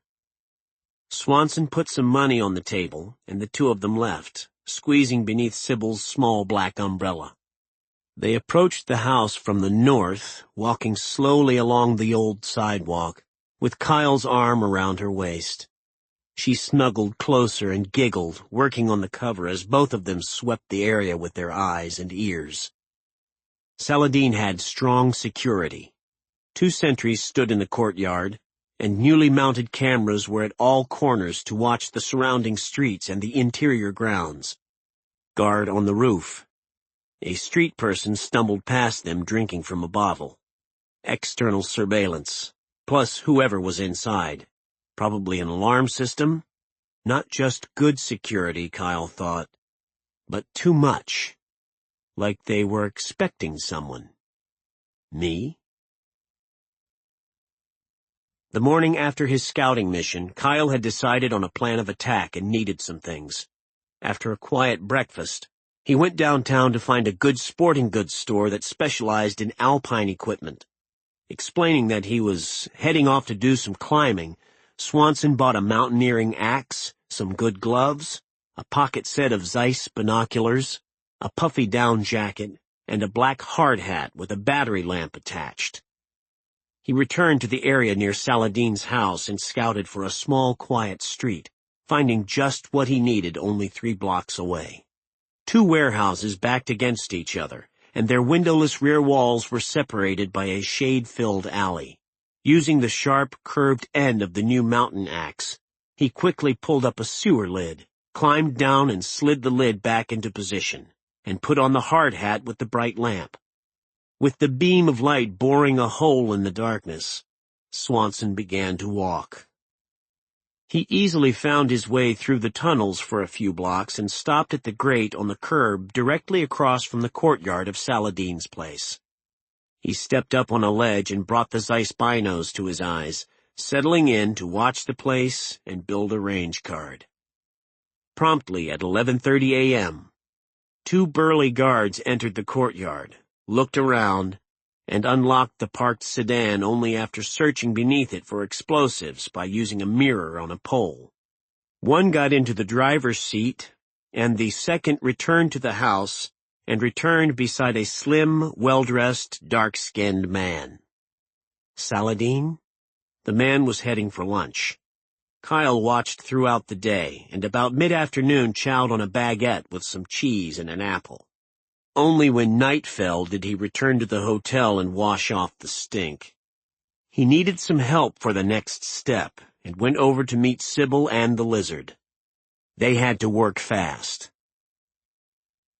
Lieutenant Commander Friedman stretched in his chair before the all-seeing eye of his laptop computer.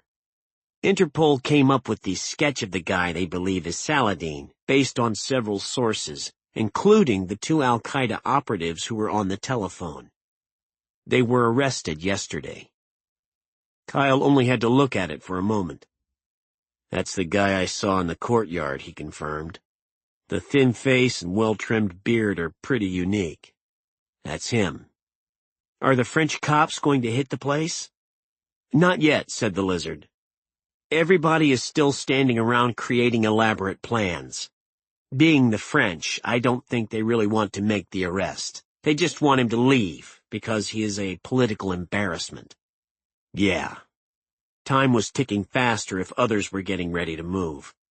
He had to be done before the authorities were in place to figure out what happened. Swanson finished a sketch of his plan, using maps that the lizard had printed out, and gave them their assignments. "We're doing them a favor. When Saladin sticks his head out for lunch tomorrow, they won't have to worry about him anymore.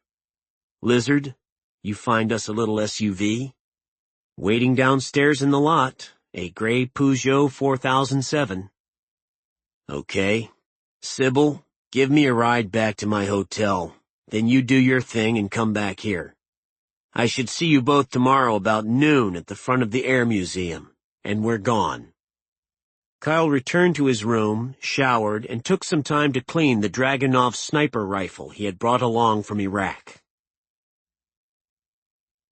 Just before the sun came up, Kyle had disappeared again beneath another sewer lid, clicked on the light of his hard hat, and found his way back to the proper grate, this time with the Dragunov across his back.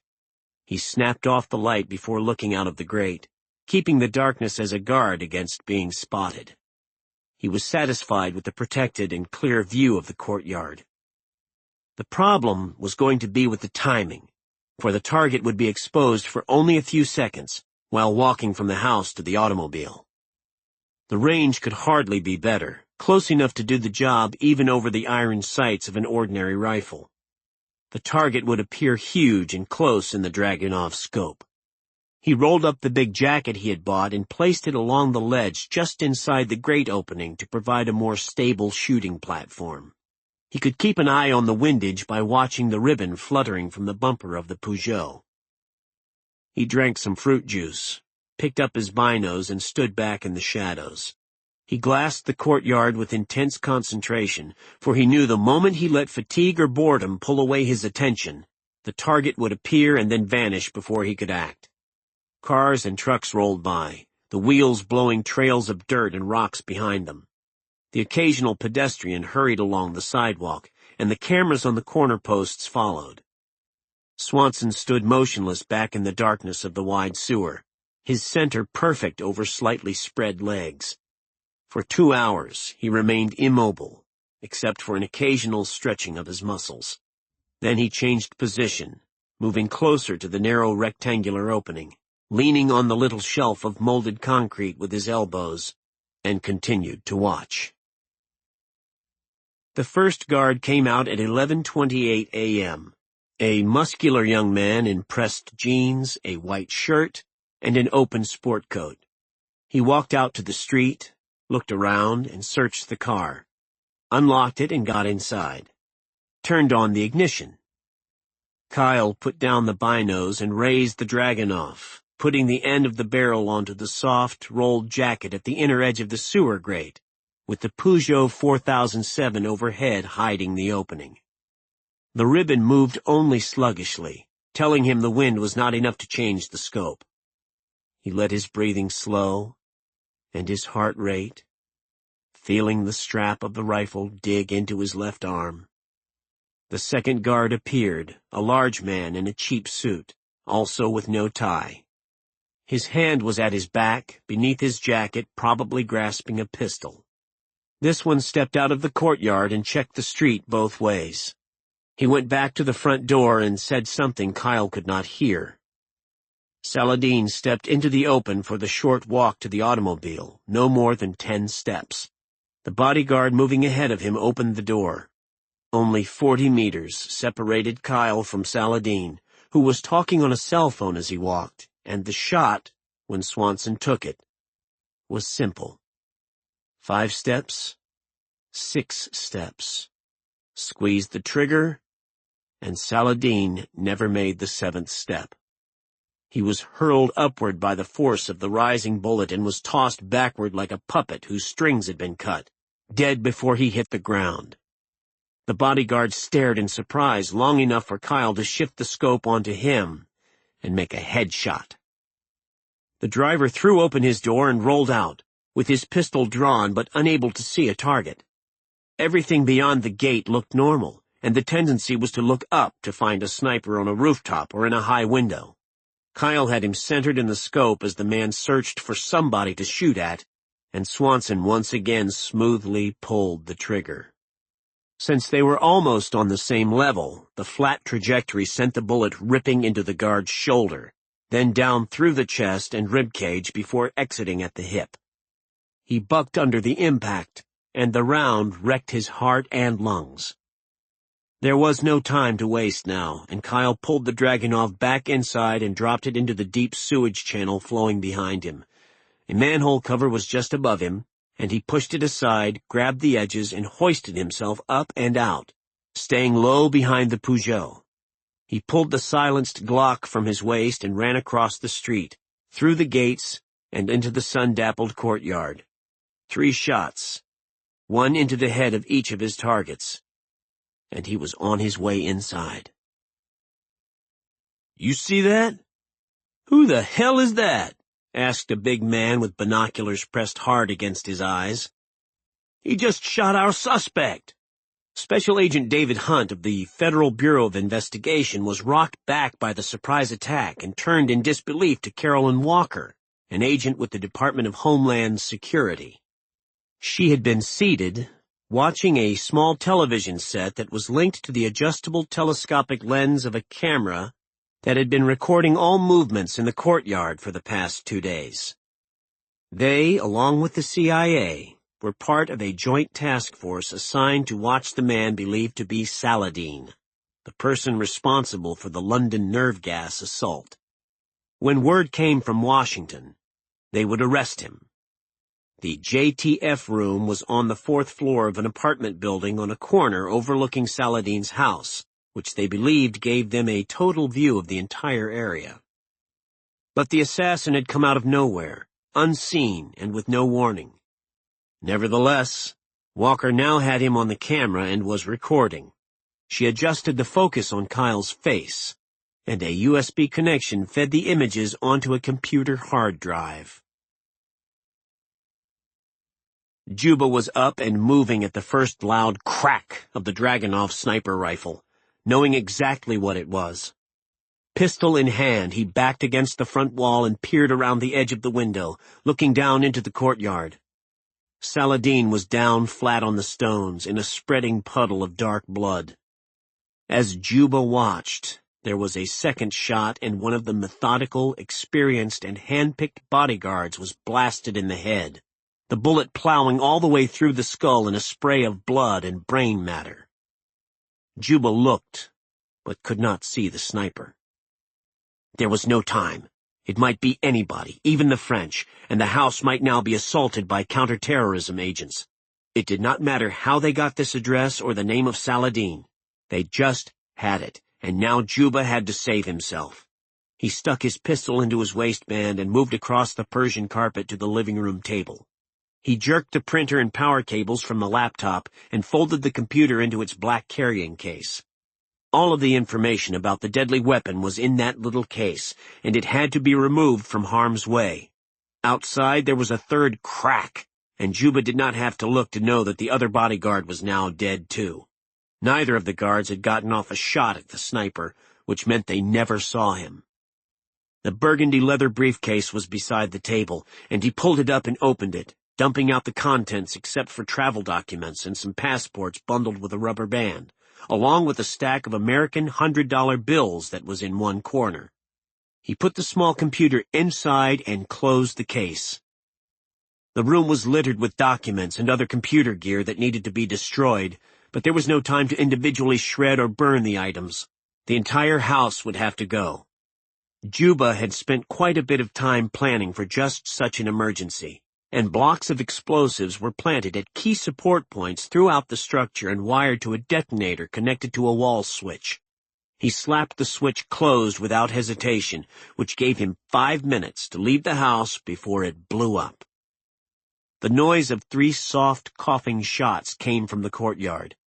Juba took the briefcase in his left hand and carried the pistol in his right. He went out, paused at the top of the landing, and snapped off some quick shots downstairs to discourage the intruder. Juba spun around and headed down the back stairs, putting solid walls between himself and whoever was at the front of the house. In 30 more seconds, he would be clear of the area and in his car that was parked around the corner. With luck, he could make the 5:55 p.m. British Airways flight to Dulles International in Washington. He looked back over his shoulder, up the stairwell. Kyle Swanson pushed his pistol around the corner of the front staircase and fired blindly, twice, then charged up the stairs as he heard the pounding of running feet, retreating in another direction. He took the stairs 2 at a time, his weapon in front of him, searching for a target.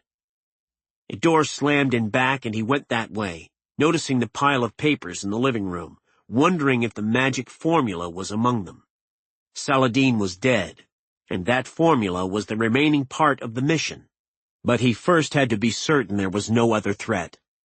Whoever was on the run had not continued the suppressing fire, but the footsteps were growing faint. Kyle kicked open the rear door and dove onto the landing of the staircase so the fleeing man below would not have a clear view. He was on his back and then rolled onto his belly with his Glock grasped in both hands as he looked over the top step. The wrought iron supports for a long railing hindered his view. Their eyes locked for an instant, and Juba and Sheikh recognized each other. "Phew!"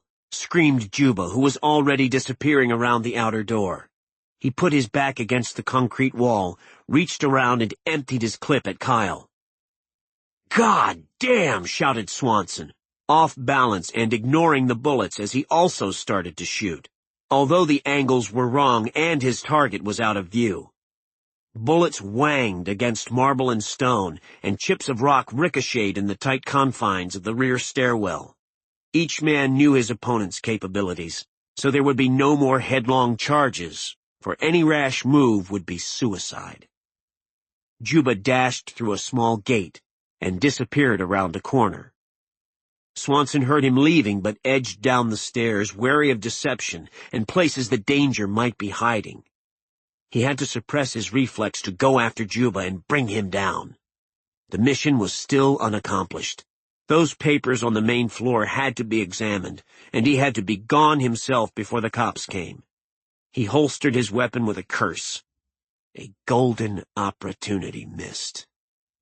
Kyle hurried back into the main room, where papers were strewn wildly across the furniture, the sign of someone who had left in a hurry. They were bound to contain the secrets, and Kyle was about to call for Sybil and Friedman to come around with the SUV when his peripheral vision caught the blinking of a tiny red light on the wall. He stopped. The detonator had only 2 minutes left and was steadily counting down. Any attempt to disarm it would take longer than that, and Kyle knew that Juba had probably rigged it to a booby-trap alternate igniter to protect the explosive sequence. He ran. The door at the bottom of the stairs seemed a mile away as he rushed toward it, counting seconds as he went. Minute 30. In the distance he heard the dipping whine of sirens that meant the French cops were coming. He jumped over the body of Saladin, went out of the gate, crossed the street, and crawled back into the manhole. A minute. The stinking sewer system was his friend now, for the blast could not reach him below ground, and it would be a while before the police discovered the open manhole cover. Every step he took got him farther away from the blast zone. 40. 30. At 15 seconds, he found a small side room where workmen could store their tools, and used his Glock to shoot the lock. The door wobbled, and he hauled on the heavy wooden panel with all of his strength, pulling it open far enough so he could burrow inside and kneel, opening his mouth so the blast would not rupture his ears. He hoped the cops had not arrived. It went off with an earth-shaking roar in a repeated series of explosions as Juba's booby traps blew up in deadly sequence, one after another, and the big house crumbled and shattered. The blast wave knocked down the old walls of the courtyard, clawed at the nearby brick buildings, and ruptured the neat lines of parked vehicles. The shockwave came pounding down the sewer openings and raced along the main trunk line, tearing down everything in its path, pushing aside debris, causing a small tsunami in the sewer water itself, and slamming the door to the room in which Kyle was crouched. He was knocked to his side and bounced hard against some large equipment. When it was done, he lay there for a minute, dazed and catching his breath in the darkness. Then he struggled to his feet and opened the door to see a thick cloud of dirt and dust hanging in the tunnel like a curtain. Slapping his handkerchief to his mouth, Kyle was about to leave the little room when he noticed the object he had been thrown against was really the steel rungs of a ladder built into the side of the concrete, leading upward. He climbed and found another door, an entrance to the service tunnel. Why didn't I find this before? He moved into the sunshine and looked back over his shoulder at the huge rising ball of flame and smoke behind him. Then he walked away, and each stride convinced him that he was uninjured. By the time Swanson arrived at the Fort d'Albervilliers station, he was walking normally. He would catch the Line 7 train for the 5-minute trip north to the next stop at Le Corneuve, 8 May 1945. Nearby, Sybil and the Lizard would be cruising in a car out in front of the sprawling and popular Air Museum tourist attraction. They took him at the station when the train rushed up to the platform in a howl of screeching brakes, pushing a blast of air ahead of it. The crowd moved almost as one toward the doors, jostling for position while trying to avoid being touched. 2 needles of a Taser X-26 penetrated Swanson's jacket and shirt from the rear, and multiple pulses of electricity totaling thousands of volts hit him with volcanic pain and rendered his motor systems useless. Kyle toppled toward the dirty station floor, aware of a man kneeling beside him on the left, calling out in English, "Hey, this guy's had a heart attack!" As the subway doors closed and the train moved out, 2 ambulance attendants trotted down the stairs. Kyle was placed on their rolling stretcher, where he was again hit with the taser to keep him immobile while one of the attendants jammed a needle in his arm. Juba was certain that no one was following him because the explosion would have turned all eyes toward the disaster. He hoped Kyle Swanson was buried in that smoking debris. Maybe Shake really was dead now, a thought that made Juba smile. The only man who ever really beat me. Juba used his time well before the flight to America. An executive hotel near the airport rented rooms by the hour for businessmen in transit, and Juba used a Dutch passport to get a room and clean up. Downstairs he got a close shave, then had a stylist trim his hair to a neatness that would be welcome in a company boardroom. He had her put in a little lighter color, joking that he wanted to look younger because of the competition for a new vice presidential opening at his finance firm. As a final move, he bought a disposable cell phone with plenty of prepaid minutes. Carrying only the briefcase and the computer bag, he passed through security without a problem and took his seat in the first-class compartment of the British Airways flight to Washington. A hostess brought a glass of chilled water for him while the rest of the plane loaded, and once the plane was moving, gathering speed, and lifting as the wheels left the tarmac, Juba let himself relax. There was no danger now, so he stretched his seat back and ordered himself to catch some sleep. The quiet, steady hum of the engines helped him relax. He dreamed of Scotland. A special ops team of American Marines had been pitted in a war exercise against a similar team of Royal Marines, and Color Sergeant Osmond was in his element. He had racked up a couple of mock kills and then decided to take the game to a higher level. For a full day, he and a spotter tracked the American Blue team, then slithered through their sentries and lookouts, and set up an invisible hide on a low ridge that overlooked the enemy headquarters and a road the Americans would have to use the following morning. He hoped a general would turn up in his sights. The 2 of them spent several hours erasing all traces of their passage and improving their hide, then shared a tin of cold meat and drank some water as the night closed around them like a starlit glove. It was raining. Juba was on watch during the early morning hours while his spotter caught a nap, and it was not only wet but cold, too, and absolutely silent. A fire to warm his hands, of course, was out of the question. Instead, he remained still, the thistles and weeds sprouting from the slits of his ghillie suit, turning him into just another bush on the rugged Scottish landscape. Dawn would come in 2 hours, and the American Marines would begin moving around. Color Sergeant Osmond intended to slaughter as many as he could, and possibly even capture their headquarters, which would give him bragging rights forever over the vaunted United States Marine Corps. Something even colder than the night. The barrel of a pistol touched his neck just below his ear, and a quiet voice whispered, "Bang, asshole. You're dead. So is your partner there, Sleeping Beauty." Osmond spun around to see the grinning, blackened face of the sniper they called Shake, Gunnery Sgt. Kyle Swanson. "I thought you 2 were never going to get settled. Sounded like a couple of elephants stomping around. You almost stepped on me when you came up," the American said, casually putting the weapon away. "Come on, let's go down there, get warm, and have something to eat." The dream shifted to what had just happened a few hours before in Paris, when again Swanson had gotten the better of him, ambushing and killing Saladin right under Juba's nose. He vividly recalled hearing the shots and seeing the body of his spiritual father sprawled on the courtyard stones, and that brought sadness and a flare of anger. What now? When his mind started tugging at that question, he woke up. Right now, Juba could disappear. 8 bidders were seeking the formula at $10 million each, non-refundable. All of that money had already been rerouted to other banks, hidden beneath folds of false accounts and smaller accounts, and he had those account numbers and access codes. In the end, he decided there were 3 reasons to continue. The first was that Juba still had the gas, the formula, and several factories in which it could be manufactured. It was he who handpicked the undercover operators to support the attacks, personally distributed the weapons, and communicated with the terrorist cells.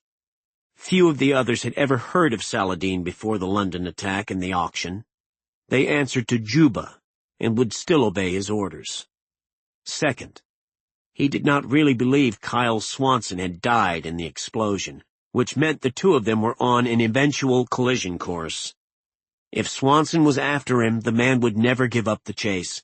Carrying out the demonstration that had been announced by Saladin would cause the bidders to fall back in line. No matter where Juba went, he could never relax as long as Swanson was alive. On top of that, the Marine had murdered the one person who really understood Juba, and the death of Saladin could not go unavenged. Kyle Swanson had to die. He adjusted his seat and brought the laptop from beneath his feet, placing it on the little table in front of him. He had an attack to plan. Preparation for the weapon was already underway in Mexico, and he would call later today to make certain the work would continue. All he needed was a target, and he needed to decide quickly. Over the Atlantic Ocean. Kyle Swanson returned to consciousness slowly as the drugs ran their course. It was not completely dark when he cracked his eyes just a bit. Some light penetrated the area to give shape to objects, but he remained essentially blind, so he allowed his other senses to sort out whatever available information he could gather. The first thing to make itself clear was the steady whining of jet engines and a slight shaking that told him he was in an airplane. He could almost smell the nearby bulkheads, and there was a chill on his skin that matched the hum of air conditioning. Not a prison cell, but a controlled environment. Whoever had him was taking him somewhere in a small, modern jet. There was an almost inaudible click, and another dose of the drug flowed through the IV into his veins. He controlled his breathing and let it tug him back to sleep. "This guy is a damned ghost," said FBI Special Agent David Hunt, the man who had watched Swanson through his binoculars back in Paris. He removed his glasses and rubbed his eyes. DHS agent Carolyn Walker was seated across from him in the Gulf Stream, studying some papers on the table between them.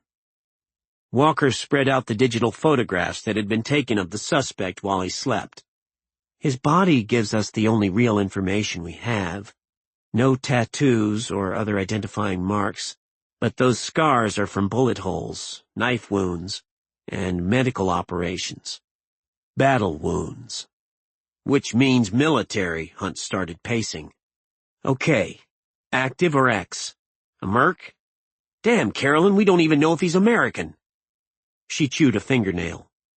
"My gut feeling is that he's one of ours, because nobody has the ability to scrub an identity from U.S. databases so thoroughly without help from the inside. And that presents the real problem." "Doesn't make sense," Hunt said. "Even if he was on the inside, we should have known about him snooping around in Paris. He is as sterile as they come. That's no accident." Maryland. An ambulance was waiting at Andrews Air Force Base when the FBI Gulfstream landed and taxied over to a distant hangar. The unconscious patient was transferred to the vehicle, and it drove away at a normal speed, inconspicuous in the morning traffic around Washington. Special Agents Hunt and Walker followed in a black SUV. The ambulance stayed on the Beltway, then broke away onto less busy highways, and finally onto the streets of a town and an even narrower road that led to a Coast Guard station on a rocky promontory that jutted out into the Atlantic Ocean. A storm front was moving in, and rain drummed heavily on the roof of the SUV. Hunt and Walker parked and hurried through the rain into the house, where a team of CIA agents was taking charge of the sleeping man delivered by the medics. "What do you think, Carolyn? Should we go wake him up and have a talk?" Agent Walker shook her head. "Not yet. We're exhausted and need some rest. Let him be for now so he can wake up in there and wonder what has happened to his little life." She gave instructions to one of the other agents. "Turn off the air conditioning and switch on the heater. In 3 hours, hit him with the lights and the AC again. Only put it 2 degrees lower. Alternate that about every hour, and then start the noise about 2 o'clock, off and on. Give him water only during a dark phase. We want him disoriented, hungry, and thirsty." She stretched. "He can sit there and stew while we get some sleep upstairs and come back in fresh as daisies, and hammer him. By then, the identification will probably have popped out of the computers, and that will make our job a lot easier." Sybil Summers and the Lizard arrived at the Pentagon only to find that General Middleton was out at Quantico for an emergency conference of Marine leaders. The President had increased the national alert status to orange. Friedman went to his desk and logged on to his mainframe computer while Summers put on a pot of coffee and checked the unopened mail. They would have a concise report from Middleton by the time he returned. "Here's some good news," called Friedman. "The medical status of 00 has been upgraded to good, and he'll be flown back here in a few days." He went back to the screen. "And here's an email from Sir Geoffrey saying that Delara Tabrizi is doing okay but is wondering about Kyle." "So are we," Sybil said, and went to her own desk and flipped through copies of the New York Times and the Washington Post. "Whoa! Sybil, would you please come over here?" A pulsing chime was repeating from Friedman's computer, and a small red rectangle flashed in the upper right-hand corner. Something had pinged the automatic warning system he had designed to track any queries about members of Trident. He clicked some keys, and the NCIC Interpol symbol appeared, along with the expanded data. "Somebody is checking Kyle's fingerprints in the FBI's National Crime Information Center system. The request lists him as a John Doe and an unknown suspect." "Unknown suspect? That would indicate he's alive and being held prisoner. Does it say who has him or where?" The Lizard was frantically scrolling through data, calling up new screens of information. "No, it doesn't even carry a high priority." "Bingo! Look at this link to some photos that are being run through the government's face recognition software. Kyle, for sure." "I'm calling Middleton," Sybil said, reaching for the encrypted telephone. He was in a car being driven back to the Pentagon and answered on the first ring. "Gunny Swanson is alive, sir, and someone is checking his fingerprints." Middleton paused before answering. "That fucking Swanson? Where is he and who is checking up on him?" The general could hear the Lizard clack the keyboard, and Sybil switched them all onto a conference call. "It looks like the original ping came from the FBI, but has since branched out to cover databases around the world under the flag of the Department of Homeland Security." "Get into the system and sidetrack whatever you can," said Middleton. "Do what you can to slow them down. I will be in the office as soon as I pay a visit to the Hoover Building and talk to the Phoebes." The room was cold. Both Walker and Hunt wore dark blue windbreakers as they watched other agents set up the procedure. The suspect, shivering from the icy air conditioning, had been blindfolded. His chair was laid back and a large galvanized tub clattered into place beneath his head. This was just the first phase, and would be done with no talking, no questions. A thick towel was draped across the face, Walker pulled out her stopwatch, nodded to an agent standing beside the chair, and started the timer as he tipped over the first bucket. Kyle was already shivering, and with his eyes covered, he depended on his other senses to keep track of what was happening. The metallic noise of the tub on the tiled floor told him it was probably time for some water, and he sucked in deep, regular breaths. Instead of fighting back when the towel was laid over his nose and mouth, which would have expended both energy and air, he hauled in even deeper breaths. Water sloshed as the bucket came up. Kyle got a final deep breath and heard the click of a stopwatch, and 5 gallons of water was sloshed onto the towel in a single rushing torrent. He remained perfectly still and let his brain be a clock. At 15 seconds, he intentionally squirmed, but there was little real discomfort. Kyle lurched against the straps when another cascade of water washed over him. The towel was thoroughly drenched and no air would come through even when the waterfall passed. When his count reached 35 seconds, he struggled again, harder, pushing against the straps. "He's drowning under there." Carolyn held up a finger. Still another bucket was dumped on Swanson, and he struggled while the straps dug into his arms and ankles. When her stopwatch hit 1 minute, Walker held up her fist. "Stop." The agent yanked away the towel, and Carolyn looked down at the sight who was coughing and sputtering, gasping for air. A full minute underwater. No, what was in store if he refused to cooperate? Now give him some time alone to think about it. The chair was elevated to the sitting position to help him catch his breath, and everyone left the room, leaving the suspect alone to fear what might happen next. Kyle was wet and shivering. He opened his eyes and blinked and allowed his breathing to return to a regular rhythm. Only a minute under the towel? Piece of cake. Any surfer would think so. He would play it out and let them believe they were getting to him. He was, however, cold and hungry, and time was being wasted. Where's my damned cavalry? The Pentagon. The Lizard, well aware of how the computer age could be made to work against itself, had been jamming useless data down the information superhighway to the unknown computer where the requests about Kyle Swanson were originating.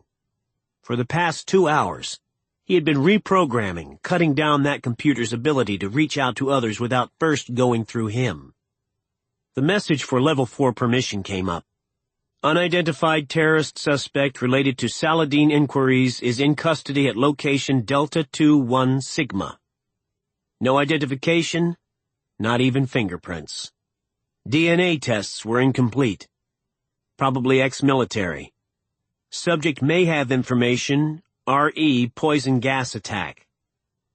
The Lizard didn't know what a Level 4 was, but it sounded rather dire. He went to the general's office and knocked on the door. "I've located Gunnery Swanson, sir.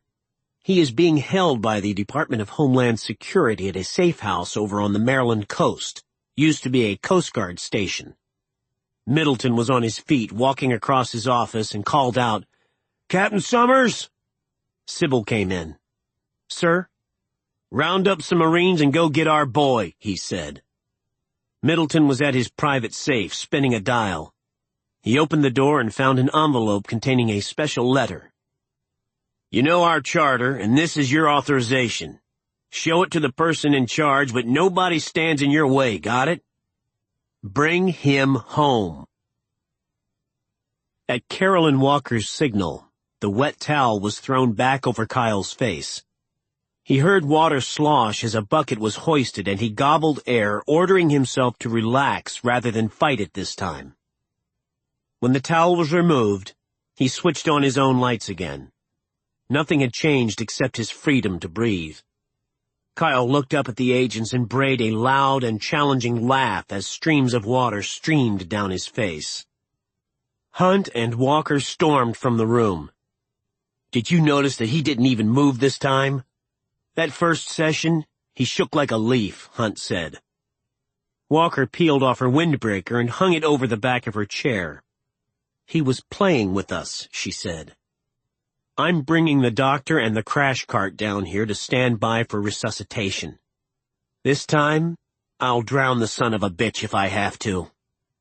30 more minutes passed before they went back into the room, this time with some white coats tagging along with them. Medical staff, Kyle realized. He no longer gave any pretense of being subtle and started to loudly huff and puff to fill his lungs. One medic filled a syringe with propofol, a white liquid that would erase the last few minutes of Kyle's memory. As soon as he blacked out, the milk of amnesia would be administered, and he would not be able to recall what had happened to him during the drowning moments. A dry and thinner towel was spread over his face this time. He closed his eyes and relaxed as the water began to pour, this time an almost unbroken stream, bucket after bucket. He raged silently in his mind, "Bring it, you shitbirds! Bring it on!" A minute, 2 minutes, 3. Running low on fuel here, gang. Bubbles. Gagging building in his throat. Water winning, seeping into his lungs. 4 minutes. Hold on. Then an acceptance of death as the body's defenses caved in, the physical machine demanding air. Temporary. 5 minutes and counting. Nothing left. He gasped and opened his mouth to suck in oxygen, and the water poured in. He was drowning. As he began to black out, he heard sounds, shouting in the room, and the towel was jerked away. Air. The chair popped to an upright position, and one of the white coats was there to help him regurgitate the water he had swallowed. His senses returned, blinking on one at a time like a series of switches as he shivered violently against the straps, vomited water, and sucked in life-giving oxygen. More people were in the room, heavy boots, yelling, moving like shadows. His eyes focused on a slim figure, a woman with short hair, dressed in black jeans and a black sweater. Sybil. She had an envelope in one hand, a pistol in the other, and a wicked gleam in her eyes. The questioners, along with the 2 agents that he assumed had been the bucket brigade and one of the whitecoats, were lined up along the far wall with their hands up, covered by 4 Marines in full combat gear. Sybil had brought along overwhelming power for backup. "Hey there, dead guy," she said. "I have your get-out-of-jail-free card here, and I'm supposed to give it to some chick named Carolyn Walker. What say we just pop these motherfuckers, get you dressed, and go find her?" "I'm Agent Walker," Carolyn said, raising her voice to try to regain control. "What's going on? Military troops cannot be used in America." Sybil sailed the envelope toward her and told her to pick it up but stay by the wall. She kept her pistol trained on them. "You medics unbuckle this man and get him warm right now. Blankets, towels, your own fucking clothes, whatever. Move." Her voice was steely with anger, and the menace was not lost on the medical team. Walker's look of surprise was total. "Dave, it's a direct order from the President and countersigned by the Attorney General to give her the full and unconditional interagency support of the U.S. government." "Jesus," said Hunt, reading the letter. He handed it back to Walker. "Okay. So you are some kind of undercover agent. We still should have been told you were coming onto our turf. And if you have this kind of pull, why didn't you just say so?" Kyle had a jacket over his naked lap, and a medic was vigorously massaging his shoulders with a towel to get blood circulating again. As his voice returned, he issued orders. "Give us all documentation, written, video, and audio, of your surveillance operation in Paris and my interrogation. You keep nothing. No copies or backups." He nodded toward Sybil.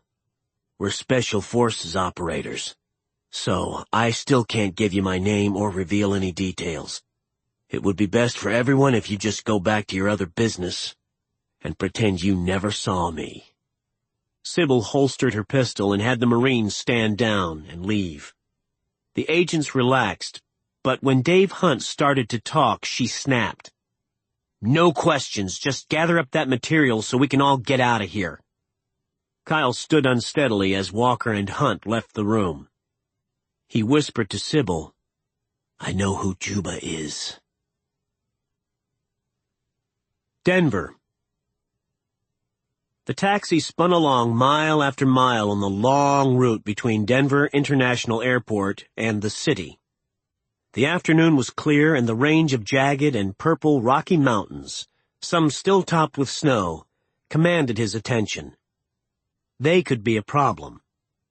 After checking into a hotel, he strolled into lower downtown, Lodo, which had been a rundown part of the city until the Colorado Rockies were given a major league franchise. Coors Field was dark tonight because the Rockies were playing out of town. But Juba studied how the big stadium had been built right in the heart of the area, near Mile High Stadium, the home of the Denver Broncos football team, and the Elitch Gardens amusement park. Redevelopment flooded in and gentrified the entire former warehouse district. Nightlife now throbbed in fashionable Lodo. Juba slept late, and about noon showed up at Coors Field and joined a group of tourists being given an escorted visit through the ballpark by a charming young woman in a cowgirl hat who was a fountain of information. He watched the flags beyond the outfield, which were stuttering in the steady wind from the mountains, gusts that his sniper's eye judged to be about 30 miles per hour. The guide said high winds were not unusual around the city. He considered the situation, looked west beyond left field to the ridges of the mountains. That kind of wind would blow the bubble of poison gas. Where? Kansas? New Mexico? Empty states. It wouldn't work. He had misjudged this one, too. Denver was the metropolitan area, but the real population of Colorado lived far out in the suburbs, and commuters thronged the big highways after work, driving 75 miles an hour to reach their homes many miles away in bedroom communities. The West was too spread out for his purpose, big enough to swallow some small nations whole. He could cause severe damage, but even the new and stable gas would dissipate too quickly on those mountain winds. Coors Field was not the answer. He was looking for more than just a baseball stadium, something that was more of a net, a trap, somewhere with no way out. He checked out of his hotel and headed back to DIA and bought a ticket to California. San Francisco. Juba was enjoying himself in the grandstand at AT&T Park, eating salty peanuts and drinking cold beer as a cool and steady breeze sailed up the bay and spilled over China Basin Park. Canoes and kayaks floated in McCovey Cove to await the splash of home run balls. The San Francisco Giants were playing baseball against the team from Arizona, but that was not the point. He was there to recon a potential target zone. After the game, Juba wandered down to Chinatown for a hot and spicy meal of garlic chicken, before returning to his hotel and tuning in the world news on the 32-inch LCD high-definition television set in his room. The newsreaders were still carrying on about London and the death of Saladin in Paris. Soon they would have a fresher subject. A better kill zone was being staked out at AT&T Park. Then he turned to his laptop and transferred a retainer fee to the account of a private detective in Connecticut, who was hired occasionally for discreet jobs and background checks. The detective believed the client was a major computer company that required the utmost confidentiality. When the money transfer was confirmed, Juba sent the detective an email telling him to find former U.S. Marine Kyle Swanson. That night, Xavier Sandoval was in the confessional of a little church in the hills outside of Nogales, Mexico. The religious quandary was nothing new to him, a mysterious puzzle that had haunted him for the past 3 years.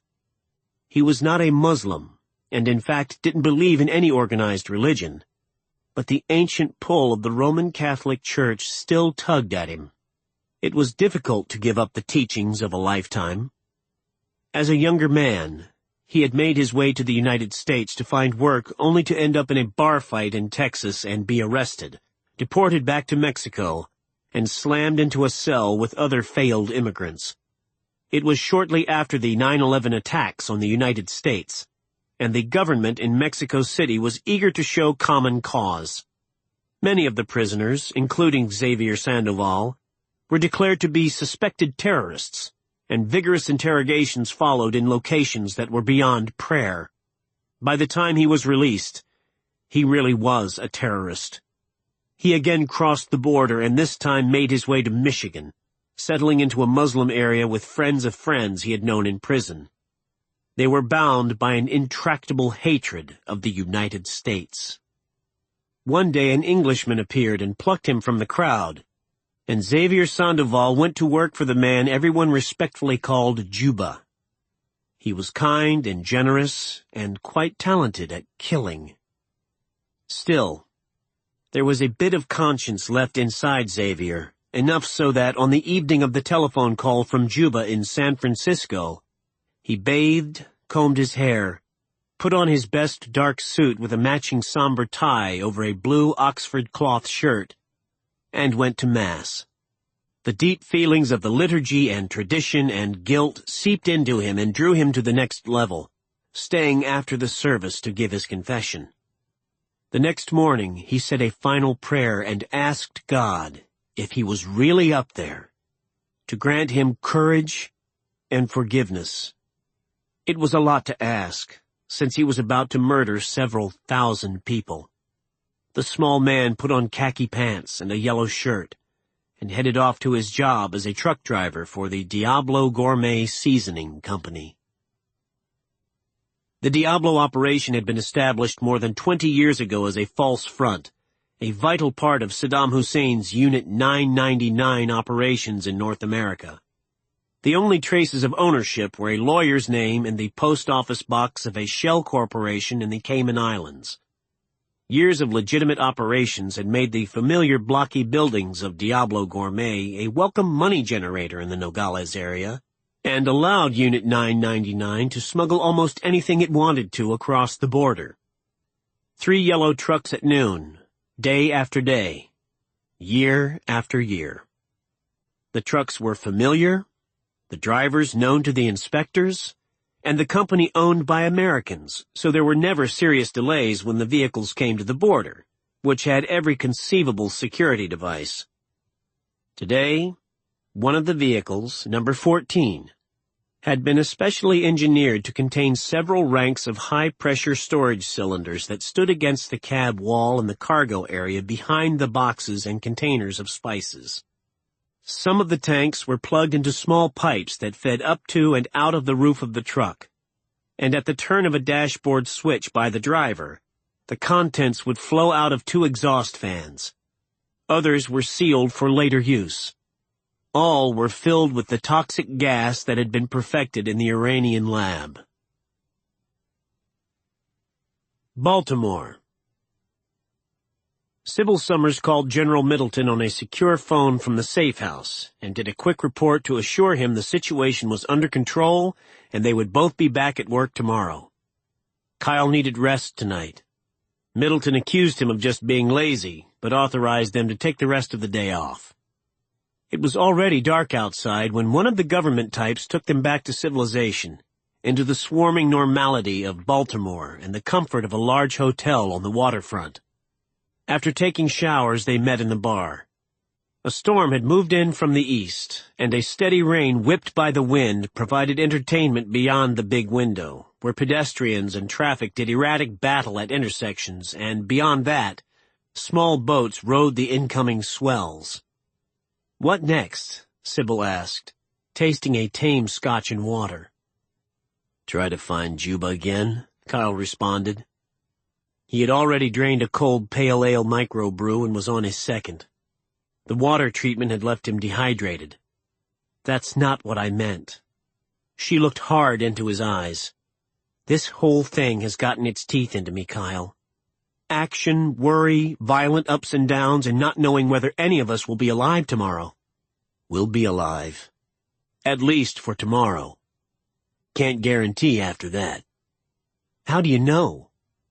If Juba had wanted to set off a demonstration gas attack in Paris, he would have done so by now. Why wait? He's hauling it somewhere else. Probably coming this way. See? That's just what I mean. Tomorrow is going to be just as bad as today until we stop this bastard. Thousands of people are at risk of dying, and you and I are racing to put ourselves right in the middle of the next ground zero in order to stop him. She reached across the table and grabbed both of his hands in hers. Right now, I need to stop being a Force Recon Marine and just be a woman for a couple of hours. I want a man's arms around me and some sweet nothings whispered in my ear. I see your point, Sybil, but I ain't that guy. Oh, I know that. I outrank you anyway, and sleeping with you would almost be like incest. But I don't want you to be concerned if I'm gone for the next few hours. I am going to hit a club or two and look at the lights and dance and have a couple of drinks. Then some smooth-talking and beautiful man is going to pick me up and take me back to his apartment. I suggest you do the same. Pick up some dude? Don't be weird. Call Rent-A-Blonde or maybe buy a drink for that little brunette at the bar.